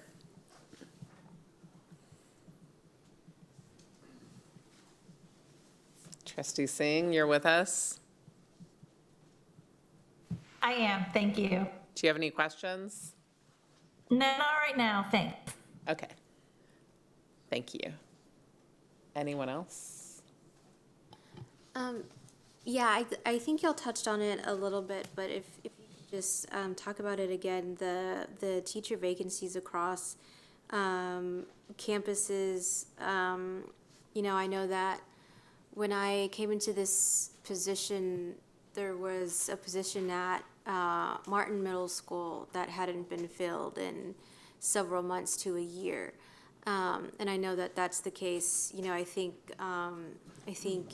Eastside hasn't had a physics teacher since the beginning of the school year. And of course, you know, this is where some of our most vulnerable students go to school on the east side. And so how can we get, you know, those high quality teachers on, like, in our east side schools? So that's a great question. So we are hoping that the stipends will help to attract teachers to our campuses on the east side, and not just the east side. So we have some F-rated campuses in other areas of town. But ultimately, we know that teachers stay at a campus based on the leadership that they experience, the culture and climate, and the supports. And I don't know that we've always been intentional about the supports, especially when you have a new teacher on a campus with students that have academic gaps. And I think that sometimes we get used to like just the rhetoric of us saying like PLCs and monitoring and giving teachers feedback. But when you have a teacher that is in a challenging situation, all of those things are really important to be able to retain them so that they're able to feel successful about the work that they're doing with students. Because otherwise, you start to feel really defeated and then you leave. And that is something that we see quite often with our schools where students are struggling, is that the teachers don't immediately feel successful because they have so many gaps to close. And then they don't stay. Like they either leave teaching or they go to a campus where it's perceived to be a little bit easier. And so it's important that we have systems and we have structures to support teachers. Thank you. I appreciate your candidness and honesty in that response. I think that when we are looking at these TAP schools and even the TIP schools, you know, we're saying we're going to turn these schools around because we're going to have, you know, better teachers or more experienced teachers, and I just know the community is asking, well, why are we getting it now, right? Why didn't we have them before? Like how we can't tell people where to teach or what school to go teach at, right? So I think that explanation is very helpful. Thank you. What I was going to add, Trustee Quintana, is that, you know, if I look back to 23 and 24 spring, there were things that we did with such intentionality that moved the numbers. If I showed you the vacancy rates at some of these schools in 22, you would have seen 10, 15, 20% across the board, sometimes 30%. And so when I think about spring 2023, when we were really intentional about doing pre-hires, right, not having our schools that were Title I schools or Band 1 and Band 2 have the ability to have the opportunity to hire that educator first before any other school was even able to contact them. And then you build on that, and then even the career fairs that we had, you know, being really clear about opening up the career fairs early for those schools, because there are lots of educators who wanted a job now, and like, well, let's give these schools kind of the first right to access these educators who come into the system. And so it's been building up over time. And it's not, I can't speak to before, you know, we came together as a board and administration, but I would say that we weren't intentional in being hyper-focused on solving the issue. And that's the honest truth. I would even say this time around, in this last year in 24-25, even though it was challenging, we did ask our principals throughout the entire district to help identify teachers on their campus who might want to move to a campus that has additional needs. We'd never done that before. That is not a muscle the district had ever used. And so we are being clearer about what we're willing to do to make sure that these campuses are staffed. And so there's more to be done there. And we've done more than we've done in the past, but we're not quite there yet. Trustee Hunter. Thank you for the information, the presentation. So I have a follow-up. And Mr. Superintendent, you know me. All of what you said is exactly what's happening, and the system is moving. Parents do not care. They absolutely do not care. What they care about is that their kid is in a physics class without a teacher. Trustee President Boswell mentioned something, and as I'm looking at the address teacher vacancies, you mentioned something and it sparked in my brain because it's something that I asked the superintendent about a little while ago. If Austin ISD does not have a physics teacher for Eastside, okay. Does Dallas ISD have one? Does Hutto ISD have one? And do they have cameras in that class? Because I bet you parents would be willing to have their kids go to class virtually with a qualified physics teacher, right? And a TA or whatever. And I know that sounds real chartery, but what the point is that we're gonna have to start thinking out of the box. Because if they're not there, we do open it up to teachers who go first. But I would like to, we've already done it. Let's pull those numbers and see those teachers who go first. They're not certified. We have tons of uncertified teachers where children needed the absolute most. They need certified teachers. With all that experience you said, you mentioned about the team of having the first grade and the third grade. That's beautiful. We need that also for 9th grade and 10th grade, 11th grade and 12th grade to build that. If we don't have the actual physical people, we have to think of something else. We just did that with SPED. Let's think of something else. Let's figure it out. Because while our system is moving, it is moving. It is getting better every day. And I'm so proud of the work that you all are doing, but it's not fast enough for our parents. And so what can we do in the meantime? That's what, when we see those teacher vacancies, and then I'm gonna leave it there. I'm really concerned about the 90th legislature. Like, what are they gonna come up with that's gonna impact this teacher thing right now, right? There's lots of moves being made at the state that are making people go, you know what? There's always work at the post office. And I'm really just like, what can we do? Like the money, that's definitely good, but sometimes money ain't enough. Believe it or not, it's just not. And we don't do it for them. If we did it for the money, we'd be doctors, right? Yeah, Trustee Hunter, one thing that we've done differently in this year that I haven't seen done in the past that I think is not quite outside the box, but definitely taking what has previously been done and doing it better. And we started with the 3 restarts, Adobe, Burnett, and Web, but we are going to be expanding this, and this is creating teams within central office to be deployed. Actually, Trustee De Rioste randomly, him and I were meeting, and I said, hey, do you want to come down and meet the teams that are going to be at Adobe, Burnett, and Web? Because we have people in this building. I mean, like Josh over here is teaching math a couple days a week. And so there's people in this building that can help. And you don't have to be certified, because what we can do, who doesn't have a certification, we can go pull a task that a certified teacher is doing on their campus that doesn't require certification, like lunchroom monitoring or some other activity on site. And so what we've done is created cohorts of teams within central office. There's Adobe team, there's a Burnett team, there's a Web team. And they are known by the principal. There was a kickoff, there was and a kind of professional development opportunity to ensure that those in this building understood the curriculum that was being deployed at those schools. And now there's resources going from this office that are like, we are going to Adobe. These are the non-certified support group. These are the certified team members going, and they're providing support for that school like continuously. And the principals know how to deploy them, where they're going to be. And so I think as that model, as we build that model out, we'll be able to add more schools to it, probably focusing on middle schools primarily as we roll out kind of the next phase of it. But that is something that has been talked about before, and we've had 1s and 2s. This is the first time we actually have like a thoughtful, strategic push in, and it's not done in a way to where we're stepping over each other at the campus. And it's totally done in alignment with the principal. And so Trustee Odioste got to see some of that when we were kicking it off, because I wanted to kind of thank our staff, like, you know, and also create the breathing room. I'm telling them, like, if you're out of office, you're out of office. You're at the campus.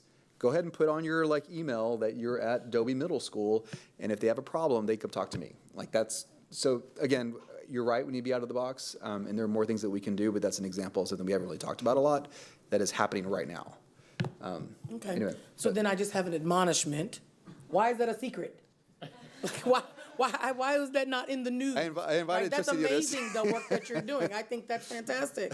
It shouldn't be a secret. Like, this has not been the first time I heard that. That's amazing, and I'm glad y'all are doing that. Can I help? Yeah, you could. What was really cool, Trustee Hunter. I would love to get back in the 8th grade classroom. So one of the coolest things that happened, and I don't want to call the person out, but we were closing the meeting. The last person raised their hand and they said, "Can I have Dobie Middle School swag? I was like, yes. Because they feel, they're part of the school. Like, it's to all of our benefit to ensure these students get what they need to be successful. And so anyway, yeah, I don't know, maybe we could have said it differently. I could have shared it. I did invite, he just happened to be in the, I was like, hey, do you want to go downstairs and like help me cheer on and talk? And so thank you for coming down, even though it was more than you bargained for. I think our meeting was only an hour and we went like an hour and a half, so. Yeah. We definitely need some math people. Girl, I cannot help you. I was gonna say that. We do need math I can do people. sixth grade math, but maybe. I think Josh is at Web tomorrow. No, seriously, I really do want to help that. We'll talk about that. I really do want to be part of it. Okay. And we are exploring virtual school options. So I think the idea of having one-off courses would probably be a pretty easy spin-off to that. Just to be specific to that instance too, we're also just met with the team at Eastside today to try to help problem solve some of that and exploring just how we're thinking about Edgenuity as well and being able to use that as a structure to maybe be additional support and some things that students can get as long as the person is trained in also being able to use that platform and help them through that content with it. So it's not just some online thing you put kids on and then they're done. So, but yeah, it's definitely, I mean it when I say it, even one teacher vacancy is felt deeply, and it's just very difficult, and we do have to think outside of the box, even if it's not the same as having a certified teacher in the classroom to be able to get kids what they need. Thank you. Anyone else? Yeah, I just wanted to know, do we have an update on the Woodane and Wynn TAP approval? Yeah.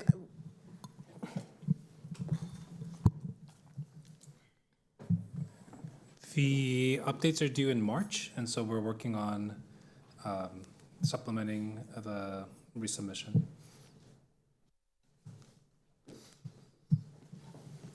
Thank you. Anything additional, Trustee Kaufman? Okay, Trustee Deodoyoste. I'm going to regain my thought real quick.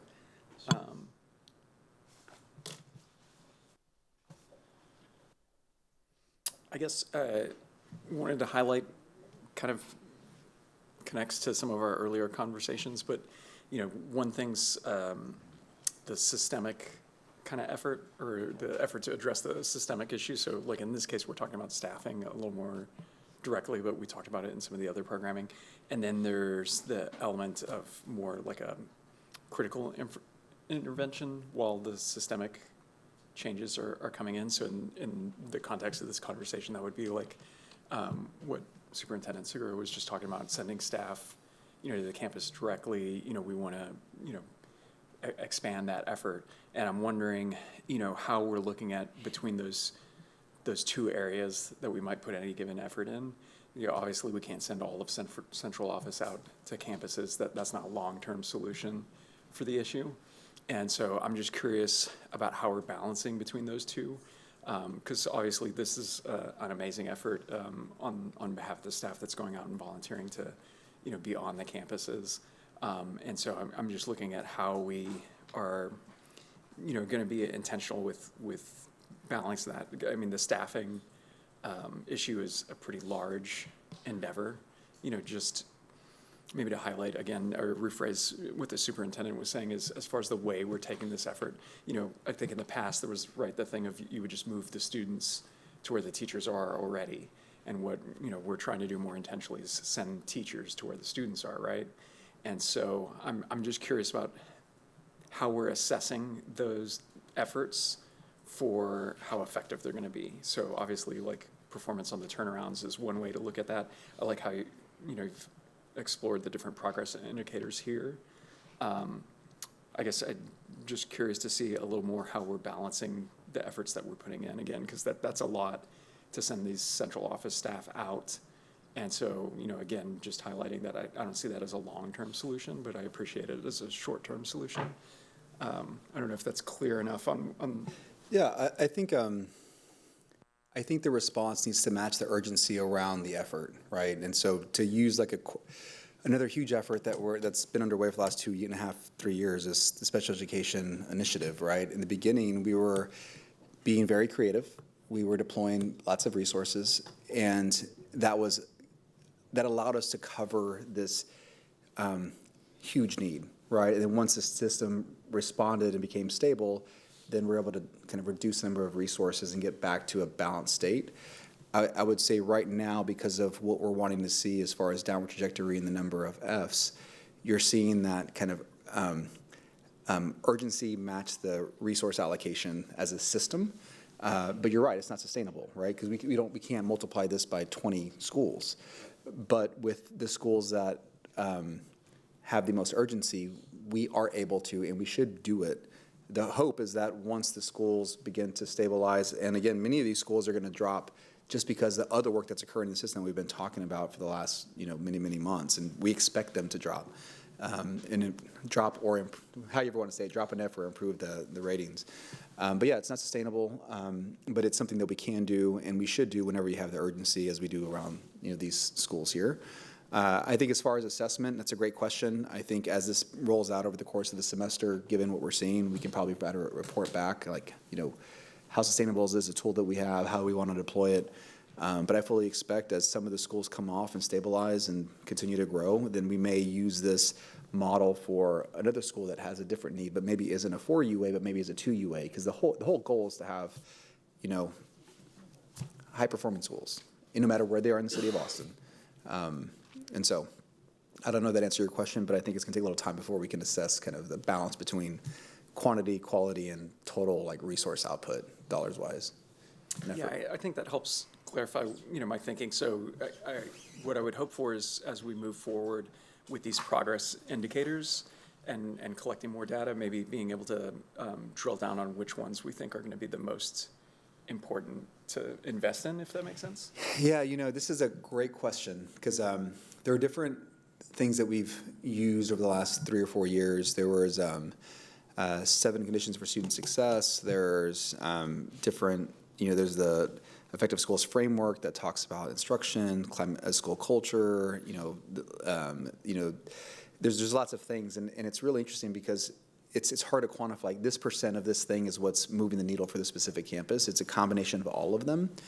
But I think if we, over time, can create KPIs out of this data, and what we can say over time is, generally speaking, if a school has these things in this order, we should see outcomes move or stay stable and continue to grow. But it's hard to kind of, I think obviously the teacher, right, is the single most important thing. If you don't have an educator in the classroom, none of this really works, which is why I think in the beginning of this entire effort, it was all about improving climate and culture, inviting our educators back into the system because we had so many that left in 21, 22, and into really the beginning of 23. But I think we could probably identify a group of indicators that are probably the highest priority, but it's hard to tell this one contributes 20% to outcomes and 5%, right? It is a mix of different things. And we see that and we talk about it all the time.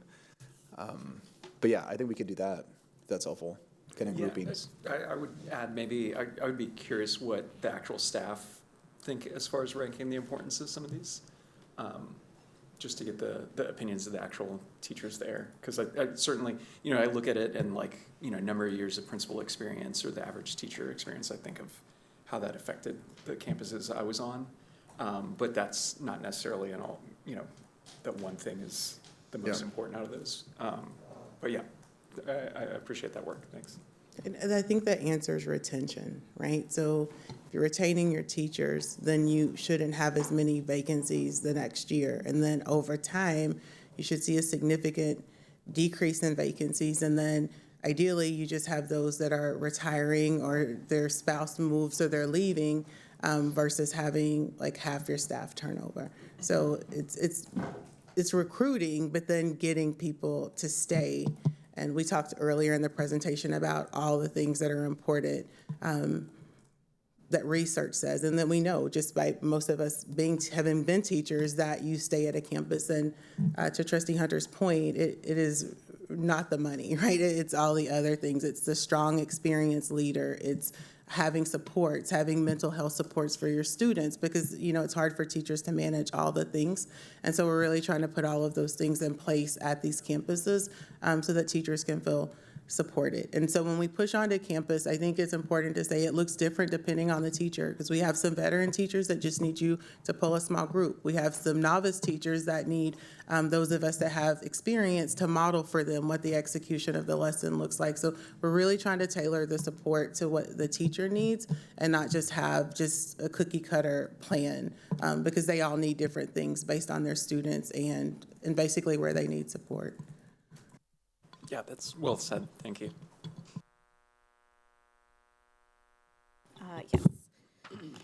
Yes. So I wanted to ask about slide number 2, or page 2.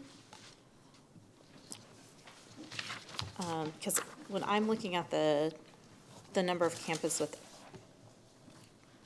like scarlet letter labels from the state, where did those where did the numbers come from for 15, 10, for 26, 27, 28, 29? Yeah, I think it was, I think it was a conversation just with, I think it was with I'm trying to think who was here at the time. We wanted to reduce, to get to zero, obviously, by 2029, and then I think we kind of looked at a step down, like year over year. There wasn't like a methodology that I think we would deploy opposed to just it being like linear. Okay. I want to kind of walk through and tell me if I'm correct or not. So, like from my risk assessment, the district needs to be at 0 at 2028 to not have accountability take over risk. So if I'm looking at one worst case scenario situations for our 2 UA schools, they don't have till 2029. I mean, I don't disagree. And so. I mean, this is total Fs. I mean, But are schools I guess, are we expecting schools to go to an F who? No, I'm not expecting any schools to be added. But I mean, that's one thing to talk about. Like I was actually talking about this earlier, maybe over winter break, like really reducing by half or a more aggressive trend line. I fully again, we'll be well below 15. This is one of those ones where it's kind of hard to tell you at this moment what that number is. I think I have a number. I think many of us in the room have a number, but there's no data set we can rely on that will say specifically this is where we think we'll be that's highly correlated, like we do with every other report that we have. But yeah, I mean, I fully expect us to be at 0 before 28. Because I think that would be helpful to see which schools we think, are moving, and that are likely to improve their labels, and that are maybe less likely. Yeah. Because really from school closures, that's 7 schools. So end of 2026, that's not really, if we're seeing the schools that would go into the next year, that would be one other school not getting well, these schools, an F label. no, but they haven't. They're in this year, so 25, 26. They're going to get that rating. So some of the ones that will close are actually, I think, they're on a trajectory to grow or break. So I think that both are true. Right, when you look at some of the numbers that were. Is the question, should we rebaseline to maybe? I think to meet the goal to meet the constraint, that I think it doesn't work. These numbers would put 10 schools projected to get an F at the end of 2027, would put us in that continued position of school closures or handing schools over to charters. If we are projected to have 10 schools with F labels, like, or a takeover. Like, that's too many. Well, I mean, again, this was already, I'm open to, like, again, I fully expect to be well beneath this. I'm happy to work with the board officers or whoever. This is one of the ones, it's a brand new one. The board voted on it in December, I think, maybe November? I don't know when y'all voted on it. So September. I'm talking about the CPM. Yeah, the CPM was voted on in September. Yeah, I got you, but I think it just doesn't work. Okay. Okay. I mean, I think this is, okay. Yeah, all right, thank you. Thank you. Anyone down here? Trustee Singh? Okay, I just have a couple. I appreciate Ms. Drinks talking about retention and would love to see, I know you asked early in the report kind of what else might be helpful to us. And I think seeing that retention by campus, since we measure that anyway, would be really valuable to have that understanding. And I know the vacancies are related to that, but distinct from that. So thank you for that. I also, the quadrants are really interesting. And I see what you mean by, you know, kind of things moving up and over together. But they're also, as presented, we see the trend, but it's really hard to see the individual campuses. And having them one per page or a link to something interactive in addition to how, like in an appendix, would be helpful, so we can just, people, especially people who have specific interest in a specific campus, I think that might just add richness to what we're seeing. You want to show what I wasn't wanting to show? I think I can provide a link. I think that'd be, A link would be helpful. great, and a link the public could use as well, I think would be really helpful. Thank you for that. And then I have just a quick question about, you said that with the climate, you're also talking to teachers and taking suggestions from teachers. What does that look like? Like, how is that happening? So I'll start and then I'll text. So we have the Upbeat survey, and so I think that's the first step. But it's also, I think, being present on campuses. So today, Dr. Maxwell and I were at one of the restarts, like meeting with the IC, the AP, and I think maybe a teacher leader. And it was really hearing about the experiences that the teachers feel that they're having in this moment, and then asking, well, what can we do from your perspective to support them with that? Of course, the interactions or the conversations that we have with the principals, they're able to, you know, to convey some of the thoughts that their teachers have. So I think it comes through in many different ways. Prior to this year, we had the executive director focus groups where there were 2 teachers from each campus that met with the executive director of the school. That's one thing that we had to somewhat put to the side with the consolidation work, but I anticipate we'll bring that back next year, because that's another informal way that you just bring the teachers together and you get, you know, to hear from them. So I would say all of those data points we use to adjust. And so that was honestly the interesting conversation we had at the middle school today, was that the IC expressed that, well, the teachers, like, they feel like that there are always people here, right? Like, you guys are like always here and you're in and out. And so we explained, well, because we're in and out, like, we can go back now and deliver on some of the things you just told us. If we're not here, then, you know, we don't really know. And she said, well, that's a good point. I think it'll make sense to the teachers. And that's really the truth, is like, you have to be in their space to really observe and hear, because not everyone's going to do the Upbeat survey. We recognize that. And so, so again, I think just being present as much as we can is really helpful. I don't know if you have anything else to add. You finished with what I was going to say. It's important to be there, because we for all kinds of reasons, pull teachers in and ask questions and ask how we can do things better, and really get specific with some of the things that we do, because we don't do everything perfectly, and we know that, and we need their input.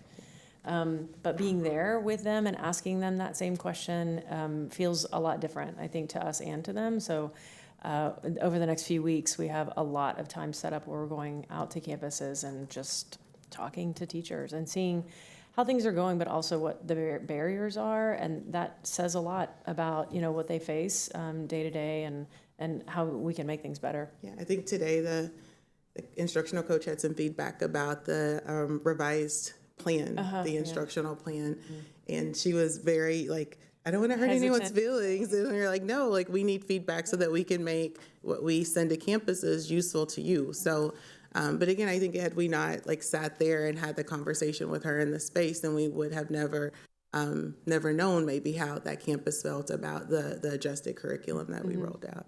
And then I think it's also helpful for people to see us as people and to see us as educators and not just, you know, the individuals that live in this building and make decisions that impact them.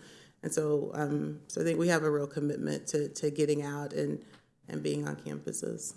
Yeah, and the only thing I would add to that is, you know, we ended last semester with a meeting with staff that was facilitated by Ed Austin that included, you know, staff from 2 campuses, and then since then I've gone back and met with one other campus, and then I have another meeting coming up here in a couple of weeks with another one of the 3. It's always one of the 3, and then we're having I have my senior leadership meeting at one of the campuses every week, just to kind of be present, and then you learn so much just being in and out within 20 minutes or a 30-minute walk, or just touching base with staff before you leave. I think presence and total support is what we're wanting to convey. And again, being there allows us to make very, very quick decisions, which is something we heard loud and clear from the staff that we met with. The last 2 times I met with them it's just taking too long. So I can help make that quicker. So, anyway. Thank you. So I'm hearing a lot of presence and a lot of relationships. So yeah, thank you. That's I love hearing that. And thank you to all of our staff who are going out to campus and teaching and sharing and doing that as well. And yes, to what Trustee Hunter said, I'm so glad to know. And our community needs to know. And I think, you know, we've said from the beginning, we have to do all the, you know, the things we know that are great for education with a strong teacher in every classroom in that, but also just we've got to be more creative and more, so thank you. We've got to do it. We have to Austin it, you know, what can we do together? So I love the creativity and the relational. Thank you for just sharing that with us. Thank you. Also, I just want to share an appreciation for talking about what you're doing for students who are on grade level to make sure that they don't get left behind and forgotten, that every student deserves to grow. So thank you just for highlighting that. I appreciate that conversation.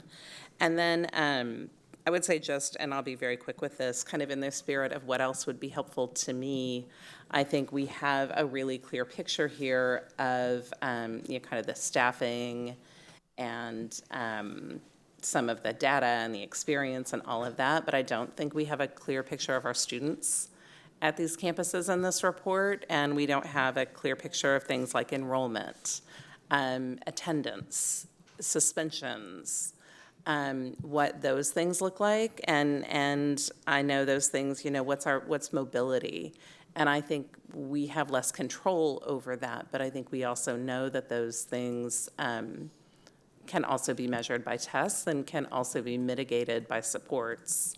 And we had a bunch of callers today asking what they can do. And if we know we have a campus where a lot of students are experiencing hunger, we can call on our community to stock that food bank. We can, you know, that food pantry. We can, you know, if we know we have a place where students are being suspended, I know Burnett was inviting people to be hallway monitors with some training. So I think having that information might help us connect with our community. It would help me as a trustee really understand, does one of our campuses have an unusual number of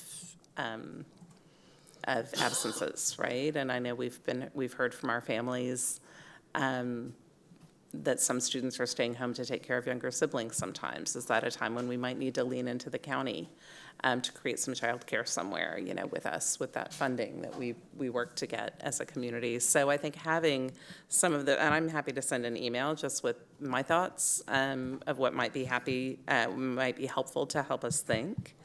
And then I think we also, you know, we've talked about the CAC Plus, and are those CACs filled? You know, and that's, again, what can our community do? We can lean in and ask people to lean in to do that. Where do we have resources? Where do we have a partner tutoring? Where do we have And again, I think a call went out from Martin to one of our elementary schools, and they filled every tutoring spot. You know, and I can't help you with math, but I would love to help someone with writing.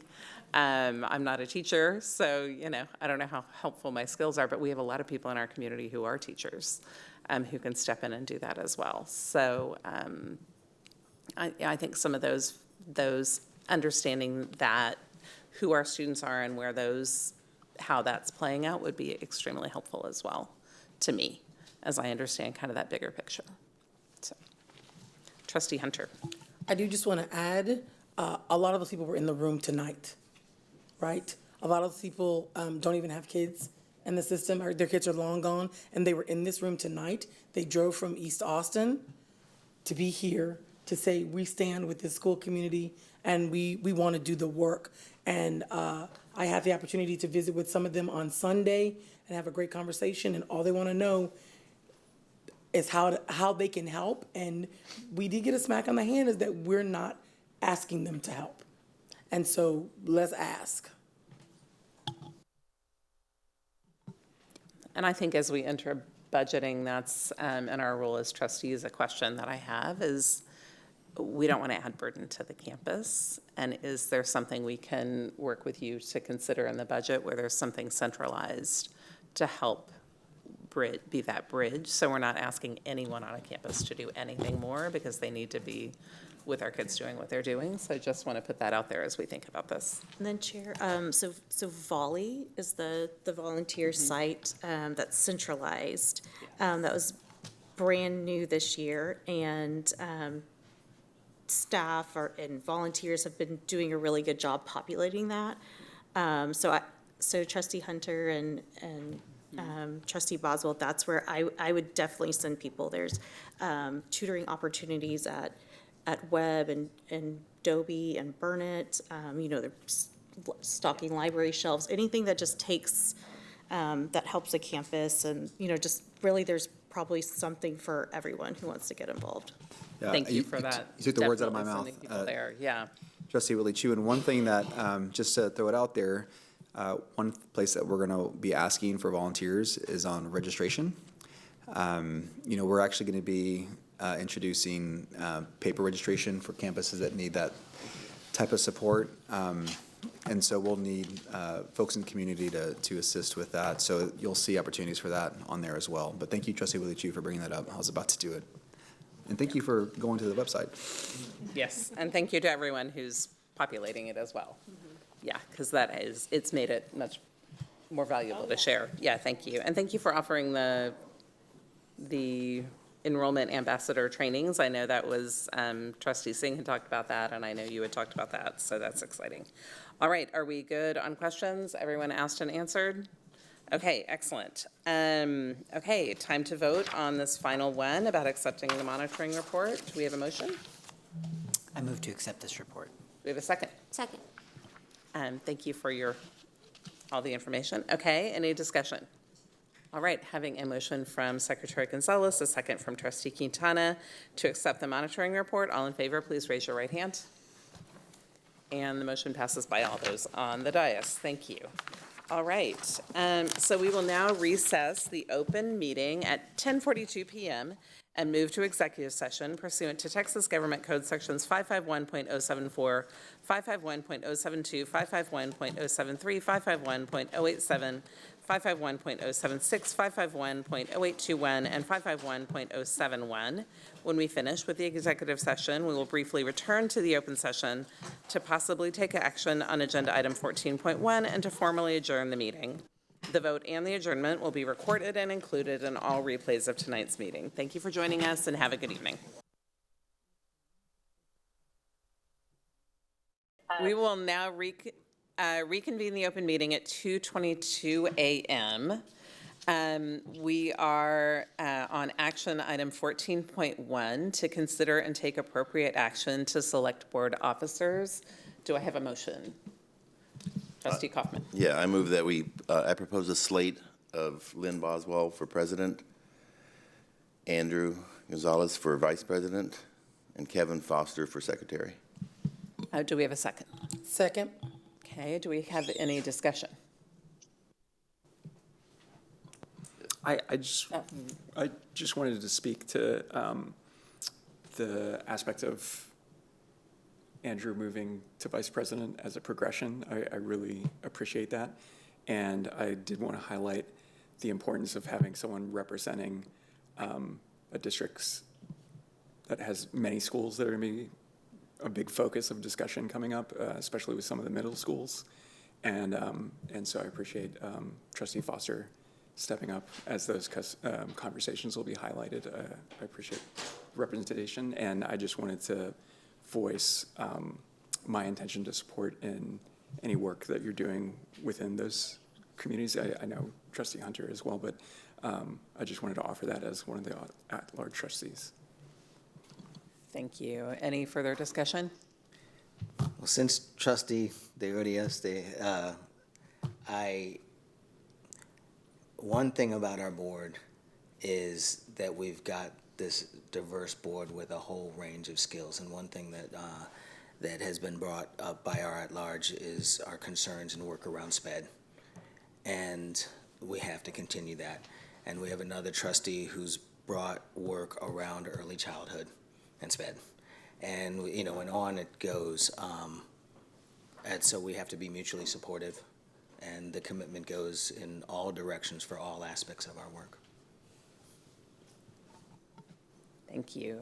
Any further discussion? All right. And Trustee Singh is with us on Zoom. Having a motion from Trustee Kaufman, a second from Trustee Hunter for a slate of officers: Lynn Boswell, President; Andrew Gonzalez, Vice President; Kevin Foster, Secretary. All in favor, please raise your right hand. Any opposed? Any abstaining? And the motion passes 7-1. Thank you. 7-0. 7-0. 7 in favor. It's 2:25 in the morning. 7 in favor, none opposed, and 1 abstaining. Thank you. And I believe we are briefly going to go back into closed session, but not for very long. No. Okay. We're not going back into closed session. Do I have a motion to adjourn the meeting? So moved. Okay, the meeting is adjourned at 2:25 a.m. Thank you.